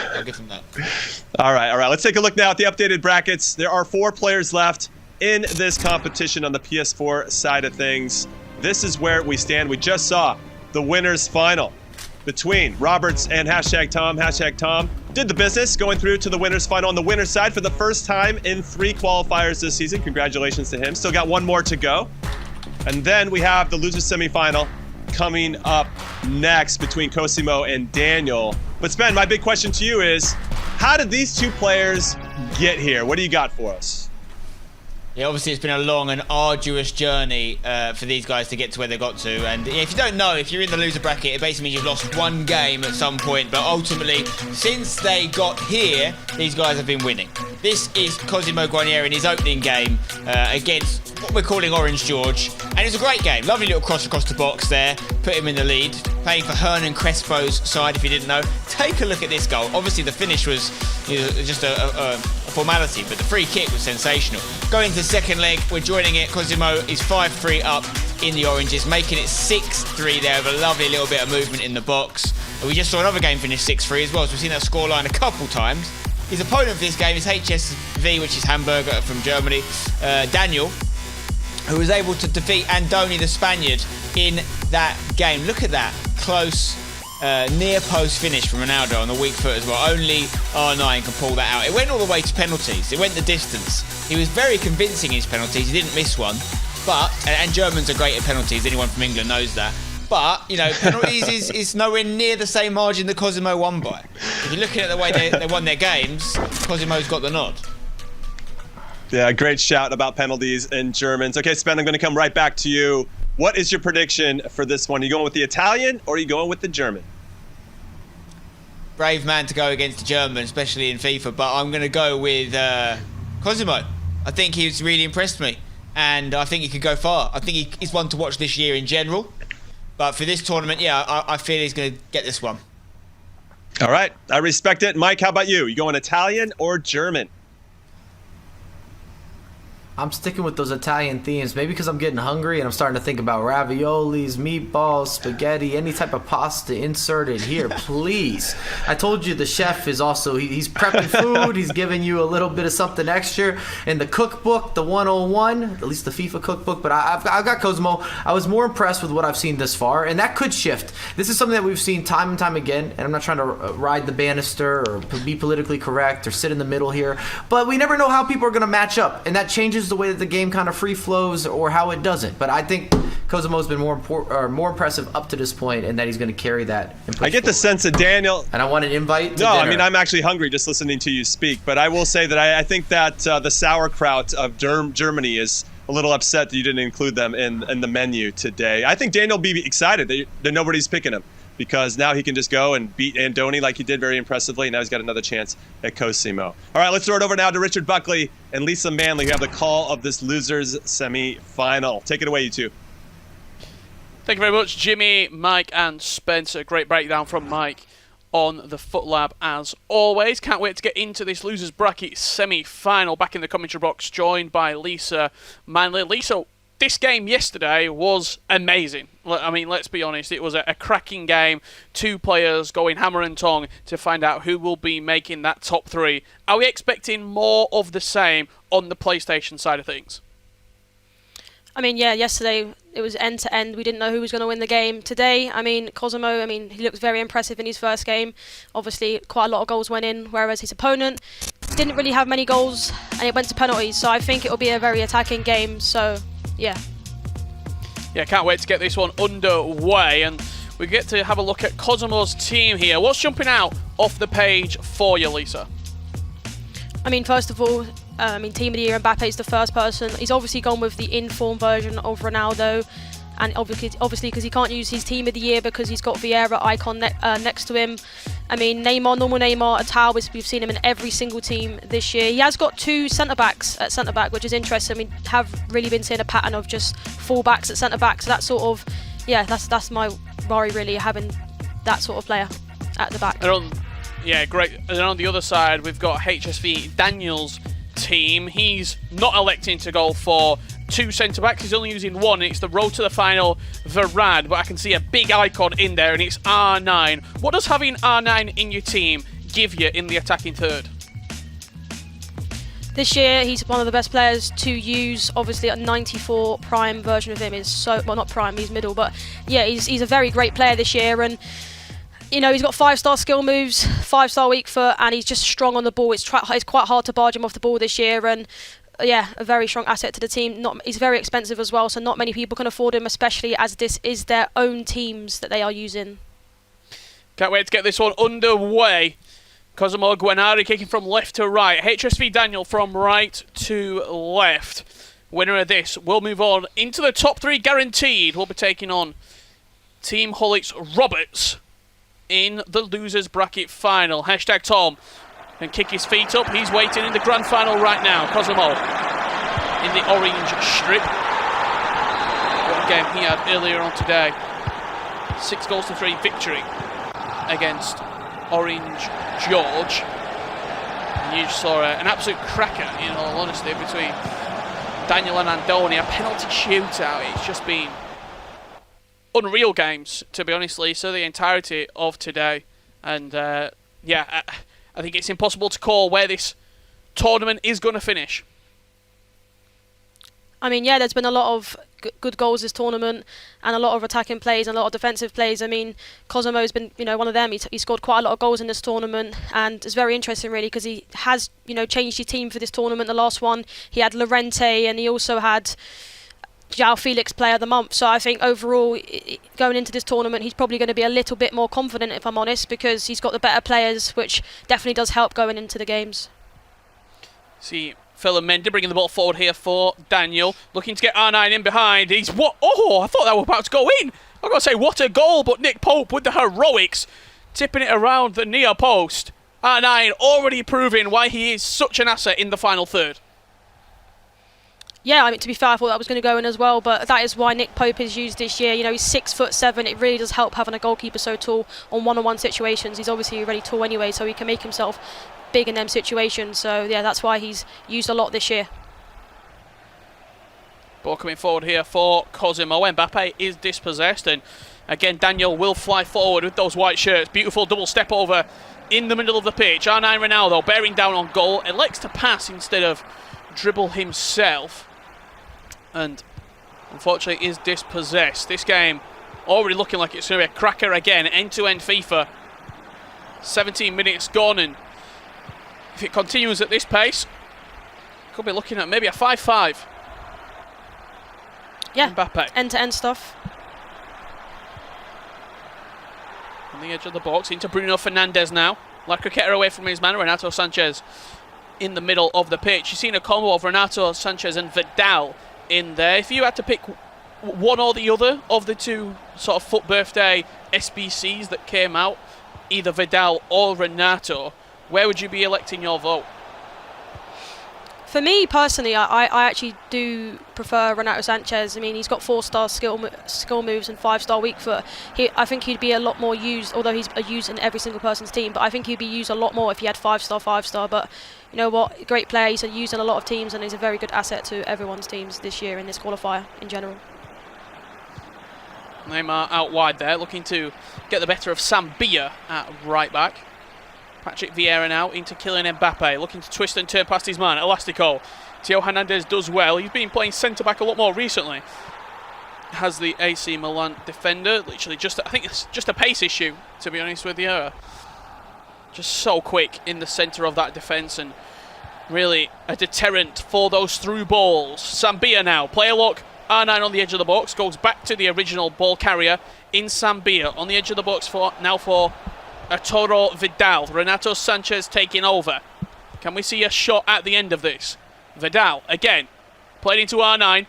Beautiful reverse elastico, but Varane does well at the back. That road to the final, Varane, a unit, I think, safe to say. Yeah, good defending from Daniel there. Sorry, from Cosmo there, sorry. He's a very good player defensively and attackingly in this game. I mean, Daniel does like to do the fake shot stop into a skill move, so he does have two good skill change there to use, and almost gone through his opponent there, but very unfortunate. Again, Renato Sanchez. Mbappe dropping very deep to get on the ball here. And now Ronaldo as well.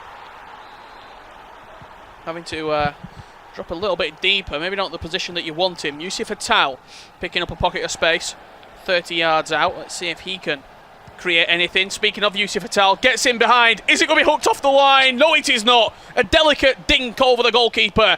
And a great goal from Daniel. Yeah, great goal from there. You don't expect him to miss the chip. I think maybe it was an offside trap there.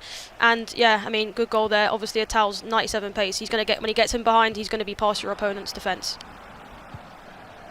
30 minutes gone here in this losers bracket semi-final. Yusuf Atal, a player, Lisa, that we've seen more and more used, not only in competitive, in these Global Series qualifiers, but also Weekend League. He's popping up more and more. Is it just because he is just so meta? He almost suits everything that you need from him?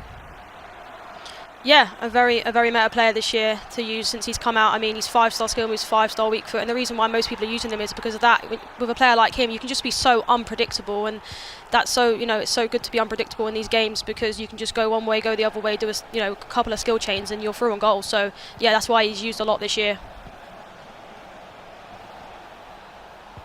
Daniel coming forward yet again. That slow build up in the midfield, and then electing to go quick in the final third, playing on the mistakes of his opponent. Yusuf Attal looking to get R9 involved. Again, the ball falls back to Attal. Ferland Mendy. Sanchez. Just wait for a pocket of space to open up. Look on that far side. Sambia's got a little bit of space here, and he elects to go into it.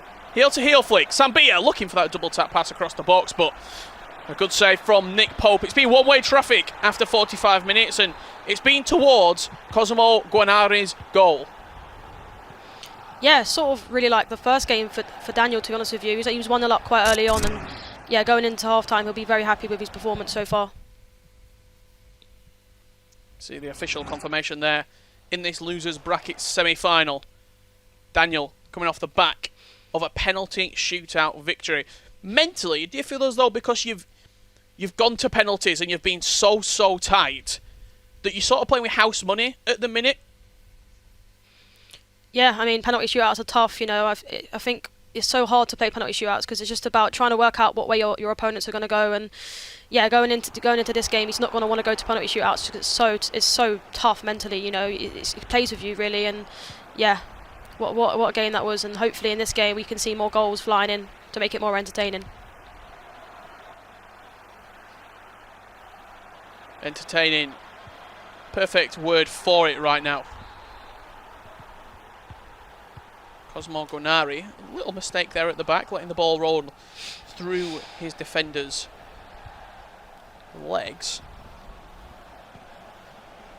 How important do you think the team difference is? Because obviously you're seeing R9, you're seeing these top players. If you were to go in with, say, a regular gold team or even a couple of informs, do you think that would be such a big difference? Because all the teams that we see, Lisa, are so good. They're all top draw.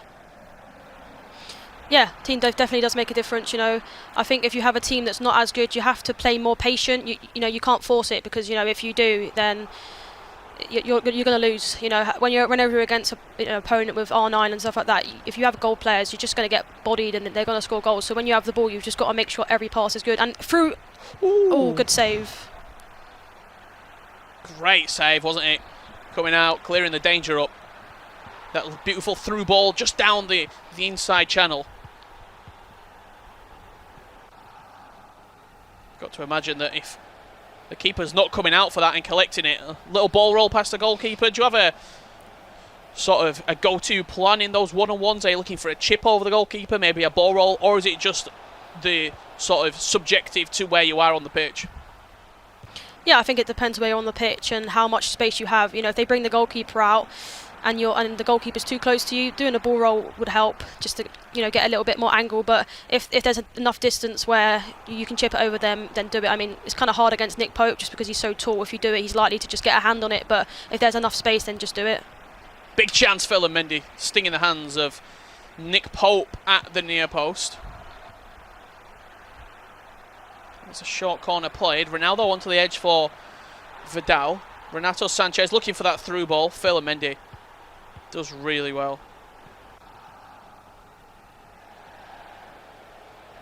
Maybe not as free-flowing as the first 10 minutes led us to believe here in this losers bracket semi-final. The pace of the game certainly slowed down a little bit, but that will probably suit Cosimo Guarnieri. He's a tactical master in these situations, a chess master, and he's playing with all the right pieces right now. Mbappe, directional nutmeg, and smashing it at the near post. Yeah, great goal. We said before, you know, the directional nutmeg is such a great skill move to use just to get you into them additional, you know, spaces that you wouldn't be before, and a little keeper movement there to the left, and you know, he just put it into the far corner. Yeah, what a good skill move that is. The directional nutmeg, the bridge touch. You need to use it in the final third, and it's certainly a skill move that has just come more and more into the mainstream, Lisa, you've got to say. Cross whipped into the box and nothing comes of it. Yeah, it's definitely been used a lot recently, and you know, you see it a lot in these pro tournaments. It's a skill move that gives you extra space in the positions you would never really get before. You know, the bridge gives you it gives you the space in front of you when you do it, but with the directional nutmeg, you can just do it from, you know, a 90-degree angle and just get the better position, and we see it a lot, and we've seen a lot of goals come from it in these tournaments. Chance here for Cosimo Guarnieri. Ronaldo on the edge of the box. Bruno Fernandes now linking up the play. Back to CR7. Patrick Vieira even getting involved in the act. Ball through into Kylian Mbappe. Ball roll heel to heel. Maybe overcomplicated that chance right there, and it was a chance that's gone begging. However, he is going to win it back, but possession turns over. A big opportunity missed there, Lisa. Yeah, a big opportunity there for Cosimo. If I'm honest with you, I think he actually did do too much. You know, he did the extra heel to heel there, and after the ball roll, if that was me, I think it would have been better to shoot that, if I'm honest with you.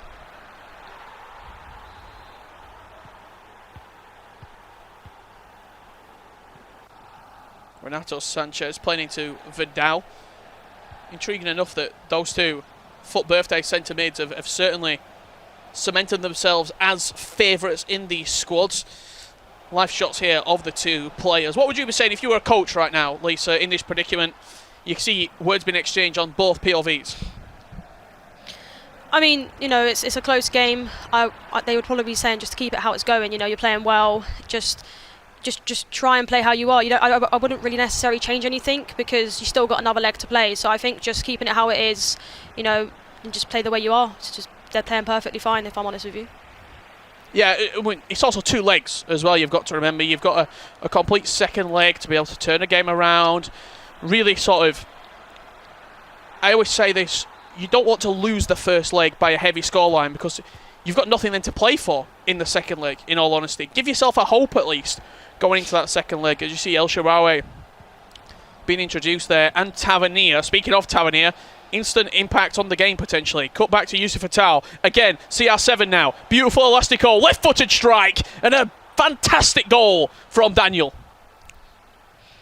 Yeah, fantastic goal. We saw the elastico there, and you pull it into the back of the net. You know, we've been seeing a lot of combinations recently where yesterday mainly we saw, you know, an elastico into reverse elastico, and there he just did the elastico and pull it into the far corner of the goal. Beautiful use of that elastico inside the box, and red CR7. Somebody's got to pack him. What's your best pat pull this year? What are we talking, Lisa?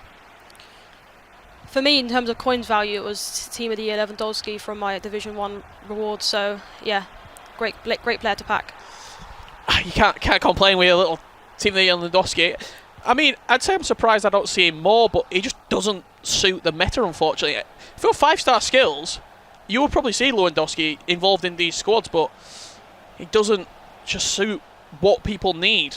Like this man, Neymar, reverse elastico, finesse shot, tucked in the bottom corner. This is the end-to-end game that we were hoping for.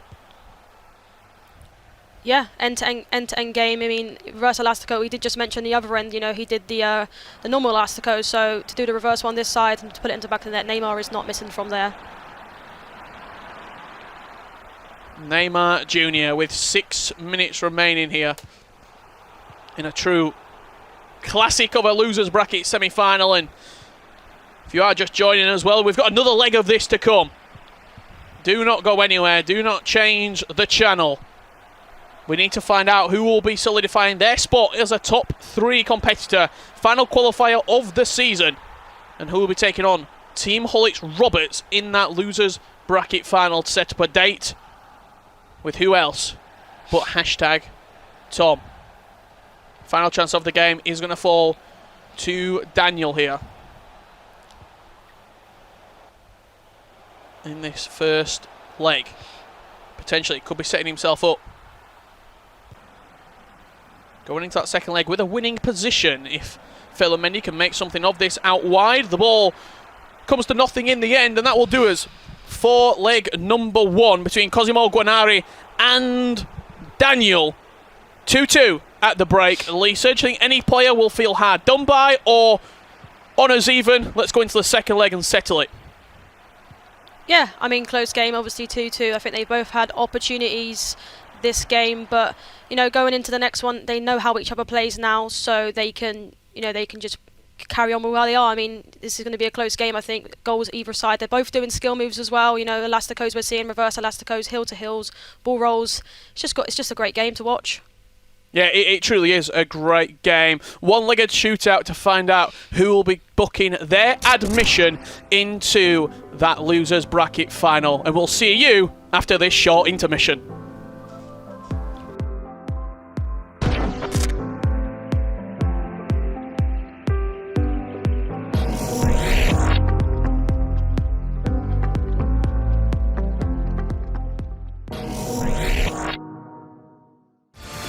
Lovely ball around the corner for Levy to win. Around the corner, could be 3, it will be. Hello guys, I'm Levy de Weert, better known as Levy. I'm a player for Team Gullit in the EU region, and I want to welcome you guys to my masterclass. Today I'm gonna talk about 2 topics. I'm gonna talk about how to make the best out of the 4-1-2-1-2, and I'm gonna teach you something about the La Croquetas cancel.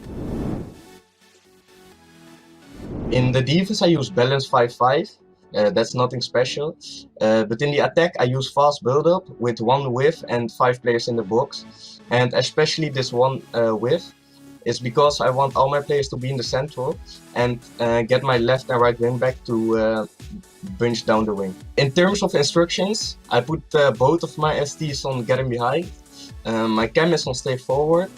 My left center mid and right center mid are both on balance in the attack and both on cover wing. My CDM is on stay back and cover center. And my left and right back, as I explained before, because I'm using 1 width, they have to make the wall width and bunch down the wing. I have them on balanced and overlap, and I will show you how this works.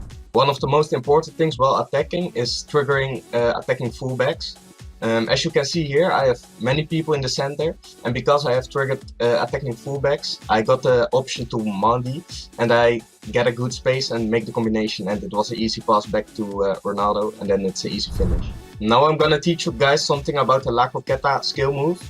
It's one of the best skill moves to perform in the box. You perform it by doing a croqueta, so L1 and then a ball roll, so your right stick to the left or right side, and straight after you've done that, press L2 R2. The key in this skill move is that when it goes from, in this case, the right to his left foot, then you have to cancel the skill move, otherwise it won't cancel the La Croqueta and it will take a bigger touch. So guys, I hope you enjoyed my masterclass. I hope it will improve you with your weekly league results, and I see you guys later.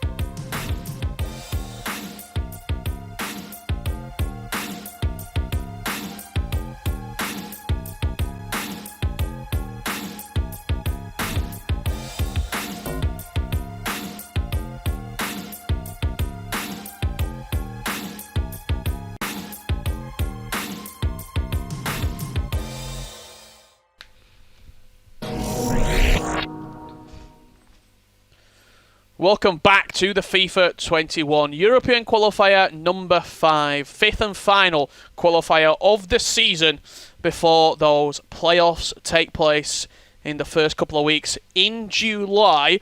If you are just joining us, you're wondering, well, what have I missed so far? Hashtag Tom waiting in the grand final already. He won the winners bracket and has gone unbeaten throughout this entire tournament. Team Hullitz Roberts fell to hashtag Tom. He's waiting in the losers bracket final. And what we're trying to find out right now is, well, who's going to be facing Team Hullitz Roberts in that losers bracket final? 2 apiece currently between Cosimo Guarnieri and HSV Daniel. Italy versus Germany to find out who will be meeting the Dane in our losers bracket final. You're joined by myself, Richard Buckley, and Lisa Manley in the commentary booth for this losers bracket semi-final, I should say. Lisa, what did you make of leg number 1? Yeah, very action-packed. I mean, 2-2 is a very close game. I think this leg, I think anything can happen. You know, the first goal is going to be crucial for whoever gets it. Yeah, absolutely. That first goal is so important in the concept of FIFA esports, especially with Cosmo being sort of known for his good defensive play and really good possession-based offense. We'll see if Daniel can take that first goal and really force a game in this second leg. Cosmo Guarnieri kicking from right to left here in the orange. It's going to be Daniel from left to right in the white strip. Red shorts. I think that might even be blue socks to tip off a truly beautiful kit. Yeah, Sambia, definitely. foot birthday. You got a favourite kit this year in FIFA? You got one that you go to? No, not really, to be honest with you. I sort of just I have the United kit because I'm a United fan, so I think I'm a bit plain, to be honest with you. I do have an EA shirt as well. I think the PlayStation one that recently came out on the game as well. So, yeah, in terms of this game though, I mean, close game. Daniel, obviously, it probably means more to Daniel this game because he's 31st in the rankings. So I think if he can come out on top of this game, he'll definitely go up higher in this game, in the rankings. Well, I knew you're going to ask me, Lisa, what mine is, and it's a great pull and a great chance to get in that Barnsley Football Club is the kit that I use and solidified the playoffs today. What a beautiful time to be a football fan. Yusuf Hatal building up through the thirds here into Cristiano Ronaldo. Renato Sanchez getting involved as well. As that foot birthday contingency continuing to dominate in the final third here. Sambia. Renato Sanchez now. Ettore Vidal waiting for something to happen. It's going to fall to Yusuf Hatal.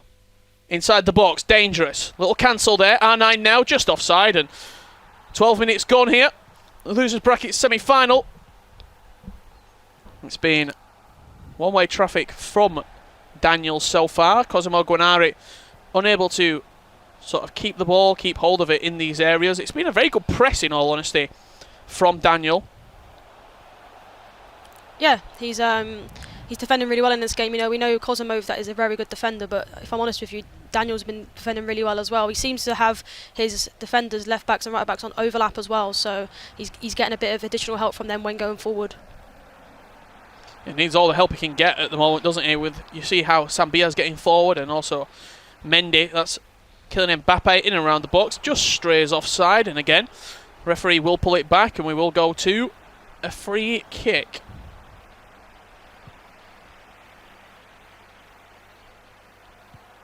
Out of all the sort of foot birthdays that have been released, would you say that this Yusuf Hatal is up there as one of your favourites, Lisa, or someone else taking the limelight? Cristiano Ronaldo stinging the hands of Nick Pope at the near post. Yeah, Hatal is definitely the best player that they have released in Foot Birthday promo for me. You know, he's just a player that you need in your team. He's just offers everything for you. You know, 5-star skill moves, 5-star weak foot, just makes it so he's unpredictable. Yeah, very unpredictable indeed. Kylian Mbappe, the ball forced through inside the box. Nothing of it in the end. Phil and Mendy now picking up the pieces. Cristiano Ronaldo, look for an elastico, maybe a reverse elastico coming out from the Portuguese man. Nothing of it in the end. And another offside being called. Another very, very good save from Nick Pope. You start to sort of tally them up right now. He's creating a little bit of a highlight reel for him. Yeah, Nick Pope's one of the best goalkeepers to use in the game for me. He's just so tall and he can just make so many saves for you. Him and Schmeichel are definitely the top two goalkeepers to use this year in the pro scene. Chance here for Kylian Mbappe. Bruno Fernandes getting involved as well. Mbappe now on the charge. Varane comes across, steals away the ball, but that's a poor pass from Vidal, and possession turns over yet again. Cosimo Guarnieri now building up. Bruno Fernandes, he can play a pass that no one else can see. Neymar tackled by Sambia, however the Brazilian does win it back and will play into Kylian Mbappe. Varane from centre-back, pulled a long way out wide here. Let's see if something might fall for the Italian on this occasion. Cristiano Ronaldo, look for an elastico, maybe a reverse elastico inside the box. Stands up his man, elastico away, roulette, beautiful from Cristiano Ronaldo!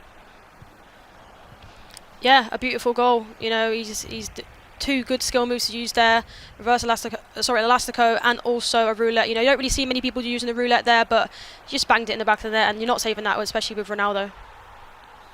Cosimo again, proving why he is one of the top players not only in Italy, but in the European FIFA scene right now. Third qualifier that he has been at. And looking to go one step further is the Italian. Beautiful goal.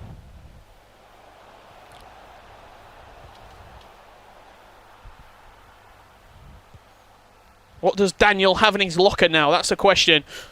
Apart from just score, do you think he needs to change the way that he's playing? Do you think he needs to change maybe a personnel on the pitch? I mean, at the moment, I think it's too early to sort of change anything. It's only 34 minutes into the game. I think if he's in this same sort of scoreline come the 75th minute, I'd recommend changing something, maybe formation, going for it at the back and just sending everything forward. You know, if he loses now, he's out of the competition. He's got nothing to lose. Yeah, nothing to lose at all. There is a lot of time left, however, so don't expect anything too drastic in terms of the tactical change department as of yet. We're not going to see a team press or even constant pressure brought out with still 45 minutes left to play here.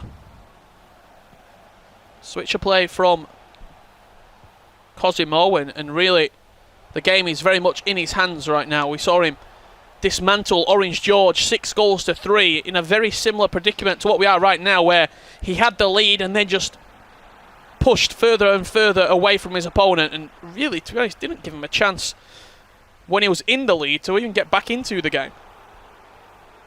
Yusuf Patel on the edge of the box. Beautiful directional nutmeg there away from his man. Ball roll, scoop turn, reverse Elastico, stands up his man, regular Elastico, somehow just getting tackled there. I thought he was going to win it back. He has won it back on the edge of the box, and a chance for him to attack again. Whenever he stands up the ball and sort of does that dead stop, that's where you expect the skill moves to be coming out in full flow, and probably where he's his most dangerous. Directional nutmeg into the space. Very, very fortunate. Keeps his composure as the ball falls back to him. A big slice of luck, but when it came to him inside the box, he was clinical. Yeah, definitely a bit of slice of luck there for it to get back to him, but you know, his composure there, you know, he waited the time, he did a couple of hill to hill, so it seems like his favourite skill move to use at the moment, and he just puts it into the empty net.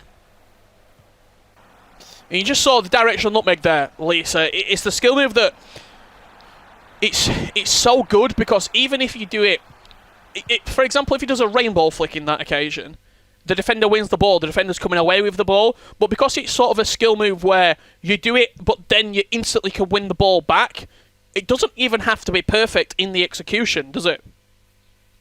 No, and that's why a lot of competitors this year are using it. It just helps you so much, you know, it gives you into extra space as well, and he was lucky there to get the ball back, and you know, you put it into an empty goal, and you know, he's now a couple of goals up, so he's definitely going to be confident going into the rest of this game.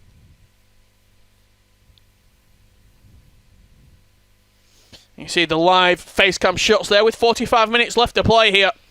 Losers bracket semi-final predicament. Let's see if Daniel has what it takes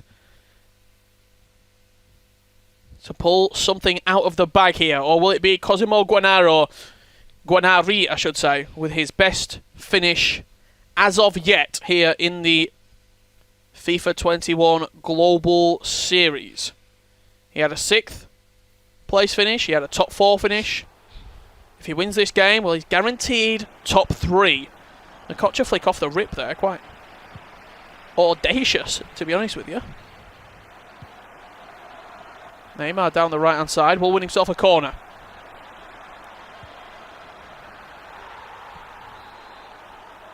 What a goal. Oh my, I can't believe what I just saw right there.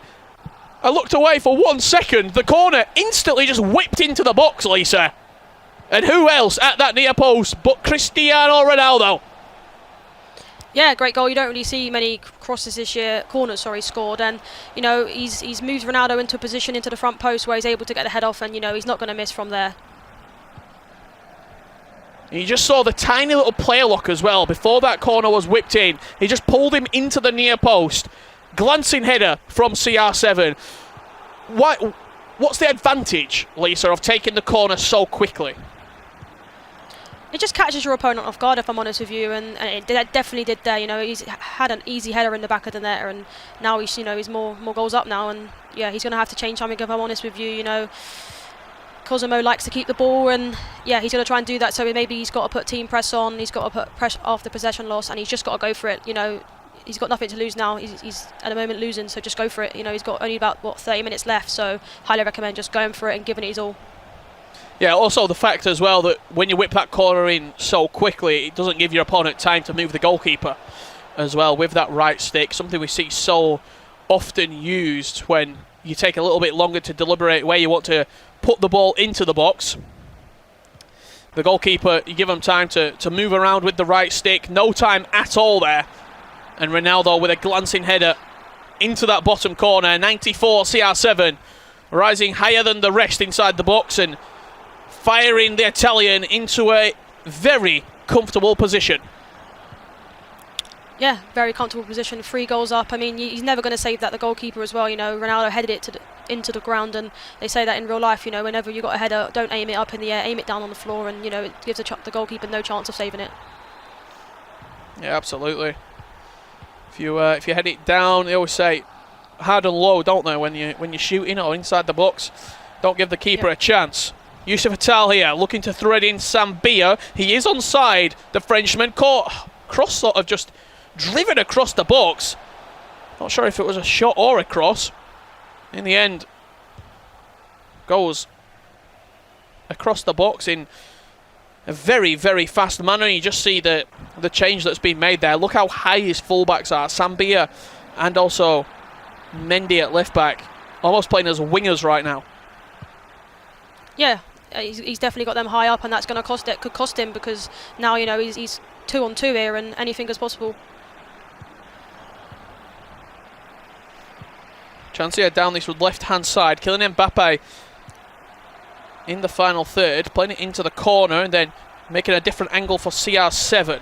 Renato Sanchez does well to win it back, and Daniel has to go, and he has to go right now. 4 players stood on the halfway line waiting. Ferland Mendy now introduced as well. Mendy's going to drive at that defence. Yusuf Attal, the defensive player, coming back. Couple of step-overs from the Frenchman. Now bringing Renato Sanchez into it. He needs angles. He needs options if he is to get back into this tie. Kylian Mbappe. Turn back fake right there. Marco Reus now inside the box. Dangerous in this area. Referee doesn't want to give anything for that. It looked like maybe a little stumble or a trip there inside the box. You sometimes do see those given as well. However, not on this occasion. And a very good opportunity to counter attack right now. Yusuf Attal going deep into the corner, in no rush at all to force this ball forward, and very smart play from Cosimo. Say that, he just gave the ball away. Curse the commentator right there. R9 Ronaldo looking for the cutback with the player look, does win himself a corner. Yeah, I mean, we can see there that Daniel is pressing very high there, and, you know, he almost actually got caught out because he was pressing so high. He's just booted up the pitch, and he's got CR7, and he's always going to win a header with how tall he is, so almost got caught out there. But yeah, he's doing a little bit of mistakes as well, because obviously when you're under the pressure, you can easily make mistakes. So I think now it's just about keeping composed, trying to keep the ball as much as possible. You know, you're 3 goals up, there's not much to lose now. Just try and keep the ball and annoy your opponent a little bit. Yeah, you say annoy your opponent there as well.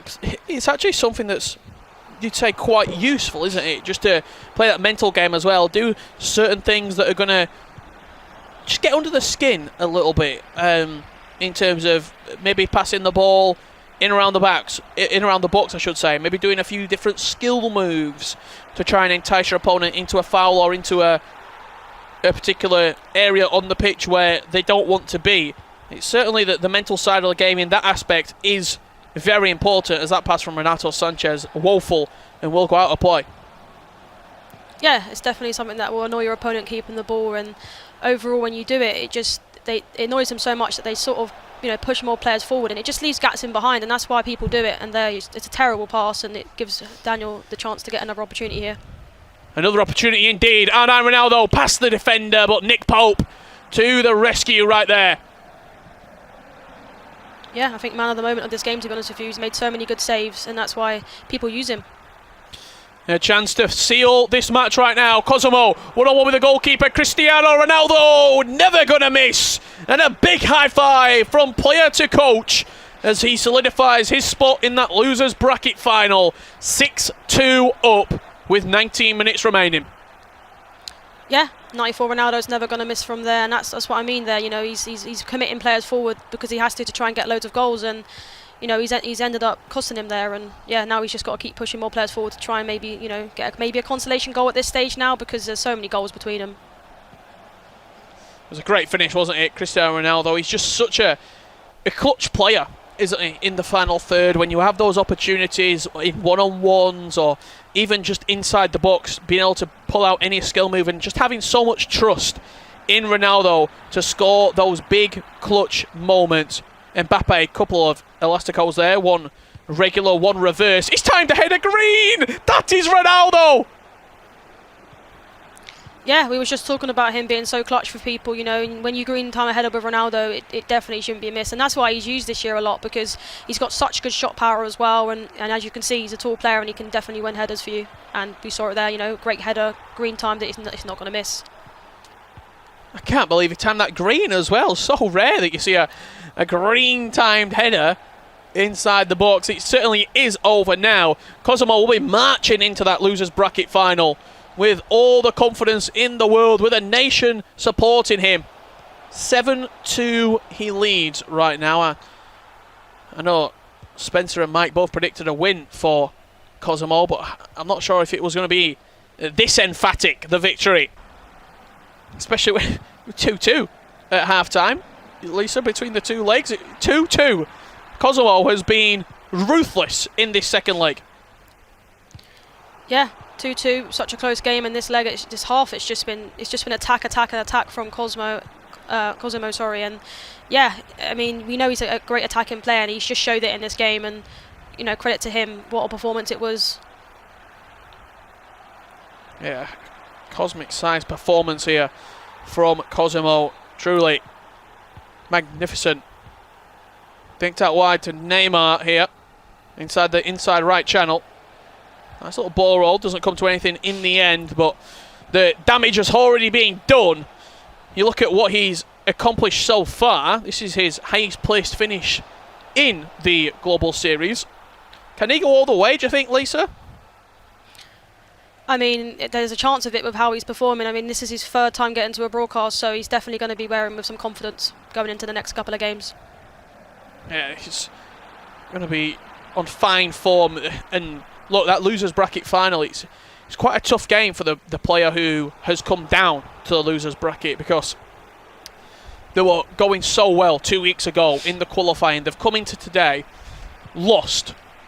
Has Oliver, otherwise known as Roberts, from Team Hullet, and you felt untouchable coming into today. You've lost that opening match, and now you're facing someone who's won back-to-back games just today in the broadcast.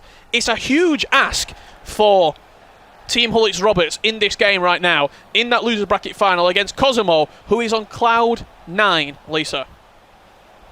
Yeah, it's going to be very tough for Roberts, if I'm honest with you. You know, he's the only game he's played today. He's lost, and you know, he's already played a couple of games, and he's got some momentum going forward because he's won all the games that he's played. So it's going to be tough for Roberts. He's just not got to let it get to him, that loss, and you know, strive for this game.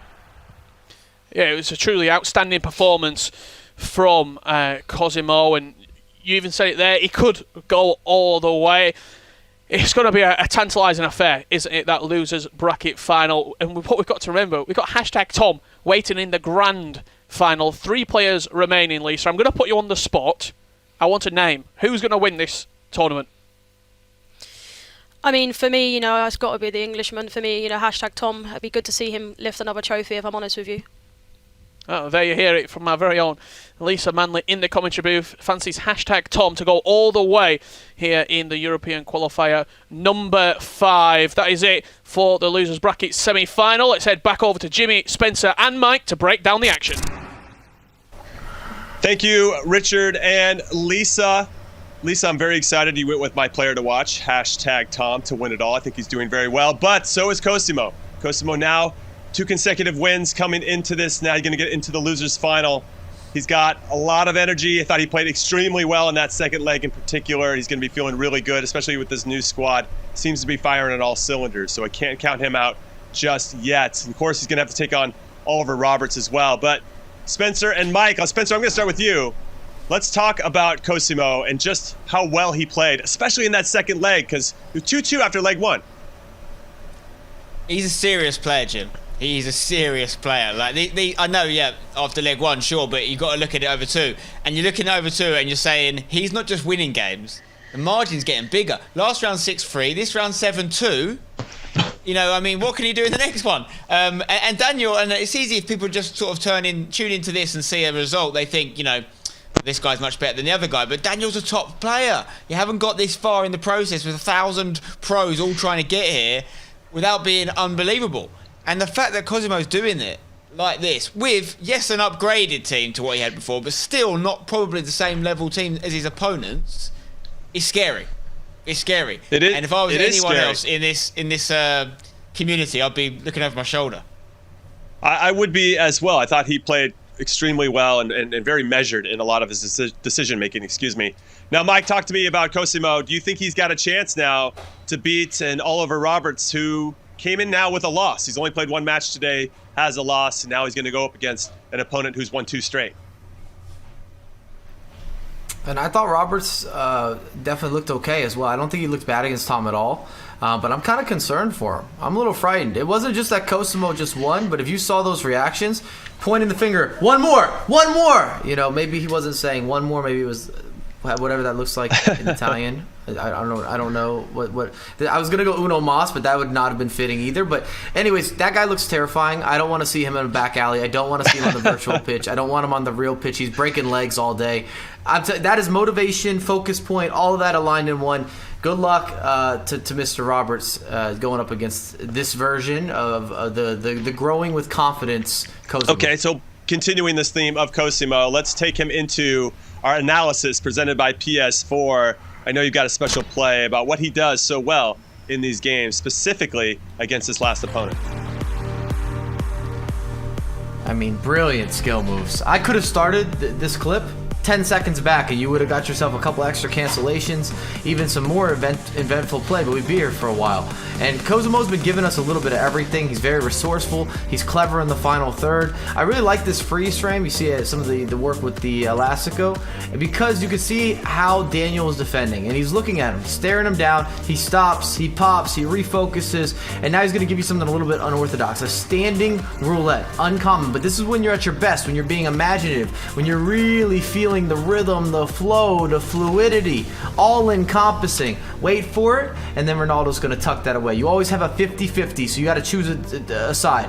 And it feels like a 50-50 or a rock, paper, scissors, but in reality, if you're feeling more confident than your opposition, if you've got the certain vibes and atmosphere on the virtual pitch, it's definitely not a 50-50.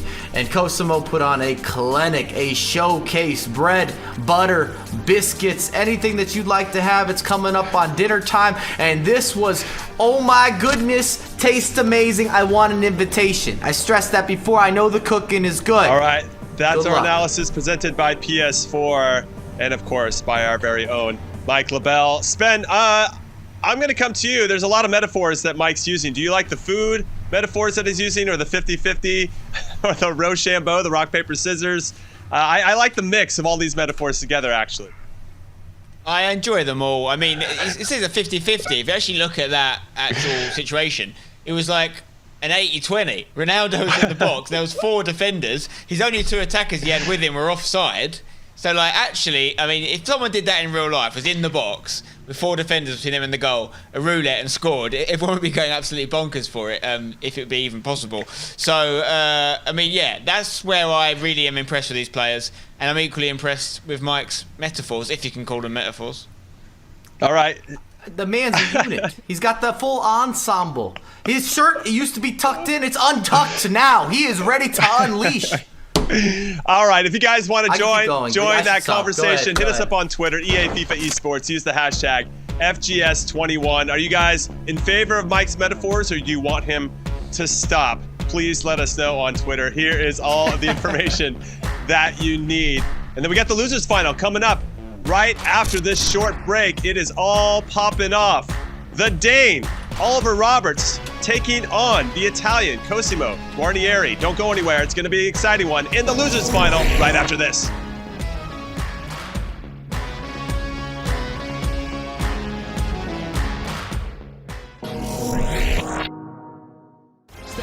once more. De Bruyne into Firmino! He's been there all weekend long. Let's just be honest, all year long. And he starts it off for Tom. What's happening, people? It's Tom here, also known as #Tom. I am a player for #United in the European region, and this is my masterclass. Today, guys, I'm going to teach you how to control a game of FIFA and how to use skill moves effectively in order to beat your opponent. And let's get into it. As we can see in this clip, we have the possession out wide, and I'm playing it up the pitch, slowly building the play, not taking too many risky passes, keeping it nice and safe for now, as I don't think it's worth taking the risk in the second third. I think any risks that I do take are in the final third. You can see I stand still as well in order for my opponent to doubt himself, not really sure where I'm going next. We play a couple of recycle passes, keeping possession, but we're still looking dangerous. So I know that whenever I get the opportunity to play the right pass, I will do that. But the recycling pass is really important because it then makes your opponent doubt himself. We pass the ball forward at the right time and we manage to get the goal. The main thing for me is that you manage to keep the tempo of the game at your standard. So if you want to play fast, you can play fast, or if you want to slow it down for a little bit, you can also play a little bit slower. And I think that's really, really key in order to force your skills onto the opponent. If you have the ball, you can be in control and then you can go from there. As we can see in this clip, I have the ball with Roberto Firmino. He's looking dangerous. The opponent's actually at a standstill, and I know if I can get the bridge off, I can find the space to beat my man, as I do there, and we get the shot off at the near post and manage to get the goal. The bridge I use in the final third to gain an extra speed boost from the opponent, to pull away a few yards. I think it doesn't work every time, but if you can master it in the position it works in best, then you'll have a lot of success with it. And that's it, guys. If you learn the importance of controlling possession and controlling the tempo of the game, and also learning your skill moves, I'm sure you'll have a lot of success on the pitch. Best of luck.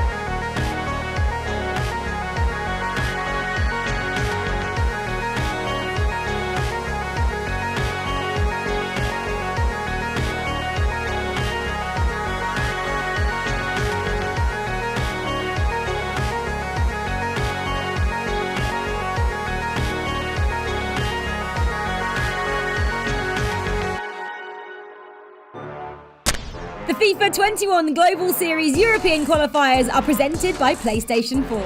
Register and play in FIFA 21 PS4 Tournament Open Series at compete.playstation.com. And the qualifiers are brought to you in part by Turtle Beach.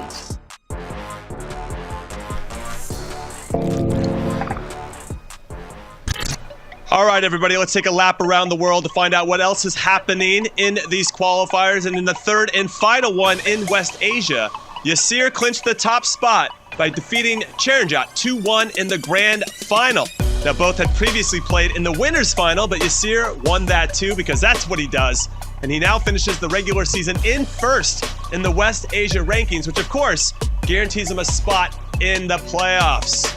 So way to go, big man. That is some next level performing. And in the third and final qualifier in East Asia, Luckman won his first Global Series tournament, defeating Bazinho in the grand final 4-3. It was a close one, but he did the business. And with this result, Luckman wraps up the regular season in fourth in the East Asia rankings, and like Yasir, will guarantee a spot in the playoffs, and they'll see if they can carry that momentum into the playoffs. And speaking of the playoffs, let's get you guys caught up on the schedule so you know what's happening around the world. We're going to start in Oceania. It's going to lead off the playoffs mid-May, and then we're going to go to East Asia, like I just mentioned, first week of June.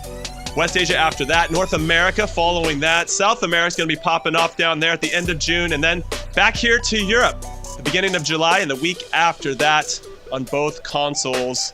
Yeah, lots to get after. We're very excited about that. Twitch.tv/EA Sports FIFA is where to find it, which is the channel you're watching, so you know where to go. All right, now let's take a look at the updated brackets We are down to just 3 players. We started with 6 on the broadcast. We're now down to 3. Hashtag Tom waiting patiently on the winner's side in the grand final.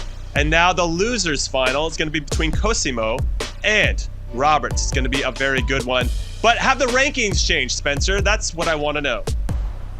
I can confirm we have had some movement. That's what it's all about. The rankings have changed. You can see here, Tom's still on top, and that's not going to change today. But Hamburg Daniel has moved from 31st place to 27th place. You can see him there on 1977 points now. And Cosimo Guarnieri has bumped up just 1 spot from 7th to 6th. He's actually overtaken Heza, who actually won one of these qualifiers, of course, a second qualifier, I believe. And he's not far behind Makers Ollie Bolly. In fact, if Cosimo was to go on a win today, he could climb quite a few spots yet. So a little bit of movement, maybe still to come. Yeah, some improvements there. And as you mentioned, Cosimo doing the business. Now he's the top Italian on the PS4 side of things. I'm sure he's proud of that. And obviously he's putting the work in to make that happen. All right, Mike, let's talk about these 2 competitors in the losers final. How did they get here? How did the Italian and the Dane get to this point? 2 different pathways, without a doubt, considering that Cosimo's had to kind of grind his way through. Versus when we're, well, let's start with Cosimo. We'll start there. So Cosimo's had the loser quarterfinals where we saw that all-Italian affair. And if anything, you could probably argue that Cosimo's getting a little bit better. Leg to leg, matchup to matchup, as he is able to become victorious here in the opener. Gave you a lot of the silky skill moves. Really good with the heel to heel. Very impressive with some of the elastic goes. Just how he combines skill moves around the edge of the box, including cancellations. On point, it's almost as if I planned it. You saw that elastic go, you see that finish. Into the second leg, more of the same. We just saw this clip.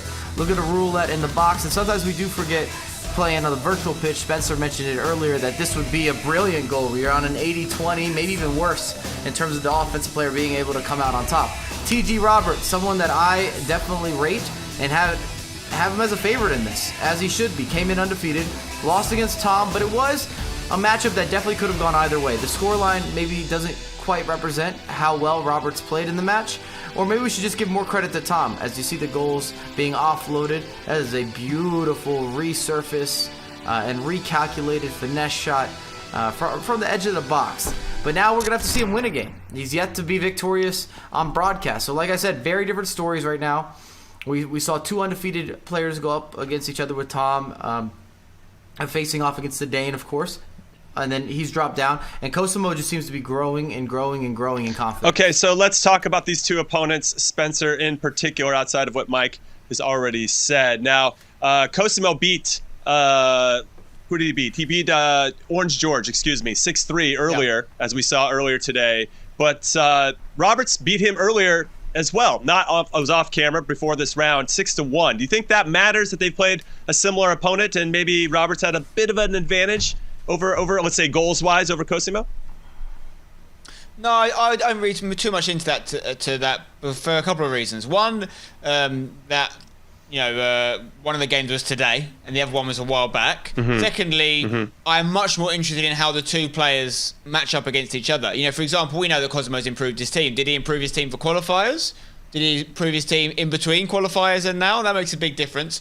And at the end of the day, Jim, their records are now equal. They've both dropped 1 game in this process. So I don't necessarily read too much into the fact that one's coming from the winners bracket, one's coming from the losers. I don't read too much into the fact that they've had different results against similar players.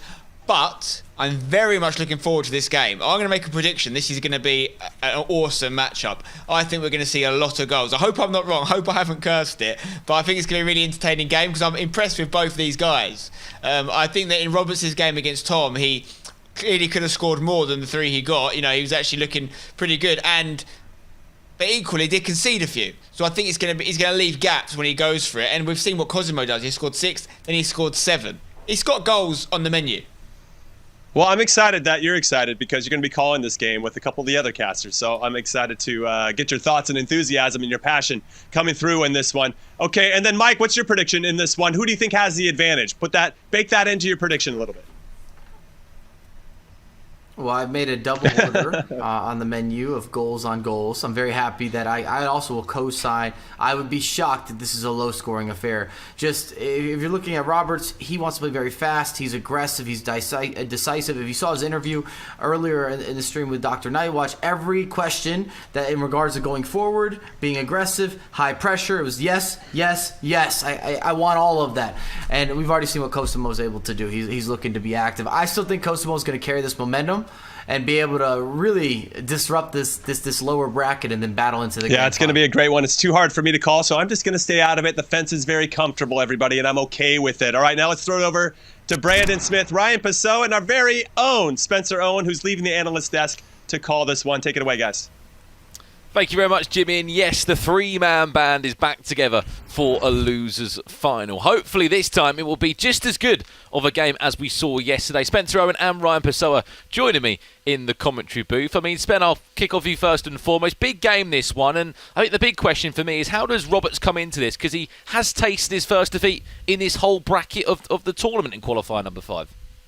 Yeah, and I think it's really easy to just focus on the result against Tom and forget about the actual qualification process that he's had, which has obviously been unbelievable. So if you think back to the game against Tom, I would say that he did really well to get those 2 goals back in the second leg after he found himself behind. Shows real character. Was unlucky with a couple of post hits, a couple of things that could have gone his way. You're looking at that, you think, well, he could have won that game. We always talked about, we'd love to see that rematch again, and he's got to earn that right now. So what he needs to do is kind of get it out of his head, and Ryan will be able to speak to this, that game didn't go his way. He's got a different opponent now. He's got to just make sure he gets minimum of second spot instead of third, because you're always disappointed if you come from the top bracket with guaranteed third and you only get third. So he wants to do that. I mean, this is his team. He probably does out-team Guarnieri, whose team is improved, but it's still not quite at the level of some of the other opponents. Interestingly, we're seeing Varane used a lot more. We saw the winner yesterday, Peixoto, use Varane. We've got TG Roberts using Varane right here, whereas we usually see, or at least until this event, 4 fullbacks across the back four. We're actually seeing an actual centre-back used, which is quite nice. And I've seen a lot of people in the chat saying they're going to have to invest in Rafael Varane when they next get on FIFA. So he's been impressing. But, yeah, I mean, for TG Roberts, he's got to feel confident. He just needs to put that defeat behind him. I think to add on to that as well, Spencer, he was so good going forward in terms of some of the goals he scored against Tom in that last game, where, of course, we're alluding back to that winners' final. On the flip side, Ryan, bring you in the conversation. Talk me through, as many will know him, NBD or Cosimo Guarnieri in more recent times. This is the furthest he's ever gone in a qualifier, the third time he's made a broadcast, and there is a feeling in the air for him tonight that maybe he is going to go to a grand final. Yep, exactly, and he's played fantastic today. I've been impressed from the last qualifier that I saw him in, but today he started to score a lot more goals, and Spencer said that we'll hopefully be seeing a lot of goals, and whenever Spencer says something, I tend to go the opposite, so what? I'm thinking it will be a tightly contested affair, but I am hoping that Spencer is correct. Mugging me off. He's mugging me off. I'm telling you right now, guys, 8 goals minimum. 8 goals minimum across the 2 legs. I don't know who's going to get it. I kind of feel like either way we're going to win, to be honest, because either matchup against Tom would be fantastic in the final. I'm all aboard the Cosimo Express. I think that he's a very interesting player I want to watch. But equally, I know Roberts has got more to offer than we saw in that last matchup. I mean, I hope you're not alluding to a 0-0 run across the 2 legs and then we go into 2 extra time. We're not in FIFA 20 days anymore in terms of the games I'd hope it's not. We saw in previous times. Yeah, I'd hope it's not a 0-0, and that was almost a great chance there from Neymar with the Lacoqueta cancel. But again with Cosimo, because we've seen more of him today, we've seen what he's capable of. For Roberts, who's at... Oh my God, I thought that went in. Roberts, for him... It seems like the more you talk, Ryan, the more chances that going at goal. So just keep it coming. Yeah, Brandon, for Roberts... This is something you know a lot about, right, as a Brighton fan. You know a lot about the XG stat, okay? Roberts has an unbelievable XG. He just doesn't score them. He's got nil Malpay written all over him. Can't be doing nil like that, poor man. He's you're absolutely right though in terms of that stat. He's been making so many chances. Roberts did it in that earlier game that we saw against #Tom in our winners final. Of course, we're back underway in our loser final now. Cosimo Guarnieri, the Italian player that's made his first broadcast, or should I say third broadcast of the year. On the flip side for Roberts, it's his first broadcast. He could be a chance to find his first goal in this game. Nick Pope again spreads himself so well. The 6'7" giant. But speaking about chances, Spen, I mean, what? We've played 30 minutes, 3 of them he's already been able to create is Oliver Roberts. That's what I'm talking about. He has no issue creating the chances, but his conversion rate is poor. When you think about the fact, I had to double check myself a minute ago when I was thinking about the score against Tom. He only scored 3 goals.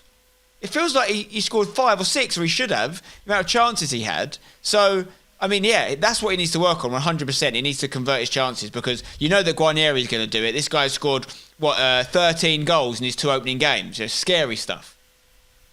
And just to allude on to that conversation as well, on a flip side here for Guarnieri, furthest he's ever been in a qualifier, Ryan, you'd say that maybe there is a feeling in the air that he wants to go into a grand final tonight. And also, he's near enough for top 5 at the moment. He's in 6th place on the Global Series rankings, the highest ranked Italian player we've seen. And I think it's refreshing for Italy to see it. We've always known about Cosimo and MBD, that many will know.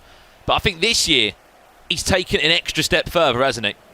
Yeah, and I've seen him for the 3 qualifiers that he's competed in, and each and every one he's got better at. I'd say his team, of course, has improved, which is a factor, but I feel like the way he attacks is a lot more fluid than he did before. I felt like he was a little too slow with build-up play, but now it's lethal. Every time I see him in the box with the elasticals, the skill cancel combinations, he's perfect with it, and I feel like that's going to lead to success if he's going to end up becoming a champion. Could be a chance for Neymar now. He's been the deadly man, the danger man of Oliver Roberts. It goes into Mbappe. The 2 Parisian forwards link up well. And once again, Nick Pope. At what point do I need to panic? At what point do I need to panic about my 8-goal prediction, guys? Because 25 minutes in. To be fair, Roberts could have had 2 or 3. The thing is, my question is he shooting from angles maybe that aren't, those percentage plays? Ryan, what do you think about that? Do you feel like he's snatching his chances a bit? I say that last chance he was a little bit, but there are some occasions where sometimes it does go in. Of course, though, you have to play for percentages in FIFA at the highest level, but again, there's always a cliche saying you can't score without taking a shot, really. Well, unless someone boots in there on net, but most of the time you won't be able to create a goal-scoring chance if you don't take the risk. And he's taking the risks. It doesn't pay off as common, but he's making if I'm playing an opponent and he's constantly taking shots or constantly trying to break into my area, I'm going to be panicking. Just looking across the board at some of Guarnieri's matches that he's played in qualifier number 5. Looking back to the round of 16 as he looks to build up to try and find his first goal in this game. He's had 7-7 penalty shootout thrillers in the round of 16. An incredible 7-goal thriller against Andoni. I mean, you predicted 8 goals, but from the previous results we've seen from Cosimo, he looks to score. Chance for him again. La Croqueta into the reverse elastico. Still the chance could be alive. Eventually, it will be dealt with by Edison. I'm worried. I'm worried about this prediction. I think I might mug myself off here, guys. I really thought about it. I don't try to predict the amount of goals in games unless I'm really sure. I've got 8 goals. I was thinking I was going to go 10. I've just seen you pop in the Twitch chat with a corrected 6 goals minimum. I was wondering if you're going to see that. Yeah, I mean, if we get to half time, it's 0-0. It's going to be 4 goals minimum, guys. It's dropping. It's dropping. But could be for the first one now. Neymar, can he just brush past his man, Joe Gomez? Able to return that one and win the ball back expertly well. As we said, winner of this goes into the grand final in qualifier number 5 here in Europe to play against #Tom for a chance to call yourself champion. Heading into that final matchup. Those, of course, thinking, where is #Tom? He's playing in the next game tonight. So do stay tuned in with us because there's still so much to play for, so much money on the line as well. $15,000 will be going to one lucky player by the end of play today. If anything, just trying to jump up a couple of spots on those rankings. I think for Roberts, it's been the story, Ryan, that it's been his first major event. Again, his own story, he said, which is incredible, that he got spotted by Team Hullet just off an incredible weekend league record that he had. Wow. I didn't even know that, but that goes to show how important weekend league is at just exposure and showing people. We've seen tons of Scandinavians, and even Levy last year, I believe he had a 280 game or something crazy unbeaten run. So it goes to show, but for the first half there wasn't much towards the end of the half, but at the start there were numerous chances for Roberts to take the lead. And we're going down by goals at the moment, Spen. 5 goals now. Are you yeah, slowly just sinking into a hole? It's a problem here, this isn't the way I saw things going, Brandon. 5 goals minimum is the current update. Come back to me at the end of the game. I might have to update that further, but I'm still staying true. I think second half we're going to see some goals. It's gonna come. You look at that first half. You say that really, Guarnieri wasn't playing the kind of FIFA we've seen him play the last few games. Maybe he's going to take a little bit of time to get into it. He had a great second leg last time, of course. But Roberts has had a few better chances, but no one's taken it yet. He was going to find the first blood in this one. Remember, it's a two-legged game. There's still plenty of time still to be played. I mean, 3 halves of FIFA to unfold in our very own eyes. You look at the runs that both of these two have had. I have to say, 1,033 competitors it was that checked into this bracket and this tournament back on the 10th of April. That weekend is where it unfolded. Chance now for Roberts down the line with Cristiano Ronaldo, who's ball rolling Elastico on his way into the box. Went for the reverse. Elastico couldn't outsmart Furlong Mendy. I think it's safe to say, Ryan, that foot birthday Mendy's sort of made it an even more easier decision to ensure he's in your team. I mean, he was always in the conversation, Mendy, but I think it's even more secure that he's got that foot birthday that he's definitely going to be involved. Absolutely, and especially because he's got the super link to the road to the final, Rafael Varane, who's a staple in most teams who do have a centre. If you're going to have a centre-back in centre-back, it's most likely going to be Varane. And, of course, the links to Ferland Mendy. Some people were using standard Ferland Mendy as well, even for the 4th qualifier. That's how good he is. And something that we notice as pro players anyway, when we build our squads, is cards that have a good base card or a good low-rated card, if they end up getting a high-rated card like Renato Sanchez or Ferland Mendy, they tend to be incredible. How do we feel about the fact that Cosimo's not got Crespo playing? I was going to say that. I genuinely was going to say that half time. Of course, he's got his sort of team owner's name across his chest. Chance, Mbappe! Oh! And there is a goal. Hopefully they'll start flying in now. Oliver Roberts will find the back of the net. You said he's been making all these chances, Spencer. Well, finally, he does pull away. It's Mbappe. Pulls away from Joe Gomez. No chance for Nick Pope. And eventually, the Great Dane will lead by a goal to 0. Yeah, he's taking it well, Brandon. You do wonder if those subtle differences in the two teams are going to come against Cosimo here. The fact that he, for example, has informed Nick Pope up against informed Edison, I believe it is, for Roberts. You've got both players using Varane, but one, the lower-rated Varane. These could be crucial when you get to this level. Those margins we talk about all the time can come through. And what a touch and what a finish from Mbappe. It has been coming. We haven't seen a really too much attacking from Cosimo. There's one, 7 to go. 7 to go, Ryan. Hopefully that that will be the case.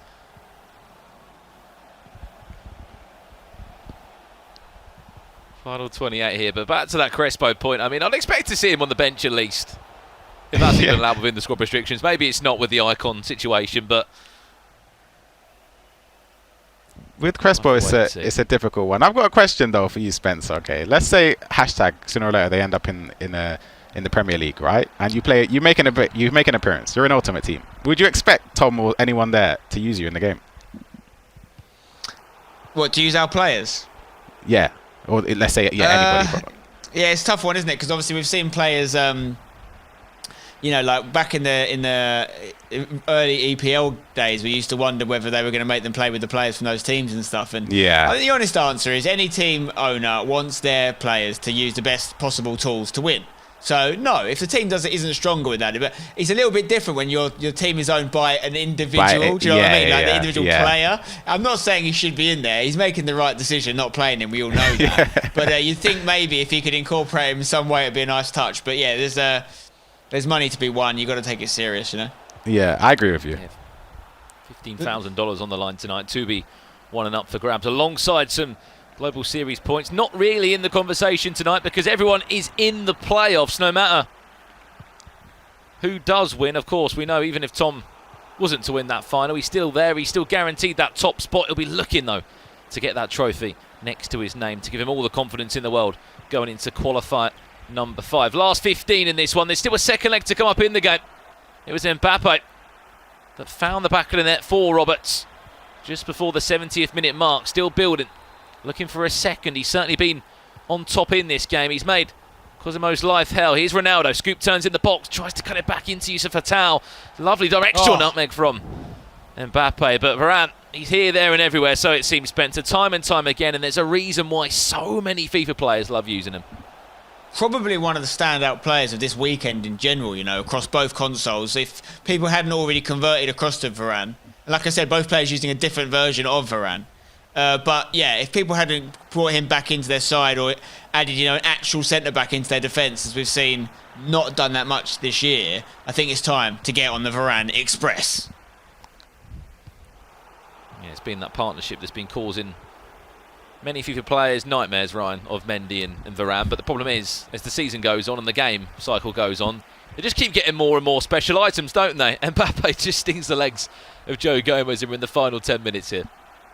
Yeah, and the introduction of For Birthday I always go back to as being a key moment in this year's FIFA and last year's as well, with the new additions of the players that are in game. And of course, Ferland Mendy already has the 5-star weak foot on his base item, but to have 5-star skills going forward as well, every attribute of course increases with it, and the likelihood of him being apparent in teams at this level now is very, very high because of that link to Varane as well. Such a narrow game between these two. Final 3. Mbappe dancing. Can he find the small gap? Elastico's into the box. Back to back. Wow. Cosimo, take a bow, because that is absolutely brilliant. Mbappe is running the show for both players. The goals have started to come. That's the Cosimo Guarnieri we've seen in the earlier games today. And I think this is setting up for a nice little second leg. We just need 6 goals in the second leg, or else I look an absolute mug. What a goal. What a goal it was. Back-to-back Elasticos. It's often a combination you can see from some players, but the audacity to do it was absolutely remarkable. That is leg 1 done and dusted. 1-1 the scoreline between Cosimo and Roberts. Don't go anywhere. We have a second leg on its way between these two. Who will go to a grand final? We'll see you in a few for that huge second leg.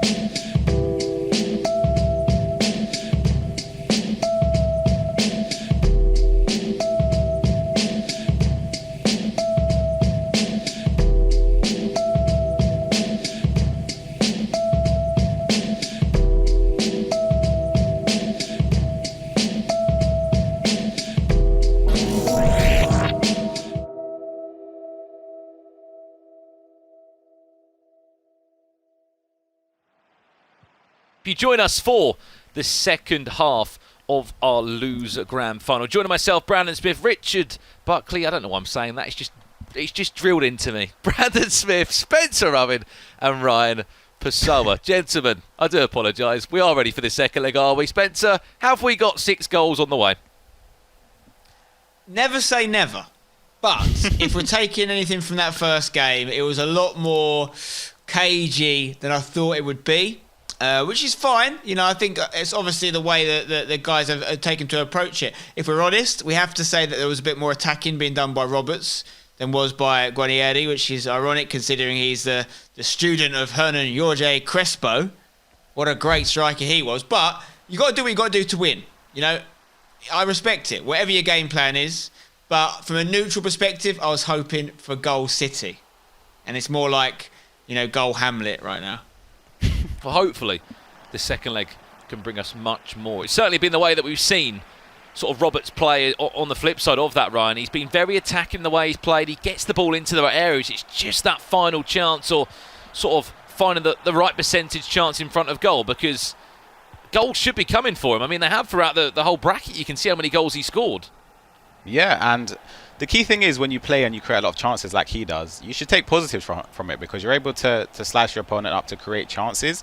The fact he's not taking it, of course, is an issue. I'd be lying if I said it wasn't. However, just getting in that situation, you can create experiences that you can learn from, and you can hope to hopefully for his sake anyway, take the chances when they do come, and he almost gave it away there.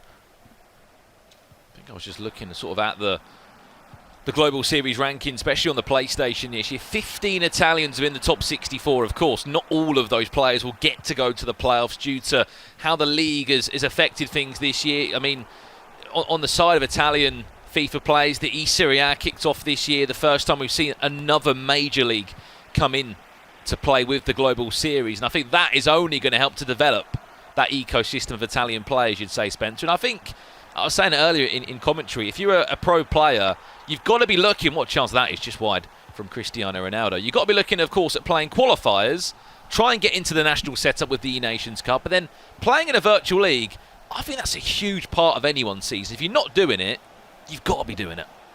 Well, just look at how established and far ahead the Germans have been for a while, and they were one of the first to get involved with the E-Bundesliga, of course. So it's one of many things a country can kind of instill within their ecosystem to help all their players. So I think it's great, you know. I think it's great for Italy, and that has been a breakout year for them. They've had some top players before, but they've definitely gone up a level for sure. And certainly, I think one of the big storylines for them this year has been Jesus, who won that second qualifier on the PlayStation this year in January.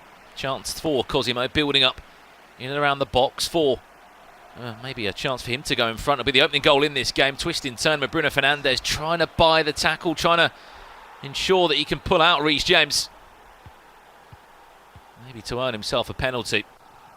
Looks for the cutback, it's nice. Bruno Fernandes does well, still somehow holds the ball. Reece James eventually just about gets rid of it, but just as I was saying, I mean, Jesus has been the storyline. You know, he won qualifier number 2, but also that FIFA E-Club World Cup victory where we saw Principe come back at the forefront. May have had a bit of a quiet sort of qualifying year in terms of 1, 2, 3, 4 and 5, but I mean, in terms of wins for Italy this year, Ryan, they've had a qualifier in their back pocket and a FIFA E-Club World Cup, which I'm sure they'll be over the moon about.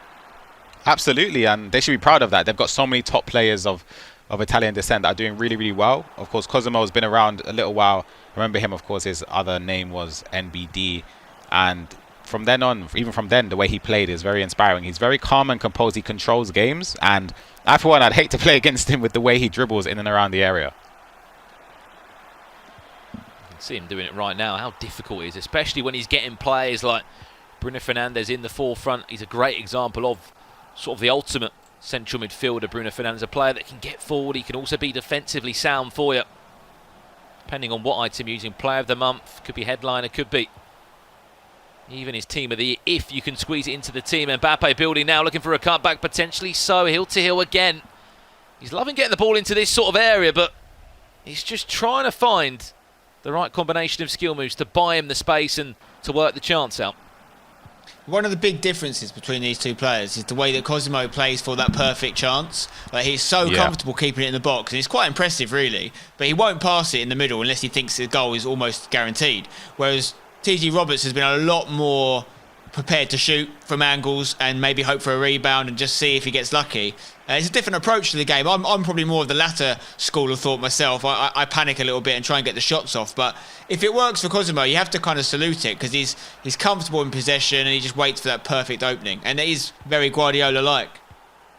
And how difficult is it to be like that, Ryan, in terms of being disciplined? You know, we see players are disciplined in the way they keep possession, but also moments like this, you're seeing it from Cosimo. You know, he's in no rush to go forward. He's waiting, as Spencer said, waiting now. You can see it, went for an elastico, nearly got it through the player's legs. But to be that disciplined, to wait for the 95+% chances of scoring goals, it's difficult to do. It's very difficult, and it leads to potentially low-scoring games. So it's incredible that he's managed to score so many goals. I believe, was it 13 so far? And that could have easily been a penalty there if Reece James got it timed wrong. But he's done fantastically well, I feel like, in this game. He might not have scored or created an actual shot at goal, but the way he's standing up and skilling and dribbling perfectly, he's calm, he's composed. It would be a nightmare to come up against because you never know when he's actually going to shoot. So you don't want to dive in because maybe he might still continue dribbling. He's very unpredictable with the way he plays.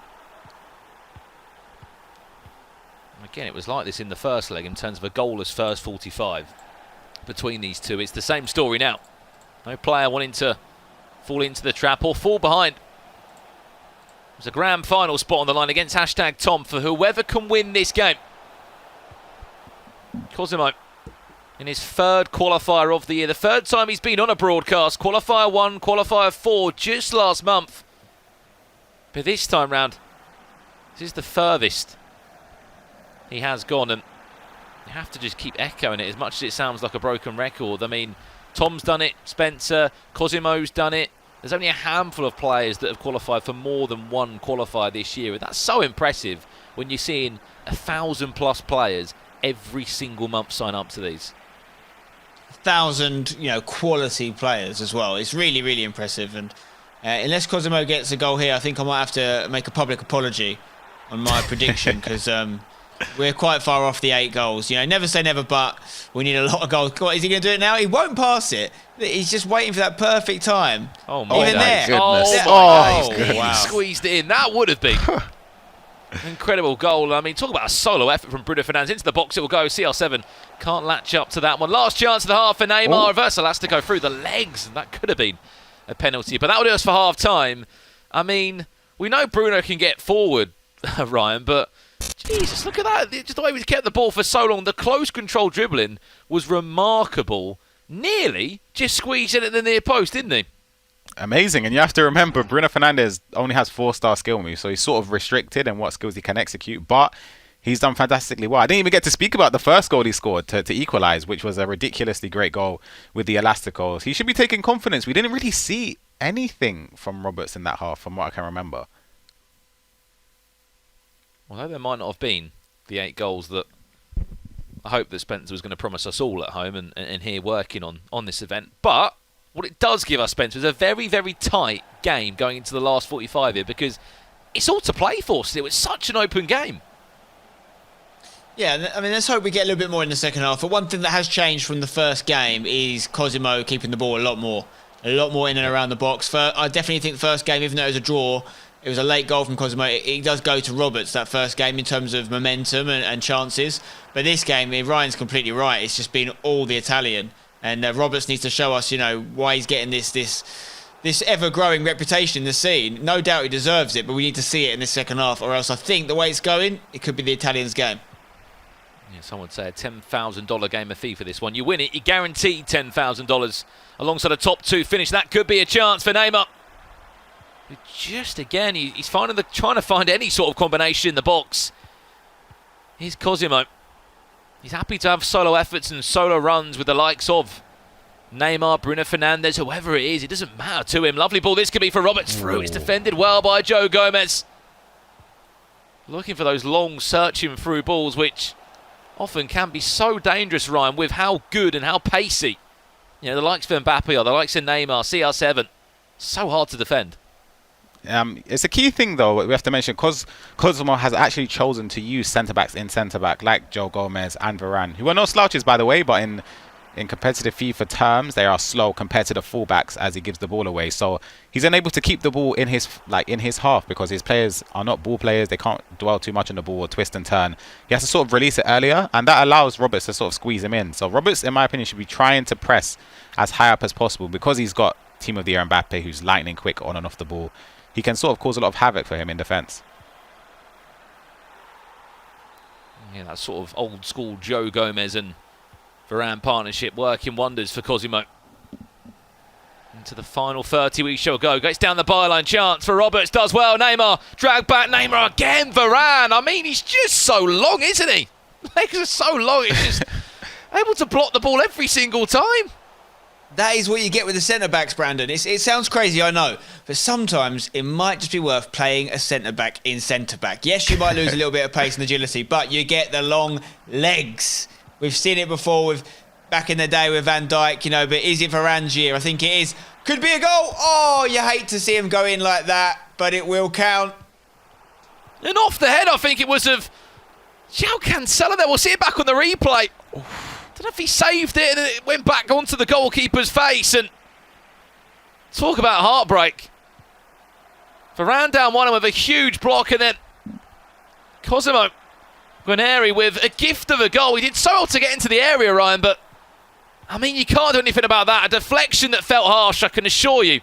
To see the twist shot erupt. Now he's trailing by 2-1. Yeah, but it was well worked there from Mbappe, in complete honesty. Even down the wing there, he was sort of baited in to turn back to play it back short because there wasn't an option, but he chose the pass in towards the box, which created the chance. And of course, you need some fortune in FIFA, and you have to create your own luck. I'm sure that's what Spencer says sometimes as well, right? That's like a thing. It's actually a real thing where sometimes the situation isn't favourable, but you need to get there, and the only way you can score is by getting there and creating that chance. Yeah, you're right. I mean, the thing is, yes, the deflection's not ideal, but he was probably going to score the shot anyway. You know what I mean? It was going to go in the other corner of the net, I think. It might have nestled in from that range of Mbappe, I reckon.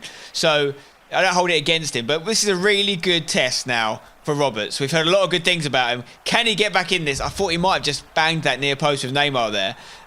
You know, there's no doubt he's a top player, Roberts. He's going to be around for a while, but these are the sort of moments, if you want to win things, you have to come up trumps. He just needs the one goal. It's not that big of an ask. And he has had a few little bits in and around the box, but can he find it? When he needs it, can he find it? He needs it now. He's got 16 minutes left, or he will be out the tournament. Still will be a top 3 finish to remember.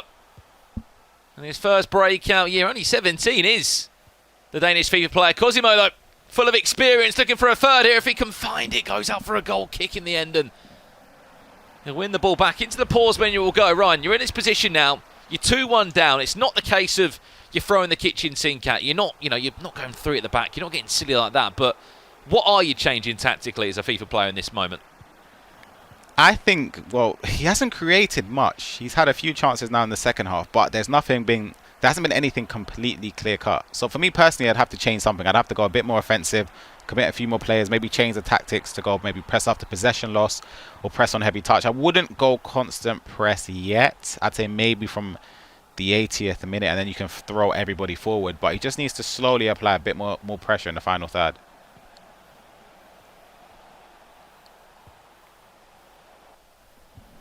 Vidal comes on. James Tavernier as well, certainly a player that has featured so much this year after he's had an incredible season at Rangers with the success there, been getting sort of better in-game items week after week, month after month. Chance for Ronaldo around the corner. Nick Pope has been heavily involved in so many moments. I mean, I rate that from a FIFA player to have the confidence to give it back to your goalkeeper. Sometimes can take a little bit of pressure off you when you defend it. However, I can just see 10 minutes now of relentless pressure that Cosimo's going to have to deal with. You can just see at the end, attack after attack. He's going to have to be superb defensively as we go into the final 10 now. CR7 on the edge of the box, finds the feet of Neymar. Back to goal for Roberts! Oh my God! Post! I mean, you feel for the lad because we've seen it so many times from him against Tom as well. He does shoot from, I don't think that was a dead cert. Ryan will know more than me. But the angle of that shot, he did well to create it. But his Neymar had a bit of a turn on him, a bit of his back to goal. Like, it's not 100%er, is it, Ryan? No, I wouldn't say it is. It's a good chance. I wouldn't say it's something where you expect it to 100% go in. But But he done well there just to create, as you mentioned, the McGeady cancel to get the space. I thought that was amazing, and I feel like he's been a little bit unlucky because of the goal he conceded. Can he get a chance there? No. But yeah, it's unfortunate. Sorry to interrupt, Ryan. I mean, it's in his hands now. This is Cosimo's game to throw away. Again, he gives possession back. 2.5 minutes left now. Robert scores. We'll go to extra time. Or at this rate, it will be Cosimo Guarnieri going one step further into a grand final here in qualifier number 5 in Europe. And to be honest, I think he's home and dry. Italy could be on the cards to have 2 European champions this year. He just did it in January. And now they'll all be sitting there praying that maybe Cosimo can do it in the final qualifier of the year. It's all in control. Referee conclude the tie. Cosimo Guarnieri, you are into a grand final, my friend. 3 qualifiers for the Italian, but this is the one he will remember. A top 2 finish guaranteed. Congratulations. Yeah, he's going to be buzzing with that. And listen, I know some people will feel for Roberts, and you should, because he's got a lot about him. He's got a lot to do, I'm sure, in this scene in the future. He will be thinking about those chances he missed, but you have to give it to, the more clinical player, which in this case, okay, maybe you could argue that deciding goal with the deflection, sure. But he got in that area, an area that really Roberts didn't find himself in. He had these shots from chances and angles that maybe weren't quite at the percentages that Guarnieri was trying to get. And also, you cannot forget the fact that he was out-teamed. Not by a great deal, but still some significant disadvantages team-wise. So Guarnieri deserves credit. Worthy finalists. Looking forward to seeing what happens. It's a great point that Spencer does recall, Ryan, because, Guarnieri's team was not the best. Cosimo's team was not good. Talking back in Qualifier 1 when he still made a broadcast. Yes, promos weren't out there. Team of the Year wasn't really out, I don't believe. We didn't have FUT Birthday.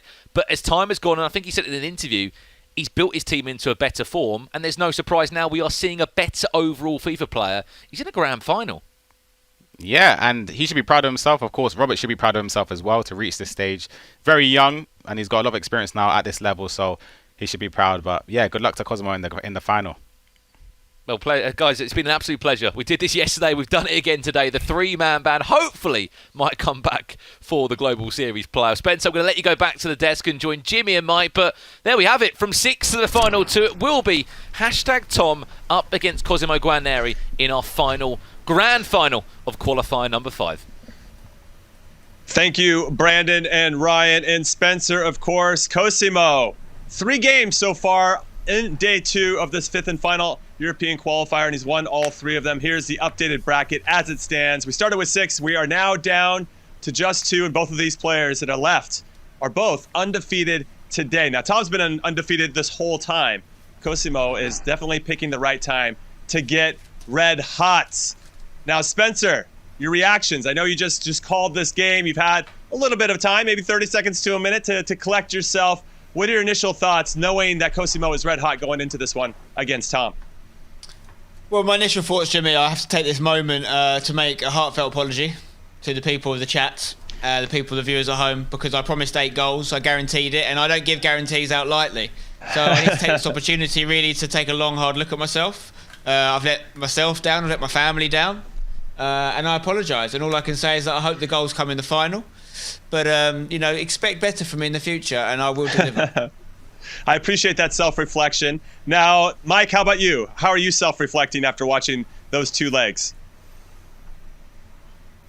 I think I also did the double decent, and I backdoored and guaranteed the same thing as Spence. So maybe I owe an apology as well. I didn't realize that we had to issue these today, but at the end of the day, something that is a good takeaway from that matchup, in my opinion, is the fact that Cosimo showcased that he can also win the close games that aren't necessarily an offensive onslaught or back and forth. Because you're going to have different types of oppositions, and you've got to be able to adjust and pivot tactics. And some games are uglier than others. Some have a lot of goals galore and all the skills and the tricks and the flicks. And we have so many breakdowns to pick from. And then other ones, it does come down to being a structured player or being a little more methodical and really taking your time and getting the win, grinding out the W. All right, well, you heard from us. We're going to take a quick break. But before we do, make sure you join the conversation on Twitter. We're now down to the final 2 players of today. Who do you think is going to do the business? Hashtag Tom or Cosimo Guarnieri? Let us know. EA FIFA Esports is the Twitter handle. FGS21 is the hashtag. We want you guys to be a part of this. The grand final, everybody, is coming up. This is what we play for, to find out who can be a champion when everybody is watching. Is it going to be Tom or Cosimo? Don't go anywhere. It's all popping off right after this.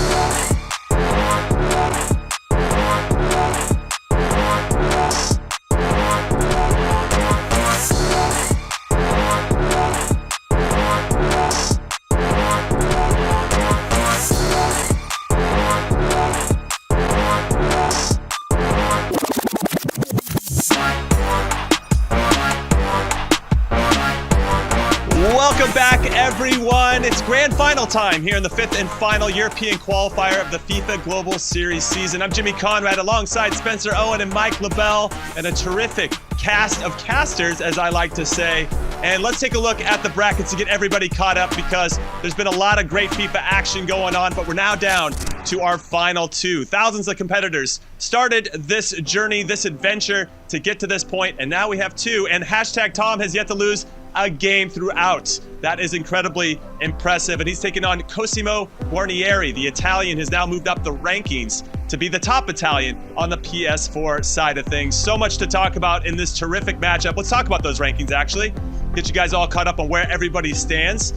Everybody that's been competing on the broadcast definitely in the playoffs. Now it's about confidence and momentum. And as you can see, hashtag Tom, no big surprise. #1 in our hearts, #1 in the standings. But Cosimo has moved up over his Italian compatriot, Hezers, who won the second qualifier, and now he is in 6th overall.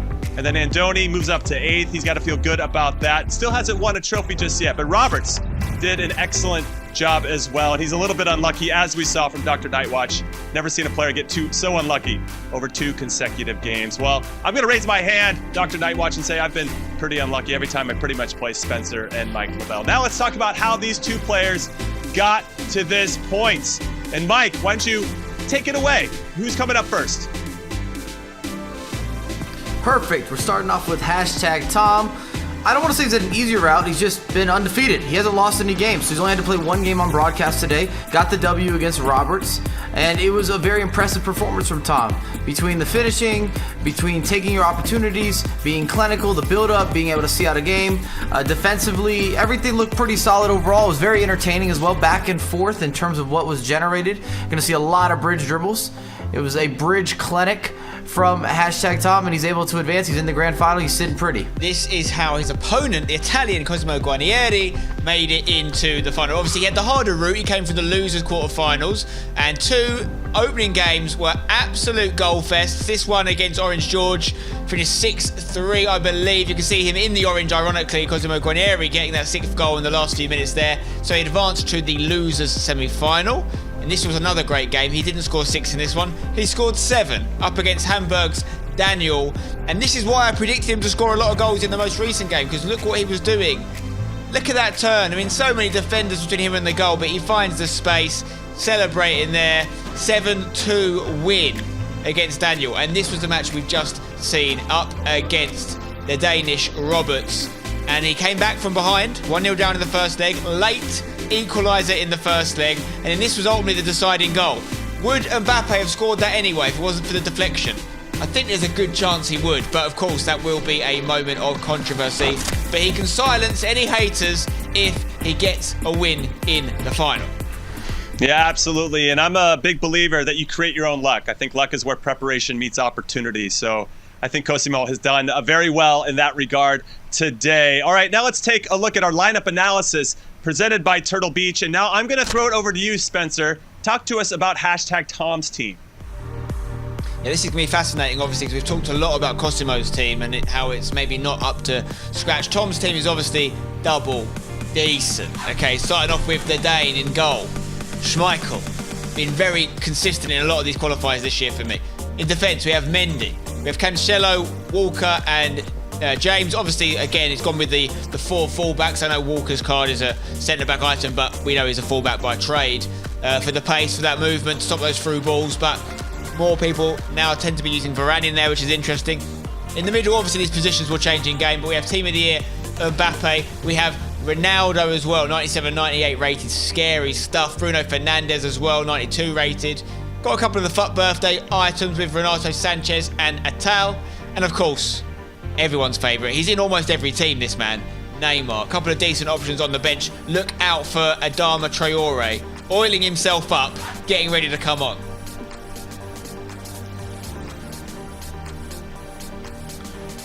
Now, when we look at the reverse end, we're going to look at the other squad, his competitor, the improved team, we should say as well. Because there was a time in early qualifiers that maybe wasn't up to scratch, but I think it's definitely made progress.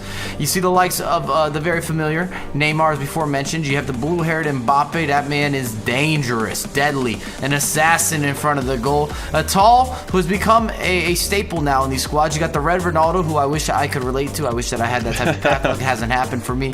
Bruno Fernandes and Patrick Vieira, of course, in the midfield. And then João Cancelo, the informed Gomez, which is not a common choice. I want to reiterate that is uncommon at the competitive level. You see the Nick Pope for the green link, Varane and Mendy, which is much more standardized. And off the bench, you're going to see the likes of the well-balanced, the well-versed Alphonso Davies, the Canadian dream, to go with Tavernier. And maybe actually a very attainable bench in general across the board. All right, everybody, that was our lineup analysis presented by Turtle Beach. Now let's do some predictions. And Mike, since you were talking last, I'm going to come to you first. Who do you like in the first iteration, potentially, of the grand final? Do you think Tom can close it out in this one, or do you think Cosimo will go to a grand final reset. I think Tom's going to win. I think he's going to win without a reset. I think that he's going to get it done in the first couple legs of games or first matchup or first collective. I don't know the best way to describe that. Because you're not playing a best of 3. That's how it used to be, a best of 3 or something along those lines. But over the aggregate score lines, I believe Tom is going to come out victorious in the opening portion of those aggregate score lines. Have I made this more complicated? You have, but I mean, I think we all yet? are picking up what you're putting down, and that's why we love you, Mike. All right, Spencer, how about you? I know you're going to be leaning towards hashtag Tom, but do you think it's going to be close? Do you think Cosimo does have, and we've talked about it before, an outside chance to maybe upset Tom, who's been waiting patiently for quite some time to get this game going? Well, I mean, look at what the viewers are saying just beneath me here. 51% to 49%, extremely tight. I wonder whether they're taking into consideration the fact that Tom does have that advantage in the fact that he has the extra game. I think that is crucial. I also think he has a superior team, and that's, you know, to Cosimo's credit that he's got this far with a slightly weaker team. But of course, I don't think it's an outrageous thing for me to say I think Tom's got the edge here.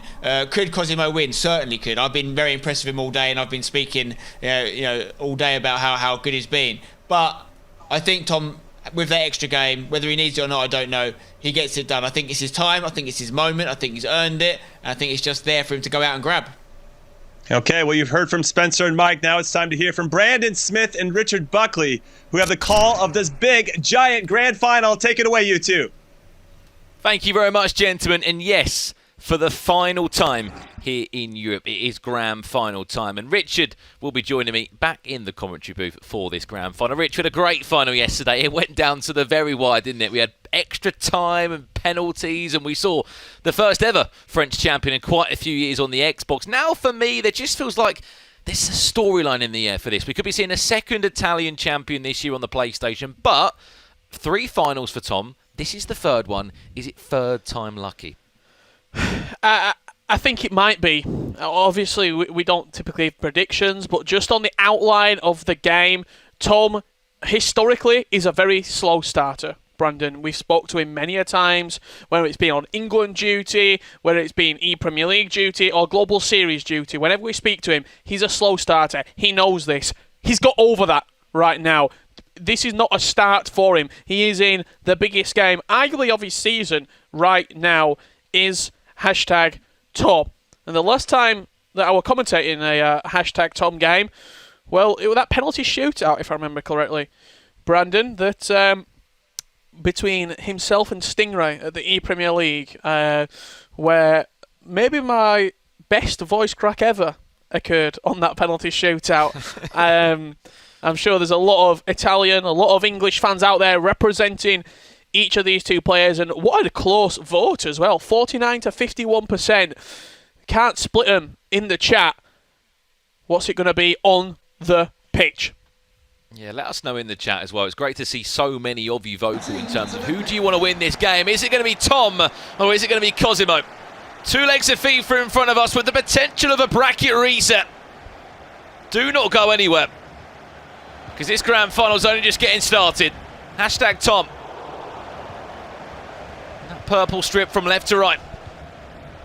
Cosimo in the orange from right to left. I mean, one thing that we've got to talk about from the offset, Rich, is that this is the first time we've seen Tom go into the grand final from the winner's bracket side, and I think that's why there's just feels like there's something in the air about this final performance from Tom, because the previous times he's been in the loser bracket side, which has been so much more difficult.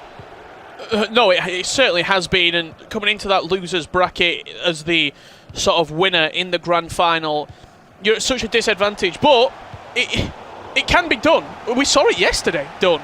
Leonardo Peixoto won the first game 3-2 and then win a penalty shootout to claim the trophy. So it certainly can be done, Brandon. It's just a rarity that it actually happens, and we see the full bracket reset occur and the losers bracket champion claim the top prize.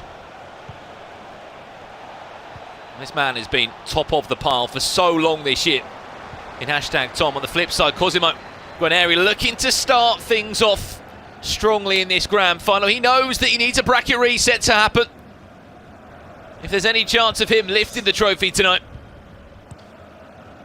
It's certainly a marathon, isn't it, for Cosimo right now? Whereas if you're Tom, I wouldn't really suggest this, but you could sprint to such an early lead. If he goes 3-4-0 up in this first leg, it's almost an impossible task in that second leg for Cosimo. Not only have you got to turn the game around, but then you've got to sort of assess everything going into the second game. If you do bring the reset to the forefront, it's going to be a fascinating affair, whether it's over 2 or 4 legs. And again, this could be Tom's first ever European major, which you'd think he's certainly more than entitled to. He's #1 ranked in what's been a very different year for many FIFA players, an online environment that some have been able to live up to, some have maybe dropped off, or others have been a late starter this year. There's only a handful of players across the 6 different sort of breakups in this year with the Global Series, with Asia, Oceania, North America, Europe, the list goes on. You know, you look at Matthias Bonanno, dominant. You look at PH Zin, #Tom Adriman. We can speak for days. To be that consistent from sort of December, October time till now, and then still have the likes of E-Champions League, you know, the FIFA Nations Cup in the distance, the playoffs, and to still be at the top of your game at this stage in the year, it's only the best of the best that do that, Rich. It's very, very impressive, isn't it? We can see sort of the early tendencies building up here. Cosimo looking for that more slow, assured build-up play, whereas Tom, I think, he's certainly spotted the weakness in that defence, and it is Joe Gomez and it's informed Varane. The centre-backs typically not used. You can get at him, you can get around him, hit through balls, hit pace in behind him. That is certainly the weakness in this Cosimo defence. Well, his story's been that he's not always had the best team, Cosimo. But still, he's made qualifiers, 3 of them. Mbappe chance now, Cosimo. That's clever! And his first blood to the Italian in the grand final. Very nice goal from Cosimo. Real slow build-up play. Bruno Fernandes into, it was Patrick Vieira, and then as soon as Mbappe gets it inside the box, he almost just walked straight through the defender. With that directional nutmeg, nothing he could do about it, Tom. Good composure on the byline. Turn back, double tap pass, and CR7's always going to finish into an empty net. Clever finish. The man, you'd argue, the weaker team. As I said, it's been his storyline sort of throughout the year.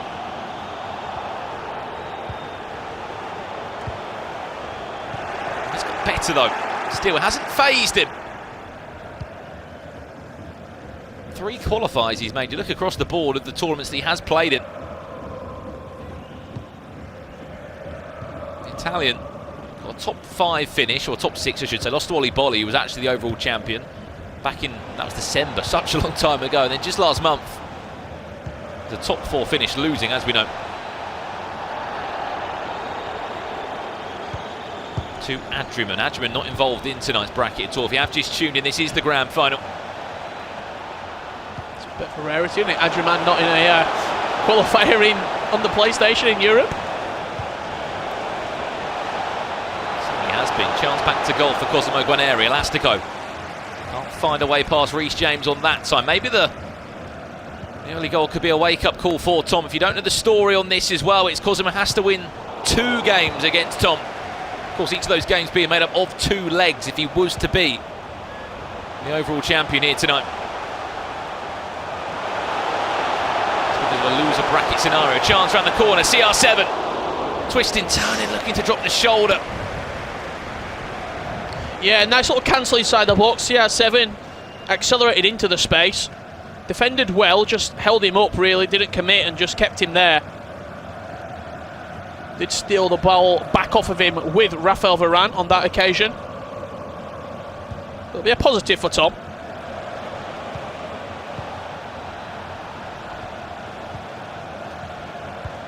A very narrow first leg when we saw him earlier tonight against Roberts. That was an end-to-end game. Second leg, he came out flying though, Tom. That's when he started to really pull away. Cosimo looking for a second. Last chance of the half it will be.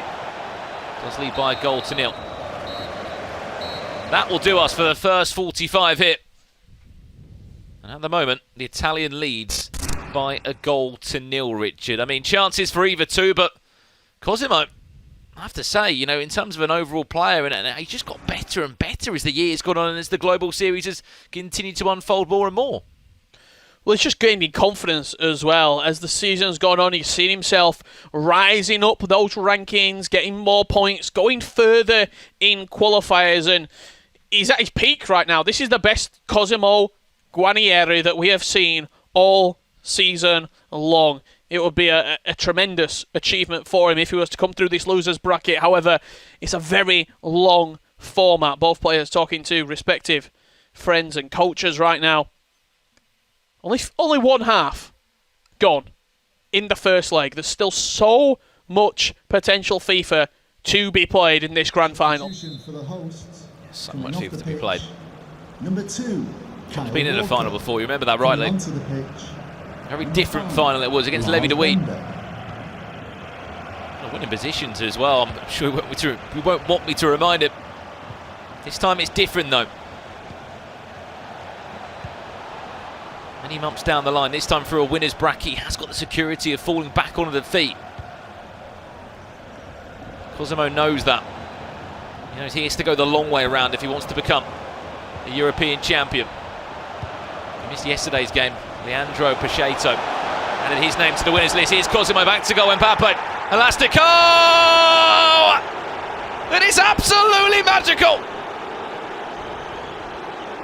Beautiful finish inside the box. Kylian Mbappe on this occasion. Into his feet. Direct. Quick. Stood his man up. Reverse Elastico out of his defender's shadow and then just tucked it in the top corner.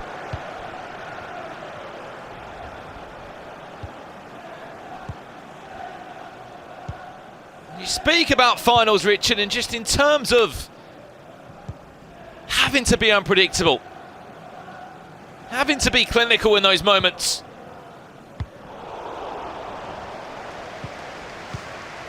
And then bang, how comes that on the edge of the box?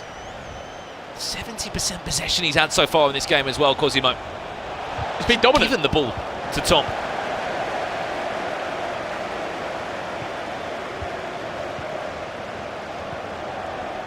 You know that it's a good goal. I just had a little look over to my left-hand side. And someone says, and even I'm a Tom fan, and I'm saying that was some goal. There is so much, there's more loyalty in supporting FIFA players probably than there is in football clubs.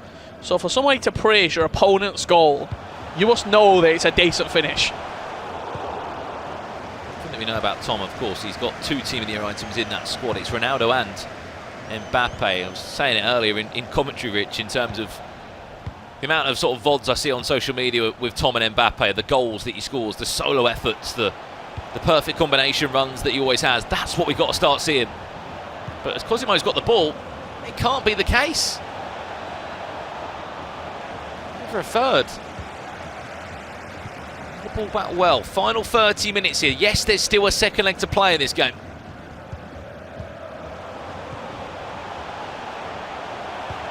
Ronaldo back to Mbappe.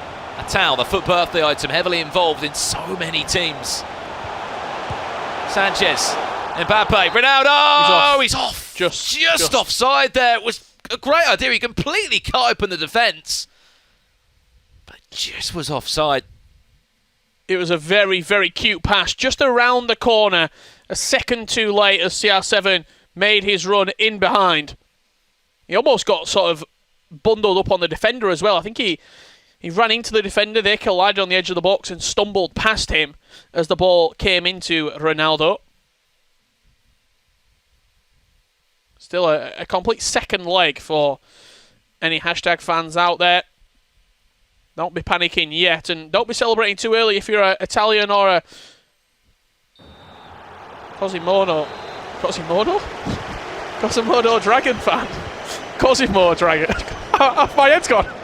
There's no dragon involved, Richard. Cosimo Guarnieri fan. You're right. Oh, he's rising like a dragon. Back to the action, last 25. Of course, you're wondering who hates C9 Esports is. That's Hernan Crespo's own esports organisation. Cosimo is part of.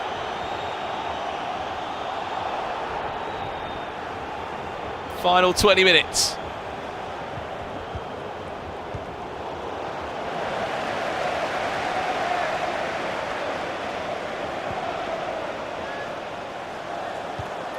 Building up.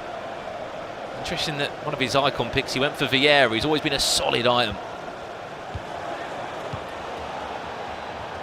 Vieira, Ronaldo, Bruno Fernandes. Nice triangles building up now for Cosimo. Honestly, I think this is the best leg we've seen from him tonight, Richard. Been building better and better as he's gone on. Ronaldo to make it 3, to make matters worse. Renato Sanchez wins the ball back and Tom will look to come forward. Looking very slick in the final third, you have to say as well. Tom, he's not really had much to go on, to be honest. Defensively, looks solid, and in the final third, not only is he looking slick, as I just said, but he's direct as well, Brandon. He's getting the ball into feet, he's doing dead stops, reverse elastico. We've seen him score roulettes in the final third. The skill move sort of unpredictability that he offers, he's up there, one of the best that I've seen.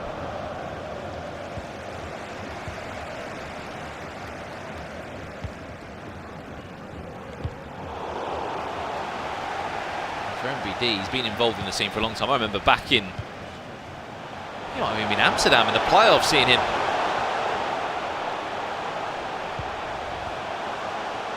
Just to build forward. There'll be a lot of people out there vying for Tom, just to give them some hope as well. Mbappe, the danger man for him. Can he find a way around the corner? We had question marks about this sort of Joe Gomez-Varane partnership at the back. They haven't really been tested. Maybe they can be now. Mbappe into CR7, drops the shoulder, CR7 off the bar. Rebound, still alive. rebound. Referee! No! Oh, wow. That 3 seconds, I don't know what I saw. It was a beautiful cancel. It hit the post. It rebound. He went to head it. Varane just shoved him to the floor. The animation, I'm saying, ref, it's a penalty.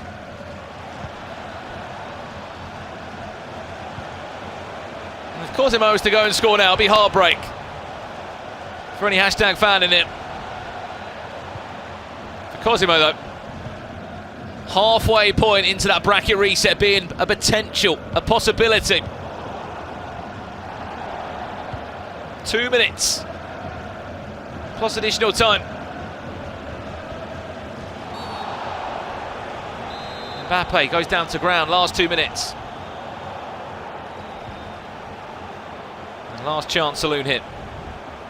Tom can win it back, he'll get a counter attack. If anything, I think. Don't think he'll touch the ball, Brandon. Cosimo will just see this one out. No rush at all. If he can get a third goal for Cosimo, he'll happily take it, but I think you can see his intentions here. That will do us for the first leg here. Cosimo Guarnieri does lead by 2-0. Remember, he has to win this first two-legged game to make a bracket reset happen. Don't go anywhere. We're off to a quick break. Now, when we return, the question will be real. Will Tom be able to reply, or will Cosimo force that bracket reset?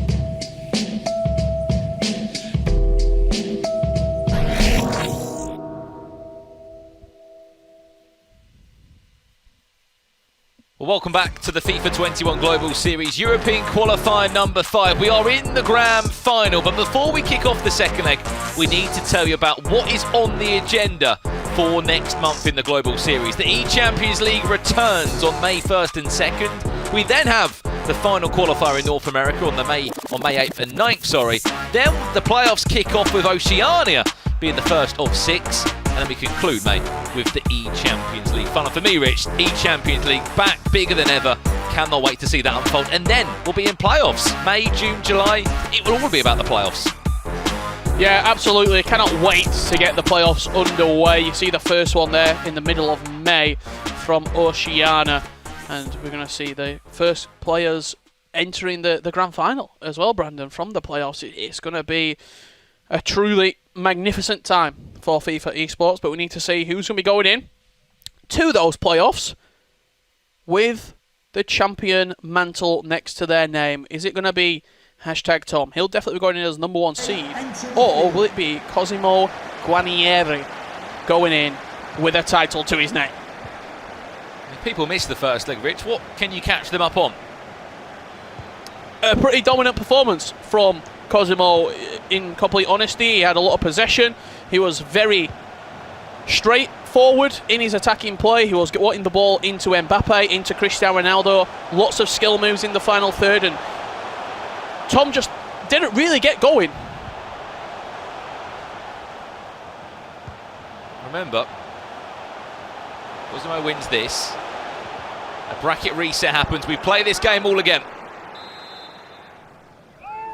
Obviously, it'd be the first defeat that Tom would have tasted, meaning the bracket reset would form, and we'd do it all again. Tom kicking from right to left, of course, in that #strip, the purple one. Cosimo in the orange still. Deadly in the final third with the 2 goals he scored. I have to say, if Cosimo finds a third, where things will really get difficult. Neymar with a long ball forward. Is it too heavy for the Brazilian? Does well there. To keep the ball well. Bruno Fernandes interchanges alongside Vieira. Them two have been a staple in the midfield. Back to Mbappe, directional nutmeg like no other. Cuts back inside. Mbappe, Elastico into the space and nearly finding the perfect opportunity to shoot a goal. Yeah, after the fake shot there from Mbappe, I thought a shot might have been on the cards. He looked to have just created a little bit of space. Maybe a finesse shot could have come out from him. He went to try and hit the Elastico to have that better percentage chance of scoring, but Reece James equal to it. Point for Tom now. Can't find the feet of Mbappe. What I wanted to talk about, but we didn't really get the chance, Rich, is to say, you know, for 2 players that we said to target, Varane and Gomez have held their own so far. Yeah, they certainly have, and we saw this first game of the day. I was commentating alongside Ryan Pessoa, and he was saying the reason that he gets away with using in-form Gomez and in-form Varane is because he plays quite deep. There's not a lot of room in behind those 2 centre-backs for through balls to be hit. The full-backs at centre-back are only really essential if you play a high line and you've got lots of balls in behind you. Just like this, Reece James having to run back towards his own goal. Mbappe, Elastico again. A bit too heavy on the touch, can't get it under control. So having his work cut out defensively. But you're absolutely right, I'm saying just a bit more of a deeper defensive line, which makes it difficult to even find those searching balls. He's trying to get Mbappe and CR7 on the ball. Those are his 2 team of the year options within the squad restrictions that are available. You can just see how difficult Cosimo's making it with his 2 midfielders. Ball potentially through to CR7. It's a poor pass from Renato Sanchez. No, Reece James, sorry, of all people. It was up from centre-back and made that one. It was a grimace as well from Tom as that ball. There was just no real sort of purpose to it. He tried firing the ball into his attacker, but it was always going to get cut out in a very sort of jam-packed 18-yard box.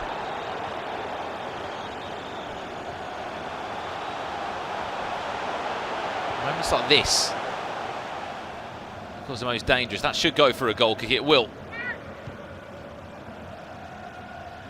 Honestly, just feels like as well that cliche as you want, Cosimo's got better and better tonight. He has. He's played just more games as well. He's had more reps. And if he is to force his bracket reset, the only thing that potentially could hamper his performance, you'd argue maybe fatigue. You've got to think he's an hour in front as well where he's playing. So currently coming up on midnight, he'll have played more games of FIFA than anybody else in the tournament. It could be a factor, but Ronaldo. I don't think it will be. Dancing here, Richard. Fair play of just how patient you've got to be defending it. Advantage played there, 30 minutes played. He kept the ball so well in leg 1. We're seeing it again in leg 2. If he finds a third, this is a mountain to climb for Tom. Neymar, quick feet, brilliant save. Schmeichel will be the hero. Still though, it's not dealt with. The ball retention. Cosimo is ridiculous, and in moments like this, how creative he is. Back to Mbappe this time. Elastic goes it through the legs near enough. It was a lovely lateral heel-to-heel out wide with Kylian Mbappe. Stung the hands of the goalkeeper with the finesse shot. Schmeichel equal to it. But it doesn't look like he's letting up at all, Cosimo, from where the first leg finished. Looks to be just getting better and better, if anything, in this second leg now. And to try and make a run. Sorry, Rich.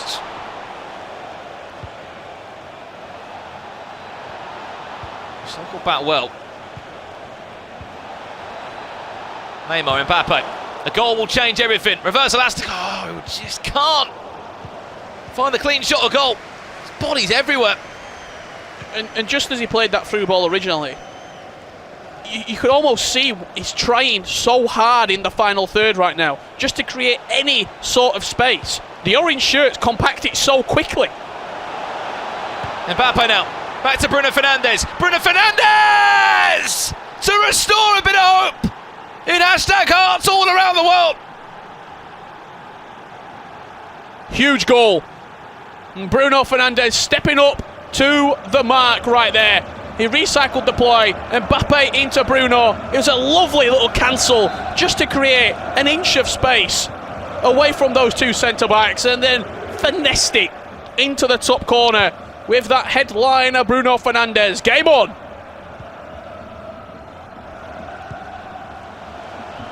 And you felt like you needed something to hold on to, something to give them a bit of hope. And that was it. Forget the team of the year players on the pitch. Hold the phone. There's Bruno Fernandes. Could be a chance straight down the other end. Atau. Quick feet in the box, heel to heel. La Croquetta's everything.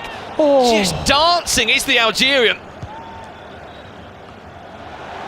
Walked in towards CR7, headed back out from Mendy, and that will probably do us for half time here. Just so good in the box, Cosimo. He doesn't rush anything either, Rich. He's just so patient. In both boxes as well. Not only in the offensive, which is something that we've come to see throughout this tournament. The cancels, the directional nutmegs, the skill moves. When to dead stop. When to then accelerate into a skill move. When to even take a shot from an angle and look for a rebound potentially as well. But defensively, he's only allowed Tom to really have one good chance in a game and a half of FIFA, and it was that finesse shot right there. He is playing some of the best FIFA that we've seen all season long, and Tom needs to equal that. Well, he has also been the man that's been playing incredible FIFA all year long as well, Richard. 3 top 3 finishes he's had this year, Tom. We have to recall, it's so difficult in Europe on the PlayStation. Every qualifier, you get 1,000+ players sign up for these. Not just any players, good verified players from all over Europe. To make it to a top 6 broadcast, we know it's difficult. We haven't seen a lot of familiar names this year make a broadcast that will be at the playoffs, and that excites us that we will see those players. It's been even more impressive that we've had people that have qualified for 2 tournaments, for 3 tournaments. I was just about to say, yeah, we're going to see so many new players, Brandon. We're going to see players that we've not seen all season long with how the broadcast structure has been. But these 2 names will be on the tip of everybody's tongue. These will be favourites going into those playoffs. Both Cosimo and #Tom. Player lock there. Something that Tom's added into his game in more recent times. Doesn't even need to use it. It was just to tease them out. Nick Pope, can he get pickpocketed at the back? That's another area that you've spoken about as well, Richard. How composed he is defensively, getting his goalkeeper on the ball. Just to take a little bit of pressure off his defenders. There's just no rush, is there? There's no sort of...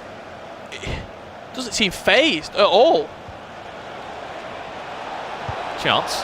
CR7 now. Elastico. CR7 was close. He's built it.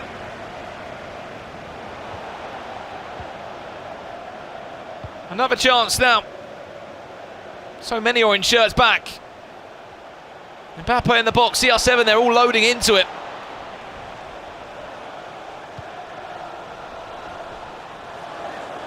Mendy to Sanchez. Turns his man well. You can stretch that midfield of Bruno Fernandes and Vieira. Should see that's where Tom is going to start to look. Sorry, Rich, to try and find that player to come bite into the tackle. Hasn't been happening though, as you said, because Vieira has just been, as you said, sitting there. Well, it's not only that as well, but he just doesn't, quotation mark, bite into tackles, does Cosimo. He's happy to let you play in front of him, as long as it's not going behind him. If there's a block there, we'll block it. I've got centre-backs, they've got higher defensive awareness than full-backs. We will be fine with the ball in front of us. CR7, can't find Mbappe, nice from Reece James. Remember, this is a good chance. Wins this, the bracket reset will happen. CR7 to drive forward now. 25 minutes left, pause coming in from #Tom. Oh, that could be an awful chance there. You can see the frustration from him. Deflection falls back in the path of CR7. One thing Cosimo's been great at is these moments, keeping the ball. Who are you thinking, I don't need to score again. I'm in a winning position now.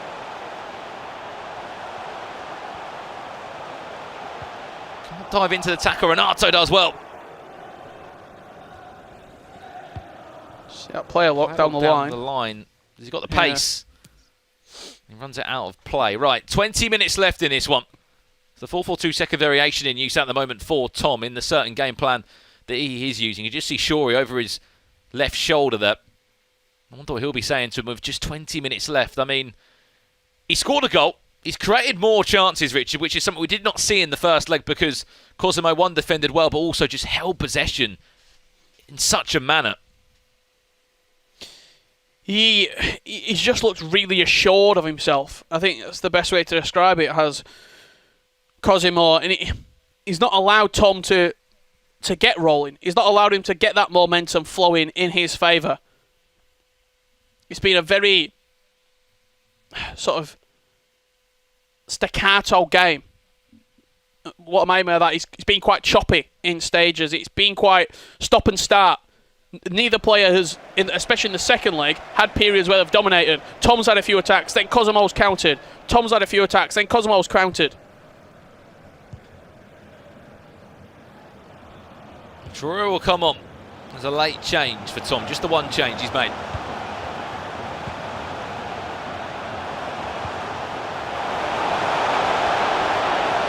Corner. Cosimo back to Mbappe, heel to heel in the box. Still with it, fair play. Cosimo, what a save!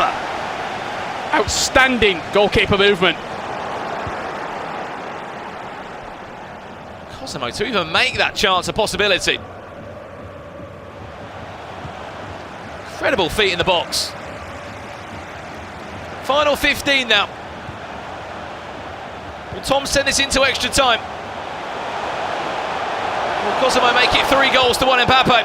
Mbappe still runs it out of play. Possession back to Tom. Final 15. He will get a chance here with quite a decent chunk of time remaining here, Tom, to send us into extra time, maybe even to win it. However, in this final sort of 10 minutes, more bodies flooded forward. What does that mean? It means more space in behind for Cosimo to get that 3rd goal and send us into the bracket reset.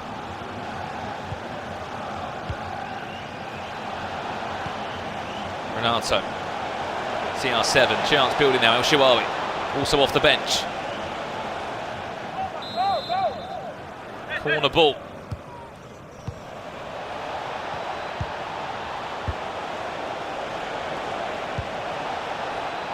Where's that pocket of space going to come? Can he find the feet of Mbappe? There's the player lock, doesn't want to use it, just use it to maybe pull out a player. That's out. So many orange shirts back, making life hell. Making sure there's no way through. CR7 turns, twists, goes pretty much everywhere in every direction. Still, this one's alive though. Patience. Chance. It's the part of it. Chance. Mbappe back to goal. It's a corner again.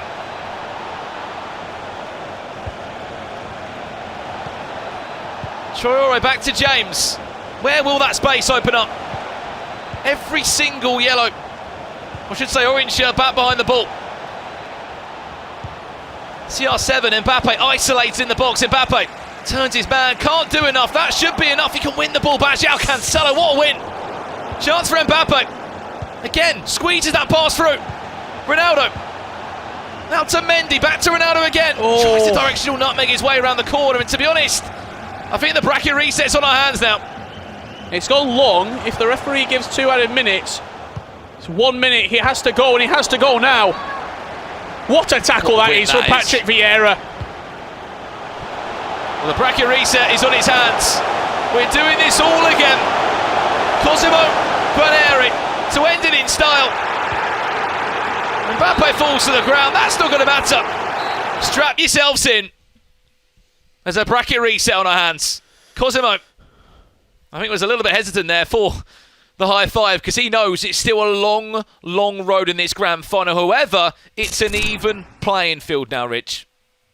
The bracket has been reset. We've got 2 legs of FIFA. One final game here in the European qualifiers to find out who will be lifting that Qualifier 5 trophy aloft.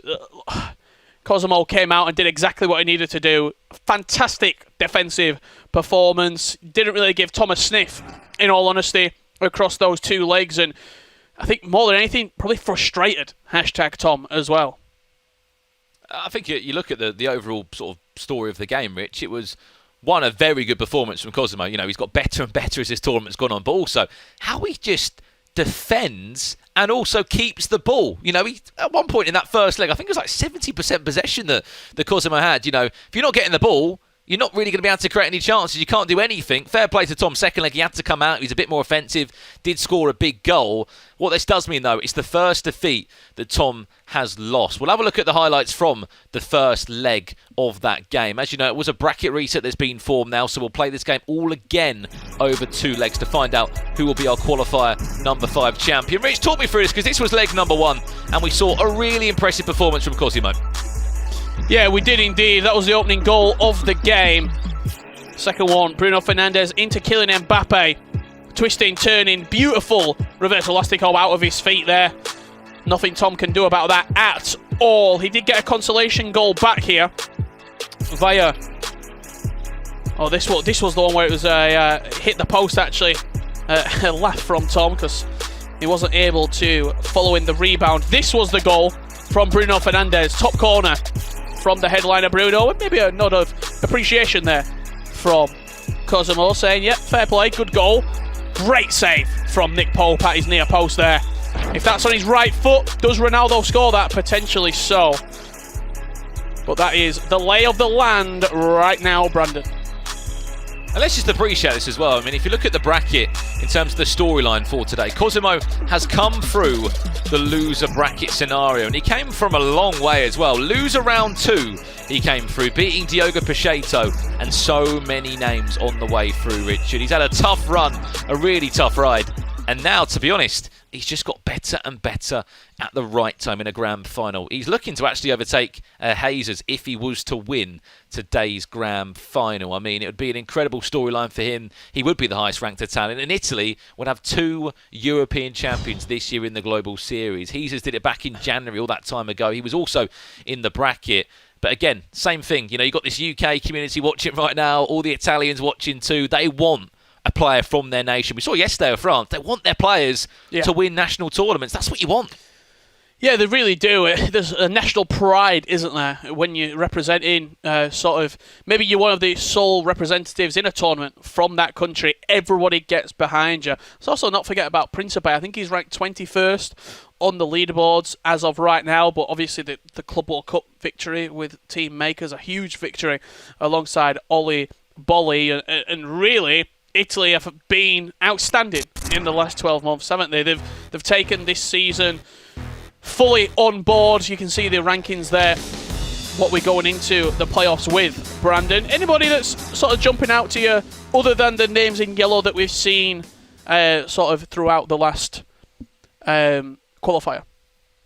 I was going to say one thing that's already jumping out the page there, Rich. 9 Italians I've just counted there going to the playoffs. 9 of them in total. Looking across the board, names you say that popped up. I mean, we haven't seen Tuga in a qualifier this year. Maestro, Umit, those are players that will be at the playoffs. I'm looking forward to seeing as well. I think it's Sakaya Pahali, I think his name is, a Russian pro player. I think he's just inside the top 10. We've never seen him on a broadcast before. He keeps on getting sort of 1 or 2 games away. We had the same story with Yvel Belly. We're going to have a look at the standings again, just to break this down, just to confirm. These are all the names that will be going to the Global Series playoffs in July. It was announced literally this weekend in July.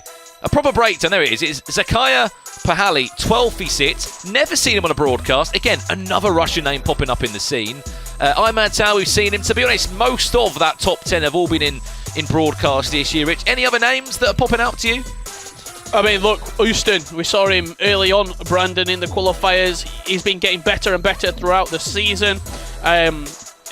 I also think Adriman, we gave him maybe a little bit of a rough time when he was in the qualifiers because he was coming through the losers bracket, but never really getting far in the tournaments, quarterfinals, semi-finals. Very recently, Brandon, he won the La Liga Santander Cup, and since then, I think he's taken his game up another notch, and I think he's going to be very, very dangerous. He's got that winning bit between his teeth, and he's going to be one of my players to watch going into the playoffs in July. Yeah, I just did a quick recap there. 9 in total for Italy, 6 for Spain in terms of players that have qualified. That's just on the PlayStation, remember. The Xbox is a completely different storyline. Let's turn our attentions to this one. Of course, do let us know in the chat. Be as vocal as ever in terms of who do you want to win this game and what do you think the score is going to be. Of course, the winner will get $15,000 and will be the final champion of the year. Qualifier number 5. Looking across the board at the storyline that's unfolded. Ollie Bolly won qualifier 1. We saw he's as the fellow Italian win qualifier 2. It was a back-to-back victory for Levy, a 16-year-old wonder kid from the Netherlands. And now in this one, it's all to play for in this final matchup. Tom from right to left, of course. Cosimo Guarnieri from left to right.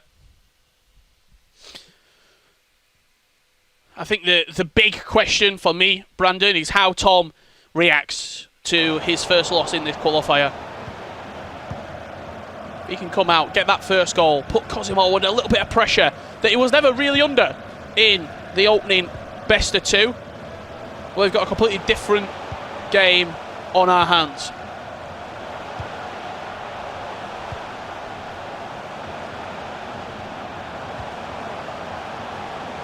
Mbappe trying to get things moving forward. Well, he's done part of the job to force a bracket reset. That's a real difficult part of this. When you go into a grand final and you know that your opponent has got that extra game on you, it can sometimes often fade you. On the flip side, we always say this, Rich, you never want to lose your first game in the grand final to make a bracket reset happen. No, you really don't. And typically when a player loses that first game, I should say the losers bracket victor comes through and forces the reset, I would say majority of the time they go on to win the series. They've done the hard bit, they've reset the bracket, they've already got their opponent's number. I think what's key in this one, Tom needs to take the lead, has to make Cosimo come out and play. Sort of possession stance.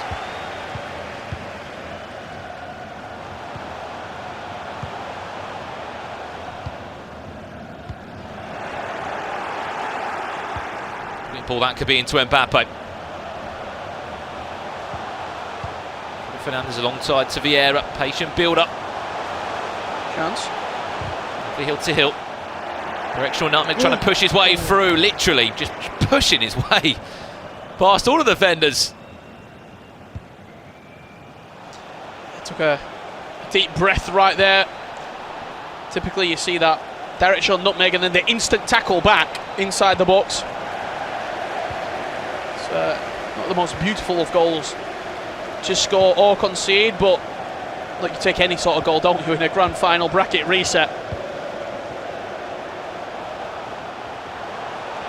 Towel this time. Foot birthday towel, a vital part in any team. With the restrictions, it allows you to have him. Also linking the likes of Mbappe or Neymar, depending on what league you're looking at. Renato Sanchez also offers you that Liga room.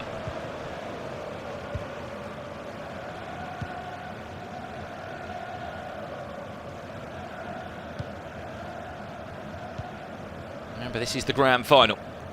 Winner of this will go into the playoffs with all the confidence, with all the momentum. Rounded out the year in style. Mbappe slightly too short for him. I tell you what, in-form Joe Gomez, in-form Varane have been unbelievable at the back. We've been seeing fullbacks at centre-back for so long. And Cosimo coming in, 2 centre-backs, not even 2 of the quickest centre-backs either. And you should be so good.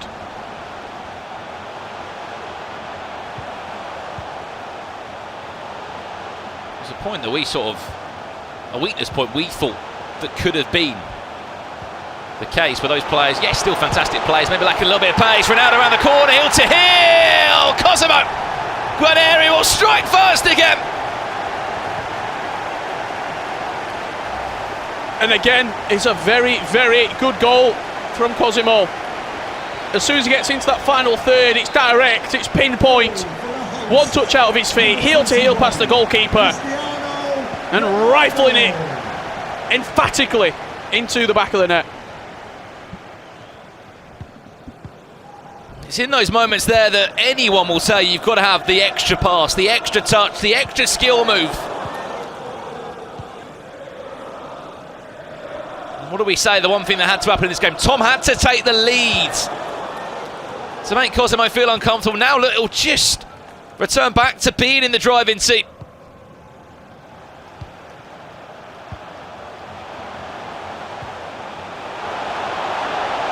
Maybe find a second at this rate. CR7.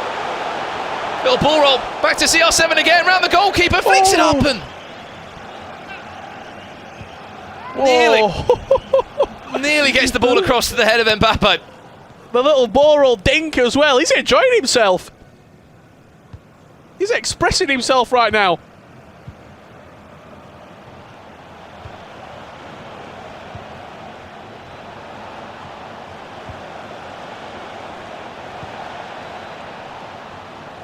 So close. A warning shot fired at Tom. Here's Mbappe, needs to step up. He's been so good for him all year long.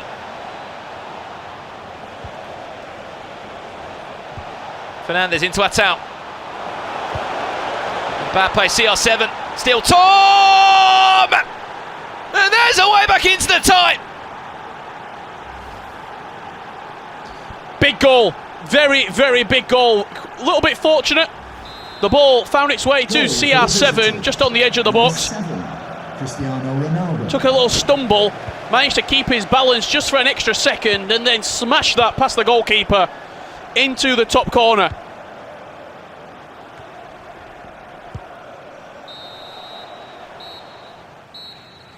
I think the difference was in that first two-legged game, there was moments like that, Rich, that were hitting the post for Tom. They were going off target, they were being blocked.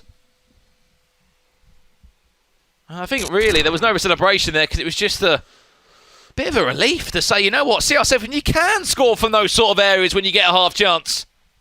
I mean, you just saw a little sort of glimpse, shall we say, of the two players' face cams. Tom he just looks a little bit distressed, doesn't he, at the minute?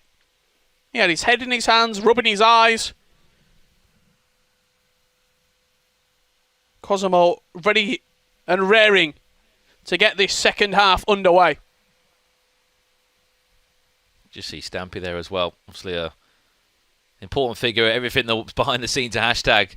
I don't think I'd like to be in that seat right now. You must be like, what do you say? What do you do? It must be such like a pressured environment. Substitution for I mean, the visitors. There's not much to say. You're not going to tell Tom how to play FIFA. Do you know what I mean? You're just not. Coming onto the pitch. You probably want somebody more just to calm the situation. Come on, keep on doing what you're doing. That's why Wes was so good in that role. Because on the pitch, just let Tom do what he's doing. But it's just the more sort of the mental side of it. That's where he really did help him, and Shawry's done the exact same for him.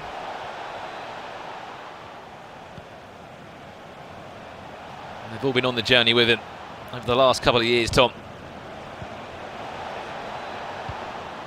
A man that everyone has wanted to sort of take down and beat because he's been so good. Not just top of the pile, but clear at the top.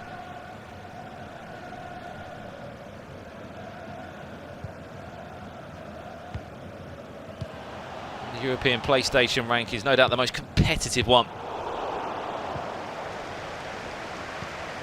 Thousands of FUT verified players.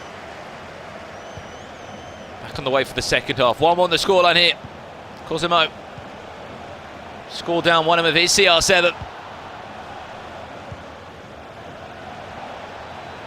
Just before the half-time interval. Someone was able to reply.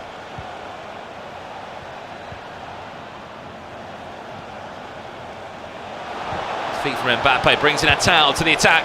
Attal back to Mbappe. That's the Mbappe that Tom knows and loves. You just see Mbappe calling it in right there. Patient play from Tom. He was dragging him left and right, switching the play across. Mbappe with a lovely ball into Yusuf Attal. He cuts it back, one touch out of his feet, and then just smashes that into the top corner past the goalkeeper. I said it before, he's been the sort of poster boy of all of Tom's results. That team of the Kylian Mbappe, involved in all the goals, all the big moments in terms of qualification. And to be honest, he's been kept quiet for a long time. However, when he does get a sniff of a goal, when he does get half a chance, you know he's going to be deadly. And also, Rich, the first time he's been in the lead, what will change now for Tom? Will he look to drive away with this one? Well, I mean, you can already see the intensity in the final third has definitely accelerated. The quickness of the passing is a lot snappier. Just in that little play right there. Quick, into feet, popping it off, looking for different angles, looking for different options. The confidence is starting to come back for him.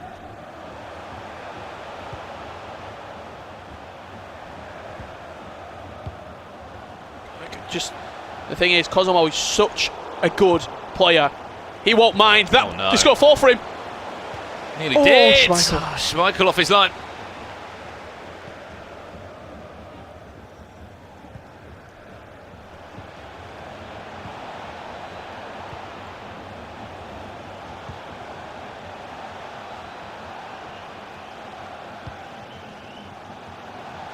Sanchez into Ronaldo. Is there the run of Mbappe? Is it on? Back to CR7. It falls again. Can't.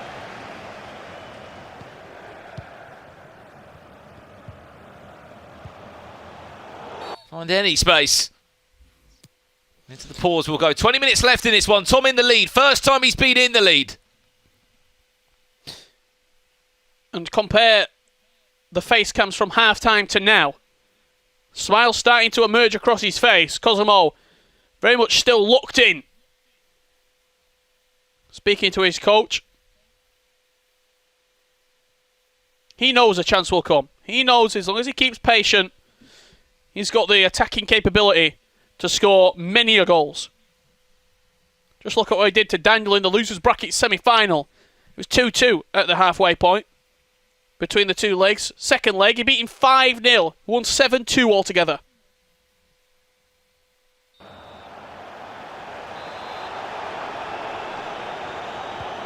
You said it perfectly.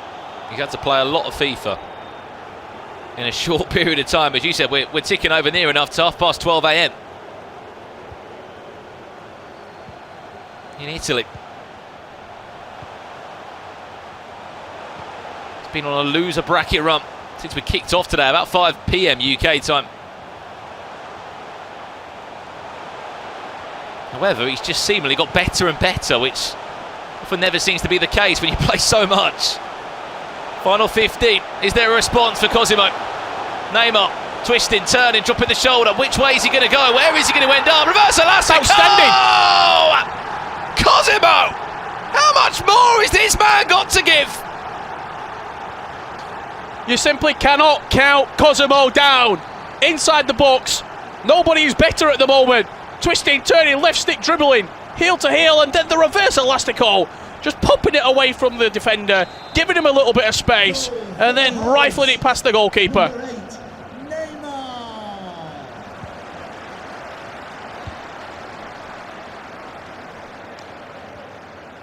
Well, I'm happy to say to everybody watching that we're doing this all again for one more leg.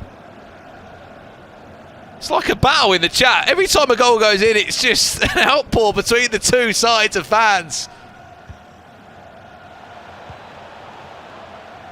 We haven't had this for a final for a long time.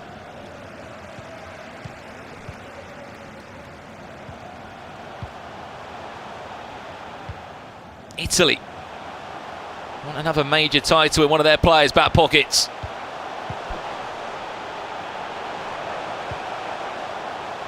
On the flip side, the UK want their own. The man that's top of the pile to go and round out Qualifier 5 with a huge title win. You'd say it's deserved off the consistency he's shown.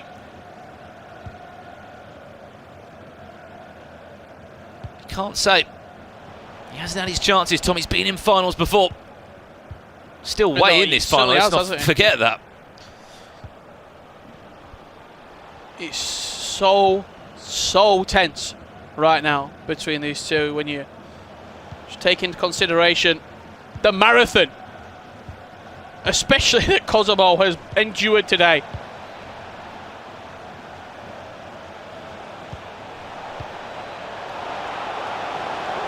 Oh wow, Chance. Adama, Traore off the bench, can he be the hero? That's a poor pass, back to CR7, it's a brilliant block from Joe Gomez. Just simply didn't have the confidence in Adama, I don't think, inside the box.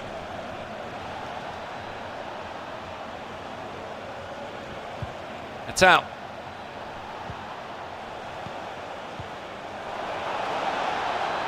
Chance, is he on? CR7, it's too heavy. And that will do us for leg one in this matchup. 2-2 with it all still to play for in the final 90. What a chance that was at the end of the first leg. Adama Traore played in inside right channel. He could have shot, he could have maybe taken an extra touch.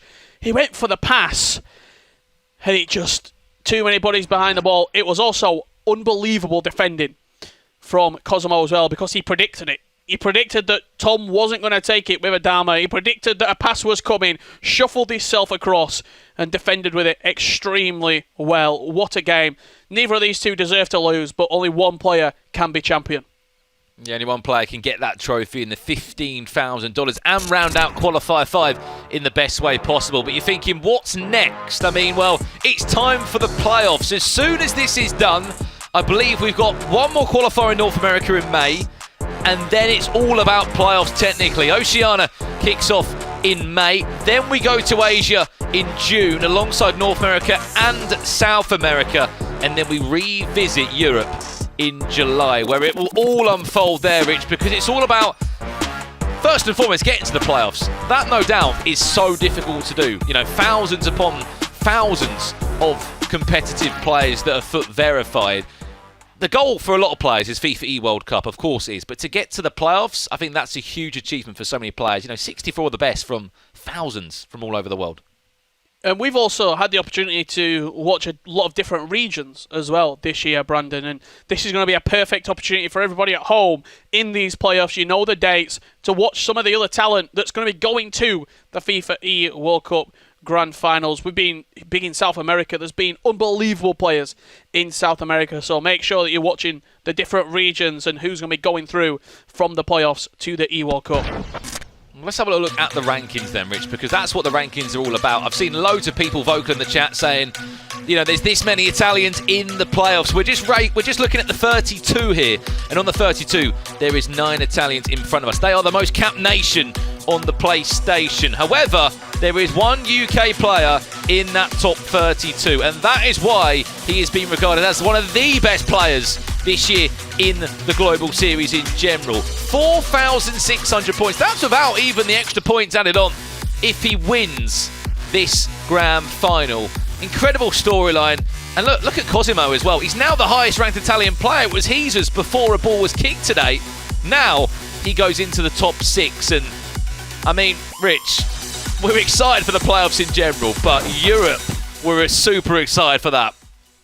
Oh, those playoffs are going to be unbelievable. 2 weekends, one Xbox, one PlayStation. First 2 weekends of July. Simply cannot wait to get the playoffs underway. As you see, both players look absolutely exhausted coming into this Grand Final reset. The final leg of FIFA that you're going to see in Europe before the playoffs commence. Will it be Cosimo, Guarnieri, or will it be #Tom? I just think to add on to that as well, Tom, first in the rankings, again, to even get there is incredible. Absolutely incredible. But you can know how nice it would be just to round out all that hard work in the qualifiers, 1 to 5, with a trophy.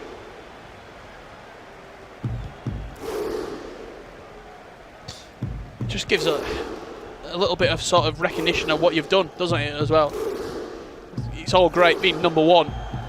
Unbelievable consistency across the 5 qualifiers. But to go in with a trophy as well gives you that extra incentive. Big chance. Varane poking it home. This is the final leg between these two.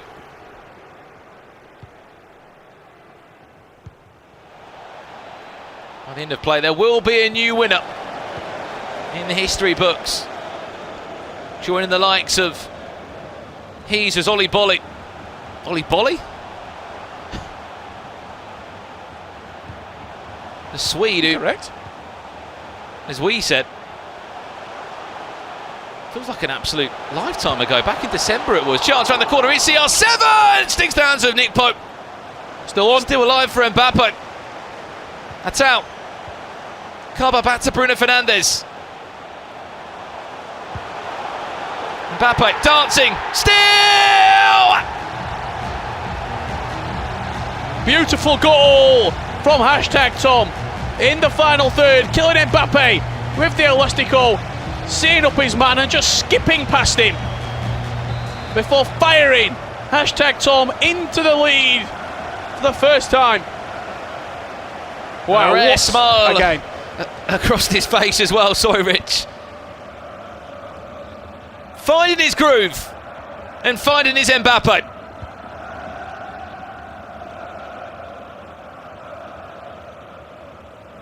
The perfect start to this second leg. 3 goals to 2 he leads.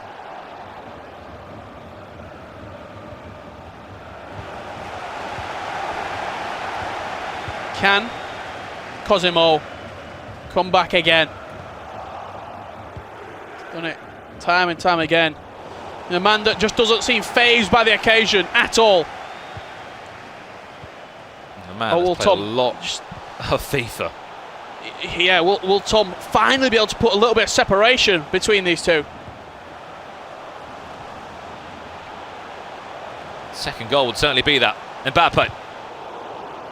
Mbappe still. Vieira back, cutting up the play as he's done all tournament long. really tell how much more aggressive Tom is in that final third in terms of he's hunting for those goals. What's the builder lead?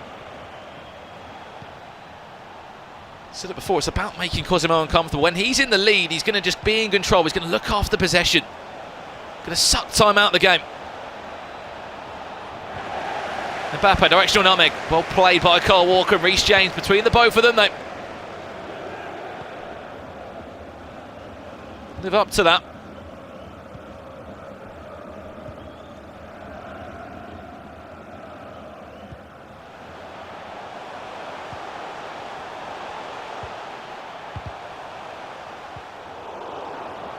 You can see that he's really trying to get this second goal.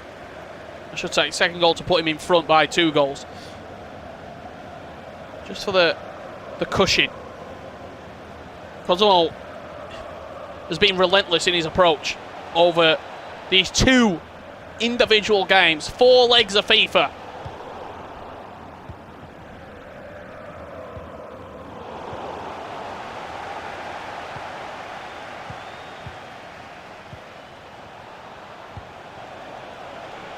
Building. Again, Mbappe this time. This is where it gets difficult to defend. When the skills are flowing. Mbappe's moving in the box. Kyle Walker. Brilliant interception there for Tom. For a second you thought that reverse elastico heel-to-heel combo was going to come out again, didn't you? He defended well, but it just shows how dangerous he is in the final third, in the box. You can't even put a tackle in. You can't press circle because penalties get given. Mbappe there nearly reached around the corner with that directional nutmeg. Still managed to work the ball out of that and has got possession still. Ronaldo, CR7. Can he find the runner? Bruno Fernandes, chance for Tom! It's the first time he is led by 2 goals in this grand final. Stole the ball high up the pitch. You mentioned his aggressive pressing. A great example of it right there. Cristiano Ronaldo with a little sort of cancel played into Bruno Fernandes. Scored the only goal for Tom in the first series and now putting him 2 goals up in the second series. We questioned at times from Cosimo Rich where he's played so much FIFA. When would it get too much? When would? Even question a possible fatigue in terms of how concentrated he's had to be across all of these matches. It's a 2-goal advantage for Tom, who now looks like a different player.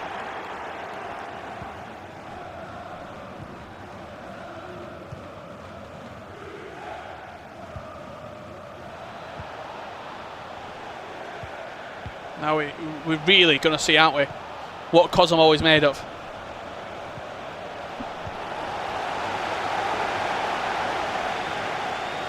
All those 50-50s seem to be going Tom's way right now. Reece James stepping out, winning the ball back. Is in no rush to go forward either, but he has been dispossessed there. Chance, Cosimo goes for that play a lot. Can he find the feet of Mbappe? Yes, he can. He'll two in the box. Nice elastico. Brilliant save, Schmeichel. Wrong side for me, wrong side. If he goes to the opposite side, it's a guaranteed goal. Good save from Schmeichel, but an opportunity missed. Well then. Hashtag fans, Tom fans, 45 minutes away from witnessing his first European major title in his back pocket, which would say a lot about how well he's played this year, how consistent, how determined he's been. Not just to stay on top of everything in terms of competitive FIFA, but to then follow up and then to go and pick up a major. On the flip side, is it too much for Cosimo now, Richard? As he said, he has replied time and time again, but he hasn't replied to a 2-goal deficit from Tom because it hasn't happened yet in the game. Well, this is the do-or-die situation, isn't it? You have to attack the game. You have to take everything to Tom. He needs a 2-goal swing in his favour to force extra time. Is it even possible? We'll soon find out. Replaced by number 5, This is the big one. It's all come down to 45 minutes away.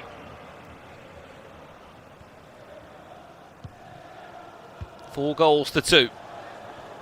Hashtag Tom leads. All to do for Cosimo. We said you've got to rattle him. Make him come out and play.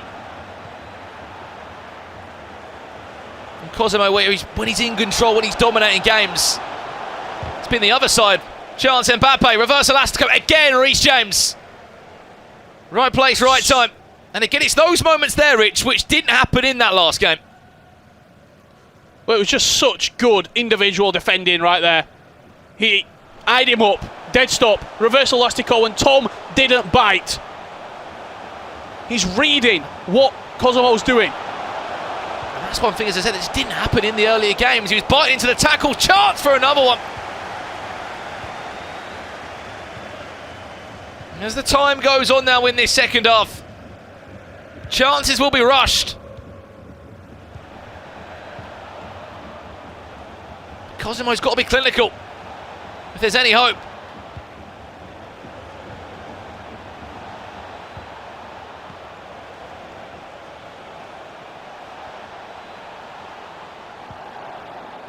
Free kick. CR7, advantage played. It won't be a free kick in the end. Mendy. I'll play João Cancelo. Looks for a player look down the line. He's got legs on him, Atau, and lots of pace.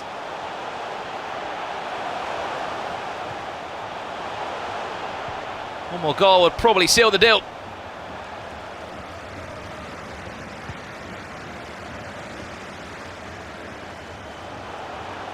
Can he find it? CR7, directional nutmeg. Looking to go on his own, looking to bring in Neymar. Keeper's off his line, cuts it back inside! It's fortunate! But I can assure you right now, Tom really doesn't care. Because he's got a 3-goal lead. And he's 30 minutes away from taking the trophy home. So fortunate. He went for the cutback, it bounced off João Cancelo into the penalty box. And just first person to react, slot it into the back of the net. Kylian Mbappe. Joe Gomez got done by the directional nutmeg. Looks slower than a week in jail. And maybe those centre-backs finally catching up to Cosimo Guarnieri.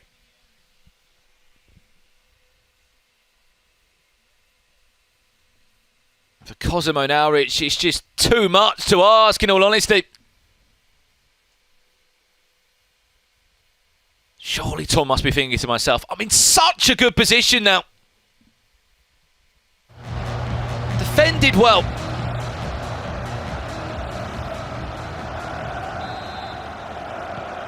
Got the rub of the green on that one. Funny enough, who scored it? Mbappe.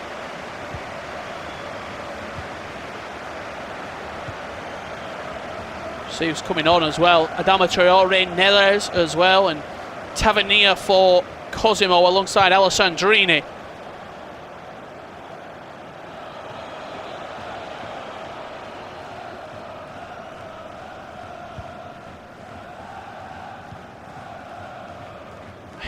It's just time management now, isn't it, really? You just have to play the clock, see the game out, try and pick him off on the counter-attack. Look for that back post. Look for it, CR7. Ooh.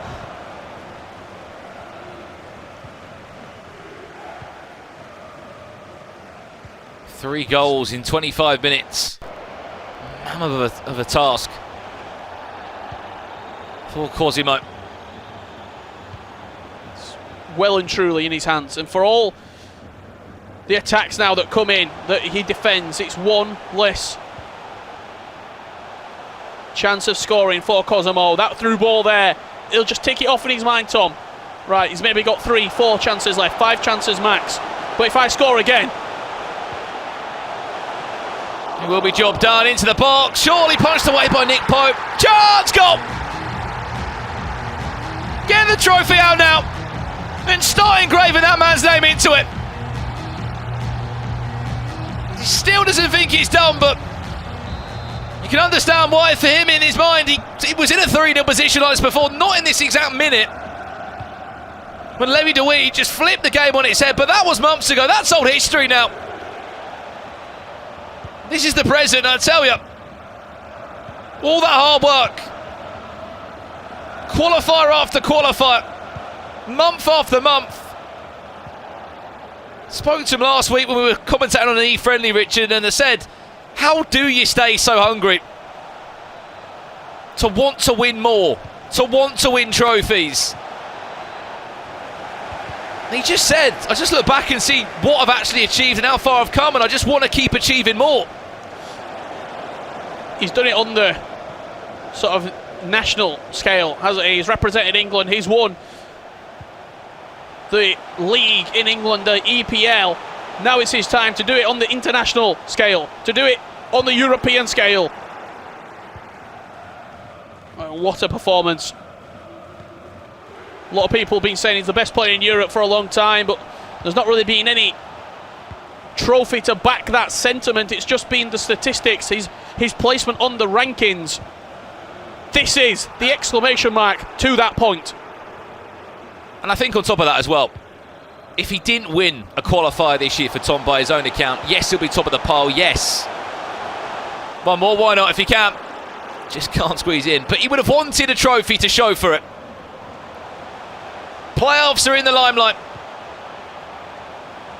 The E-Nations Cup also on the horizon.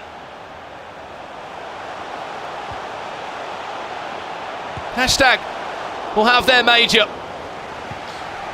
And their very own PlayStation representative, Tom, will finally have his reward for all his hard work. And I think with only a few minutes remaining, there's going to be a lot of chat about hashtag United, about hashtag Tom, but we have to give huge props to Cosimo Guarnieri right now. He's come through the losers bracket. He forced the bracket reset. A late consolation potentially cleared off the line. He's going to get a goal there with Mbappe. But what a tournament he's had. He's been ranking up almost every single tournament he's competed in. Top 6, top 4, and now a top 2. He took Tom all the way to his breaking point. He's going to be in fine form in those playoffs. Well, here we go. The moment he's dreamt of. His first European major. Months of hard work, years of the grind. A minute of added time, set and stone. He's done, he's dusted. Tom has a European major. Hashtag United have another title in their back pocket. And you can see exactly what it means to him. $15,000. And wow, it's fully deserved. The man that everybody's feared here in Europe finally has that trophy next to his name. What a performance from hashtag Tom. He's been talking about this. He's been visioning this moment for a very long time. And you can see the outpour of emotion from him. He doesn't know what to do with himself. The EPL, it was more of a relief. This, it feels as though he's been almost robbed of in previous tournaments. He felt as though he underperformed. He's needed this trophy to solidify it to himself that he's the best player in Europe. And he is on top of the mountain right now, going in to those playoffs. What a man, what a team, and what a performance. Yeah, incredible stuff. I mean, I just felt like it would have been unjustified. All that hard work. You know, he's been in a grand final before. We said it was different this time round. He was in a winner's bracket. When he's dropped down to the loser side and gone the long way, he's lost in a final. This time, although he did lose, and at one point we thought, okay, maybe this would have went the full way. Maybe Cosimo would have went and won that. But in the end, Richard, all that hard work finally coming in for Tom. And you have to say, just a deserved win that's been coming for such a long time. And look, we've had 5 qualifiers. We've had 4 different winners. It's sort of a dream, isn't it? What was going to happen when you put all of those players together in one weekend? Who is going to come out on top? I simply cannot wait for the playoffs, Brandon. Yeah, well, congratulations one more time to hashtag United's Thomas Lees. He'll be joining us on the broadcast very soon. But that is it from myself, Brandon Smith, Richard Buckley, Lisa Manley, of course, over this weekend, and Ryan Pissarro on the commentary booth. We're going to pass it back over to Jimmy and the rest of the crew. Congratulations, hashtag Tom. Thank you so much, Brandon and Richard. And yes, congratulations to hashtag Tom. We're going to catch you up on the brackets as well. He undefeated throughout this competition. Well, I guess if you count the grand final, he did drop one. But that was just for fun, so he could give us more drama for the grand final reset. But congratulations to the man that finally won his first ever FIFA Global Series tournament. I'm going to say that in his first one, he got third. In his second one, he got second. And finally, on his third try, he made it happen. He's now the champion. Congratulations again to hashtag Tom. Let's talk to the proud papa over here, Spencer Owen, the papa of hashtag. How are you feeling, my friend? I'm feeling great, Jimmy, because he deserves it, quite frankly. Like the season he's had, you just got to look at the leaderboard. I don't need to say anything else. You just look at the points. He's clear, and that just backs it up. That's all that is confirmation.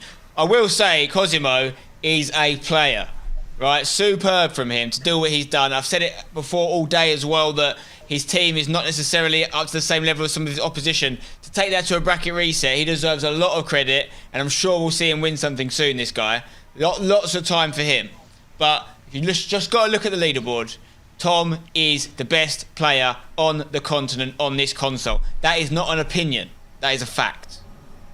Yeah, it's very exciting to see. And Mike, we saw 4 incredible legs of action between these two competitors. Talk us through some of the best highlights.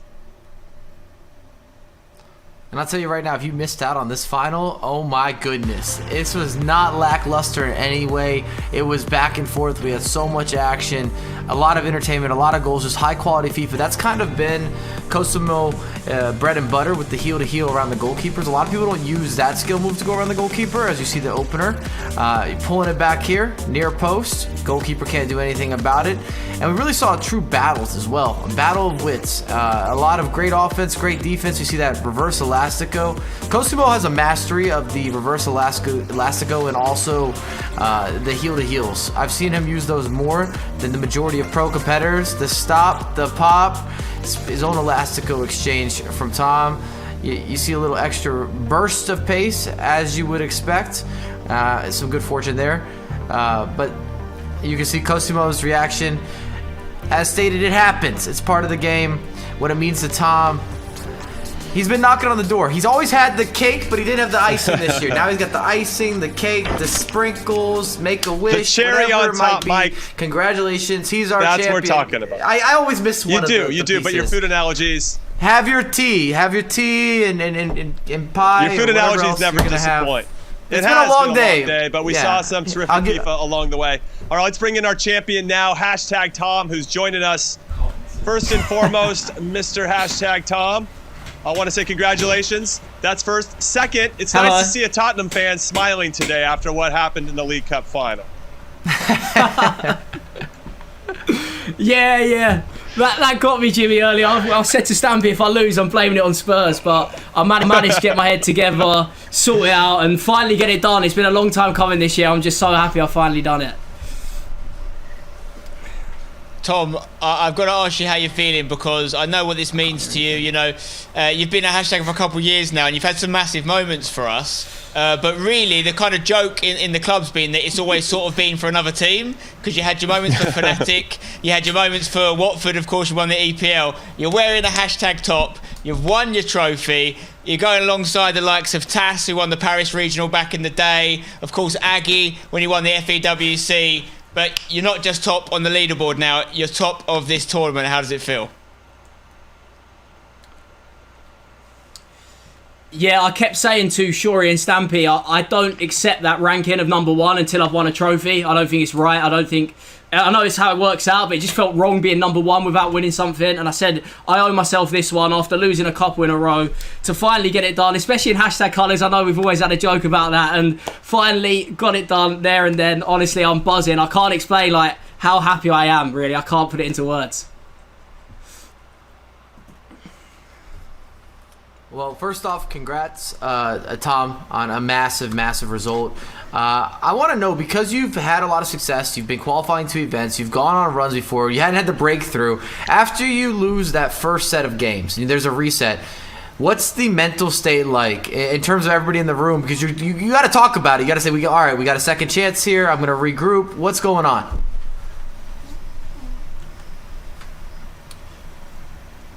Really, I'll be honest, my head was a bit gone. I couldn't believe that I'd thrown it away. Going going 2-0 down that easily. I thought it was too cheap, but Shuri and Stampy sort of said to me that was a warm-up game now. Now this is just a one-off final between you two. You know how he plays. You know he's obviously very good at looking after the ball. And I've just got to assert my game on him. I don't think I asserted my game and the way I like to play properly in the first leg.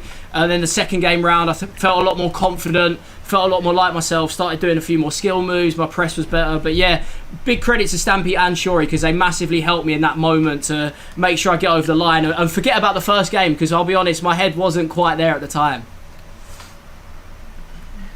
Now, Tom, there's been a lot of talk, not just with you, but a lot of players that they play really well, but they never win when it matters. You finally got that kind of off your back. What kind of, does that allow you to relax, let's say, then leading into the playoffs, knowing that you've kind of, climbed this mountain?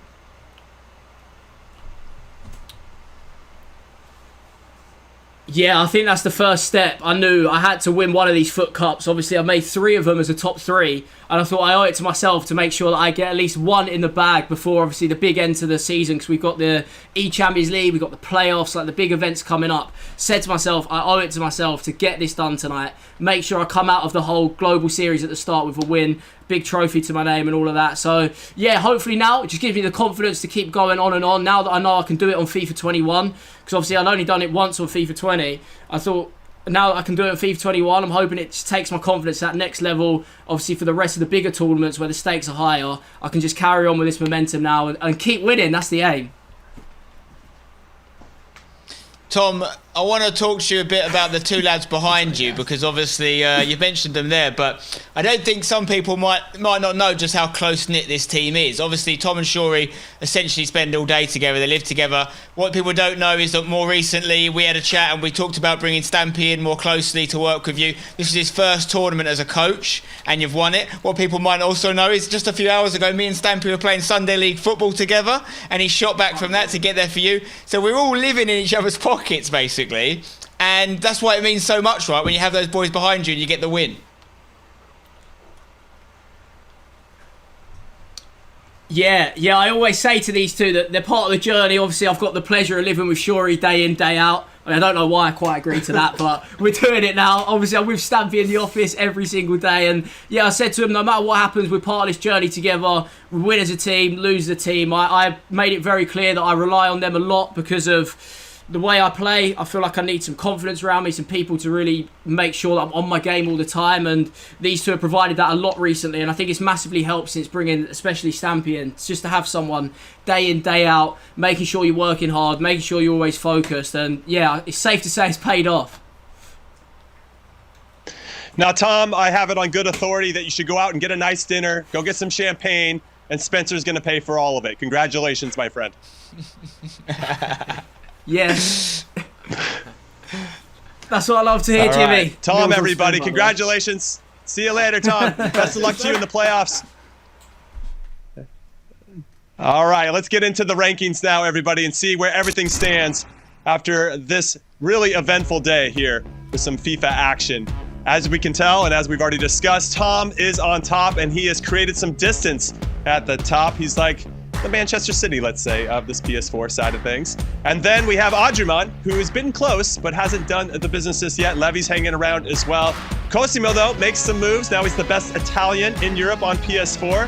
Andoni, still a nearly man, but he's also in the top 10, so that's going to be well for seedings in the playoffs. We saw TG Roberts do his thing, and Daniel sneaking up.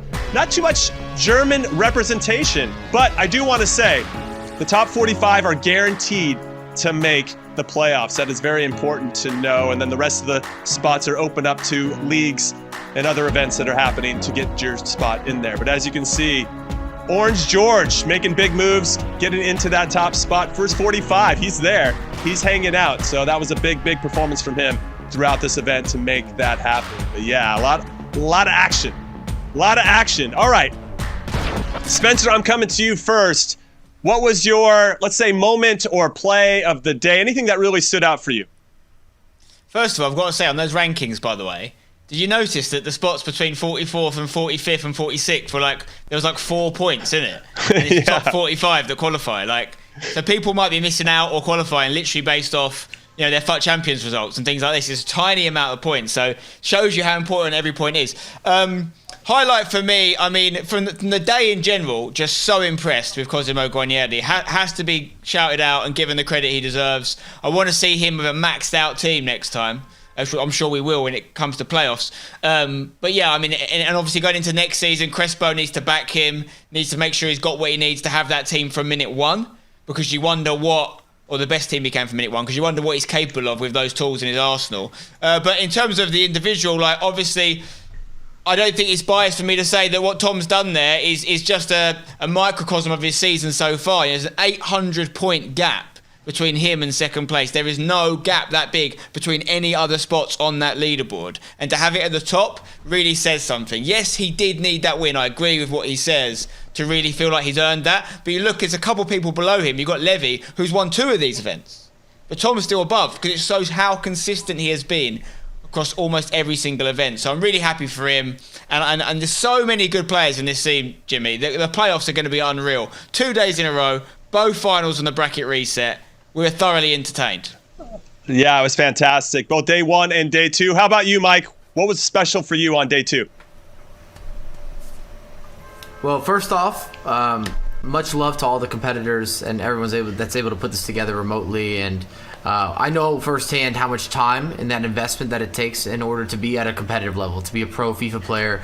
And you work so hard to get to these moments and to try to create the best package. So first off, congrats to Tom as well. I think it's been probably a long time coming for him. It also makes him, I would say, the player to beat heading into playoffs. You win the last major, you're ranked #1 for the majority of the season, even though Levy has a couple of events under his belt. And I'm even going to track back from yesterday a little bit, because we had some new faces. I didn't know anything about Skifter. I wasn't really talking about the Peixoto #2, and now he's definitely the #1 Peixoto now. His younger brother's taking over. You don't want to deal with him. And I'm looking forward to playoffs. I don't know about you guys, but there's so many matchups that I've been itching to see, and they're all qualified. All the big names that you might not see in that top 6 that much this year, that doesn't mean they haven't been playing, that they haven't been grinding, that they aren't right there. There's a lot of guys that are in the top 20, top 25 that are the Gorillas and the Marcuzos, who we did see yesterday, and so forth and so on. There's so many different players that are ready to go, and they're kind of waiting for that moment. The Techs, the MS, sorry, I just can't wait. I can't wait for playoffs. No, it's going to be fantastic. But unfortunately, everybody, we have come to the end of this 5th and final European qualifier of the season. And it's a shame, because I could watch this level of FIFA all day long. So on behalf of my super talented casters and co-hosts, Spencer Owen, Mike LaBelle, Brandon Smith, Richard Buckley, Ryan Pessoa, Lisa Manley, I want to say thank you to everybody watching, of course, and I want to congratulate our champion, #Tom, one more time for winning this distinguished trophy. I want to wish the best of luck to all the competitors in the playoffs, and I want to give a shout out to the amazing collection of human beings behind the scenes that make this incredibly complicated production look so easy. This has been a lot of fun. Thank you guys for watching. A big GG to everyone in the chat, and we'll see you in the playoffs.